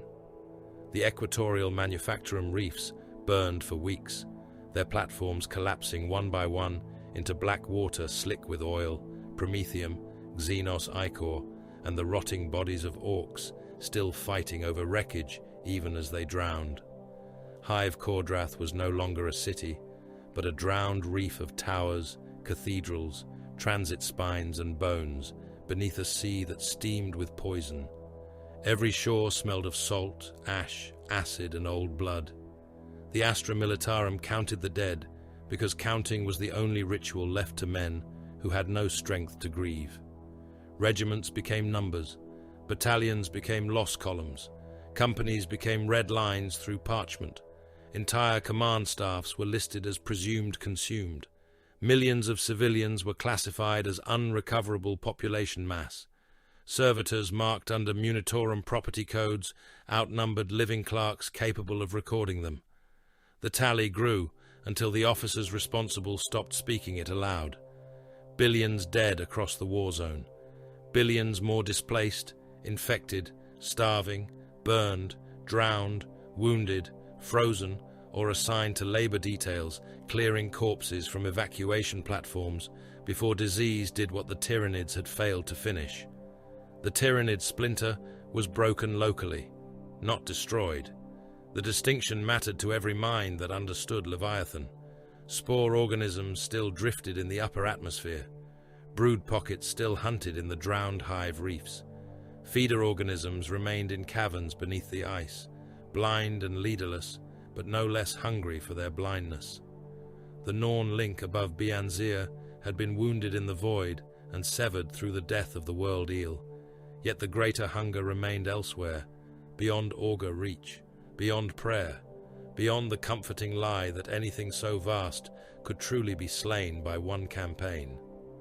The orcs had already begun fighting over wreckage. Grubcrack's Skullbasher had not been found among the dead. That troubled no mortal commander as much as it should have. His war bands had shattered across the reefs and orbital debris fields, but their remnants brawled among themselves with gleeful resilience. They looted guns from wrecked bastions, turned drowned cargo haulers into crude fortresses, painted kill glyphs on Tyranid bones, and shouted that the purple Seagits had led them to a proper fight. In the ruins, greenskin laughter still echoed between bombardments. Imperial command called the campaign a triumph. The system remained on the map. That was enough for men who measured worlds from far away. Chapter Master Mezoniki Reo arrived planetside beneath a sky-stained grey by smoke and spore ash. His Thunderhawk descended upon a cracked landing platform jutting from the evacuation heights above the drowned capital. The sea below had gone black and red, its surface broken by the uppermost spires of Hive Kordrath. Bells still hung in one half-submerged cathedral tower, ringing whenever the poisoned tide moved through them. Around the platform stood survivors of the Astra Militarum, naval armsmen, Mechanicus salvage priests, Hive refugees, corpse crews, and the remaining dark Krakens of the Bianzir War. They were fewer than they had been. That truth needed no tally. The sons of Vulcan stood in black and purple armor, battered almost beyond heraldry. Ceramite was cracked, pauldrons were gouged, aquilus were dulled by soot and salt. White Kraken badges showed through layers of dried alien blood. Some warriors leaned upon blades, Some had armor patched with emergency plates from wrecked vehicles. Some bore sealed wounds that would have killed any mortal 10 times over. Apothecaries moved among them like pale executioners of necessity, scanning, cutting, preserving, judging what could still serve. Reo descended from the Thunderhawk. No one cheered. The dark Krakens were not a chapter that filled silence with applause. The chapter master walked the line slowly. His Leviathan hide cloak dragged behind him, heavy in the polluted wind. His thunder hammer rested in his right hand. The ghost-green markings upon his armor glowed faintly beneath the dim sky, answered by the wounded lights of the survivor's own abyssal runes. He stopped before Captain Crayeni Lucea. The captain stood with Ice Piercer at his side and Raven's Reach across his back. His armor was scarred from trench, reef, hive, void, and abyss. One side of his breastplate had been cut open and sealed with temporary black plate. The bioluminescent marks across him had been repainted in blood mixed with Nakti's ink, each line recording a wound, a choice, a death spent without apology. Reo did not ask how many had died. He did not ask whether the campaign had been hard. He did not praise endurance, mercy, courage, or sacrifice. He asked only one question. "What was the largest thing you killed?" Lucia gestured. Servitors dragged the skull plate forward on chains. It had taken 3 grav sleds, 12 servitors, and 2 Invicta warsuits to bring even that fragment up from the Dead Sea. The world eel's skull plate was not a skull in any human sense, but a slab of fused chitin, bone, synaptic crystal, and nerve armor large enough to roof a shrine. It twitched, even in death. Dead synapse electricity crawled through its cracks in pale blue veins, snapping at the hooks driven into it. The thing stank of brine, burned meat, lightning, and the psychic residue of interrupted hunger. Mortal survivors recoiled when it passed. The dark Krakens looked upon it as craftsmen might look upon metal ready for the forge. "It cannot be moved whole," Lucia said. "The remaining mass lies beneath the drowned hive and the broken trench. We will carve this plate into slabs." "For the Reclusiam," Reo said. "For armor trophies, for oath stones, for shame marks where required." Reo placed one gauntleted hand upon the twitching plate. The dead electricity snapped against his armor and vanished. "Accepted." Near the edge of the platform stood Parion Wari. The Lexicanium had returned from the abyss, changed in ways no apothecary could mend, and no chaplain could name completely. His armor bore no new trophies, no talons, no teeth, no shard of the world eel chained to his belt. His bioluminescent symbols had been repainted with painful precision after the battle, and among them, hidden near the left vambrace, was the image of the world eel in miniature. It was so small that only an Astarte's eye could read it. A coiled horror around a black vent, a drowned city beneath it, a single blade entering the coil. Wari remembered painting it. He did not remember who had taught him the hand motion used for that line. Other absences troubled him more. Faces had vanished. Names had become wounds without edges. The first time he had survived the Sea of Naktis was now only cold and pressure, with no memory of who waited for him on shore. Pieces of his ascension were missing. The voice he had possessed before the full implantation of transhuman discipline was gone from recollection. He knew facts where memories had been. He knew duties where affection had once cast shadows. Yet the hive mind had left something behind in the tearing. Understanding, not sympathy, never that, not peace, not corruption. A deeper comprehension of oceanic hunger, of appetite without malice, of a predator so vast that cruelty was too small a word to stand against it. The world eel had not hated Bianzir. Leviathan did not hate mankind. It consumed, adapted, learned, and returned. Against such a thing, hatred belonged to the Imperium alone. Hatred was mankind's privilege. Hatred was the flame Vulcan's sons could still carry into the dark. Reclusiarch Zetadan marked the fallen beneath the drowned bells. No soft eulogies were spoken. The dark Krakens did not waste the dead on gentleness. Each name was given with function, deed, and final expenditure. Brother Haroon, Gene Seed recovered. Lictor slain within command bunker. Death spent in defense of the war mind. Brother Avaran, Gene Seed unrecovered. Swarm held in the abyss. Death spent buying 3 breaths for the anchor line. Brother Solkane, Gene Seed unrecovered. Devoured at the synaptic wound. Death spent beneath the largest beast. Brother Jugatun, sarcophagus lost. Brood cluster annihilated. Death spent in reactor fire. Brother Nyanzu, sarcophagus breached. Final charge delivered. Death spent inside the throat of the world eel. The list continued. With each name, Apothecary Mullal either raised a sealed progenoid casket or left his hand empty. The empty hand struck harder. It meant the chapter had lost more than a warrior. It had lost continuation. It had lost the sacred seed by which the dead served the unborn. In the Adeptus Astartes, even death was not permitted to be private. Even ruin had duties. Flesh failed. Gene seed endured. The brother died so that another might be made to kill in his place. Where progenoids had been recovered, they were placed in black reliquary cases, marked with the white kraken. Where they had been lost, Zitadan painted a shame mark onto the armor of the squad that had witnessed the death. Not punishment, not accusation. Memory sharpened into obligation. The mortal survivors knelt as the dark krakens passed. Some did it from worship, some from terror, some because their legs failed beneath exhaustion and awe. They had seen the black-armored giants seal panic zones and execute deserters. They had seen them drag civilians toward extraction by force and burn infected bloodlines without trial. They had seen them stand against horrors that would have ended all life on Bayanzir had they been left unchecked. The survivors did not know whether to bless them or fear them. Both responses were correct. A hive preacher, the same man who had begged Zitadan before the purge, knelt beside the evacuation column with an aquila clutched in both hands. His face had become older by decades in days. When the reclusiarch passed, the preacher lowered his head to the deck. "Lord," he whispered, "were they saved?" Zitadan stopped. For a moment, the wind moved between them, carrying ash from the dead city. "No," the reclusiarch said. The preacher trembled.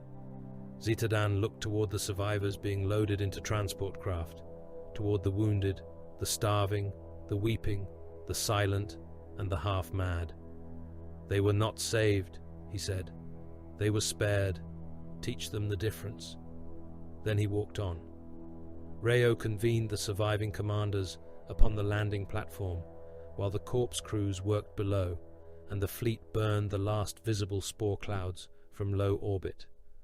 Holographic charts flickered in the dirty air, showing Bianzir, the shattered reefs, the broken void screen, and the wider Pancalis subsector still bleeding across multiple fronts.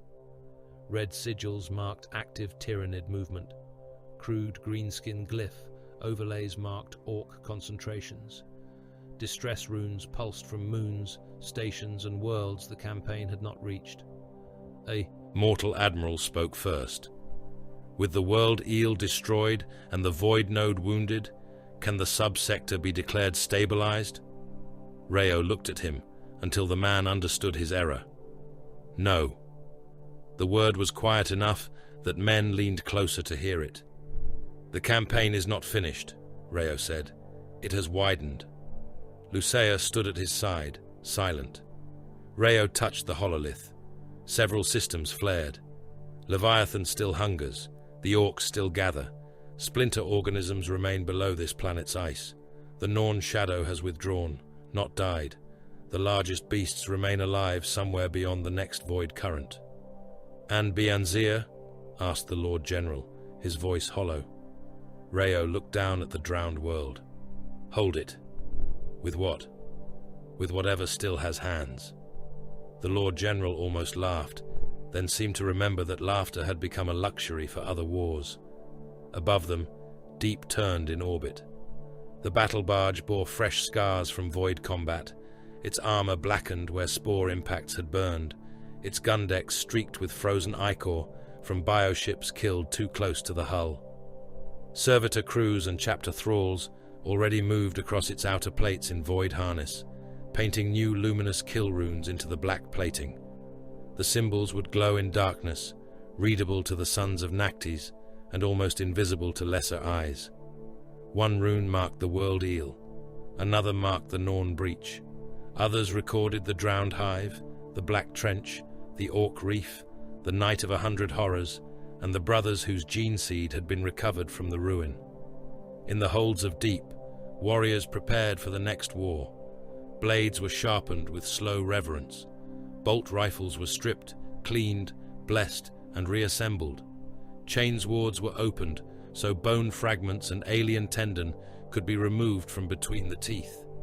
Flamestorm gauntlets were drained of corrupted residue. Melter coils were inspected by tech marines chanting to machine spirits made ill-tempered by overuse. Armor joints were scraped clean of tyrannid ichor with knives, brushes, and acid solvents. New trophies were drilled, sealed, and chained to black ceramite. World eel fragments were cut into oath stones beneath the gaze of chaplains. Huari stood alone before a basin of black water taken from the trench. He watched it ripple, though there was no wind aboard the ship. Lucia approached without ceremony. "Can you still fight?" Huari did not look away from the water. "Yes." "Can you still hear it?" "No." "That was not my question." Huari was silent for a long time. Then he said, "I can hear what it taught me to fear." Lucia considered that. "Good," he said. "Fear identifies the next target." Huari turned from the basin. His eyes were colder than before, not empty, but deepened beyond easy reading. "And when the next target learns us, then we become harder to learn." The Lexicanium inclined his head. On Bianzir below, the survivors watched the sky as the dark Krakens returned to orbit. Some raised hands in salute. Some made the sign of the Aquila. Some spat into the ash. Children who would grow into soldiers, laborers, prisoners, or corpses stared upward at the black shapes climbing toward the heavens and would remember them all their lives as monsters that had stood between them and worse monsters. That, too, was service. On the bridge of deep, Chapter Master Rayo stood before the forward oculus as the fleet aligned toward the next war zone.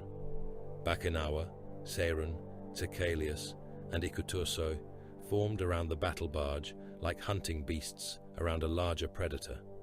Fathom limped in formation, wounded but alive. Behind them, Bianzir turned slowly, poisoned, depopulated, militarized, and held.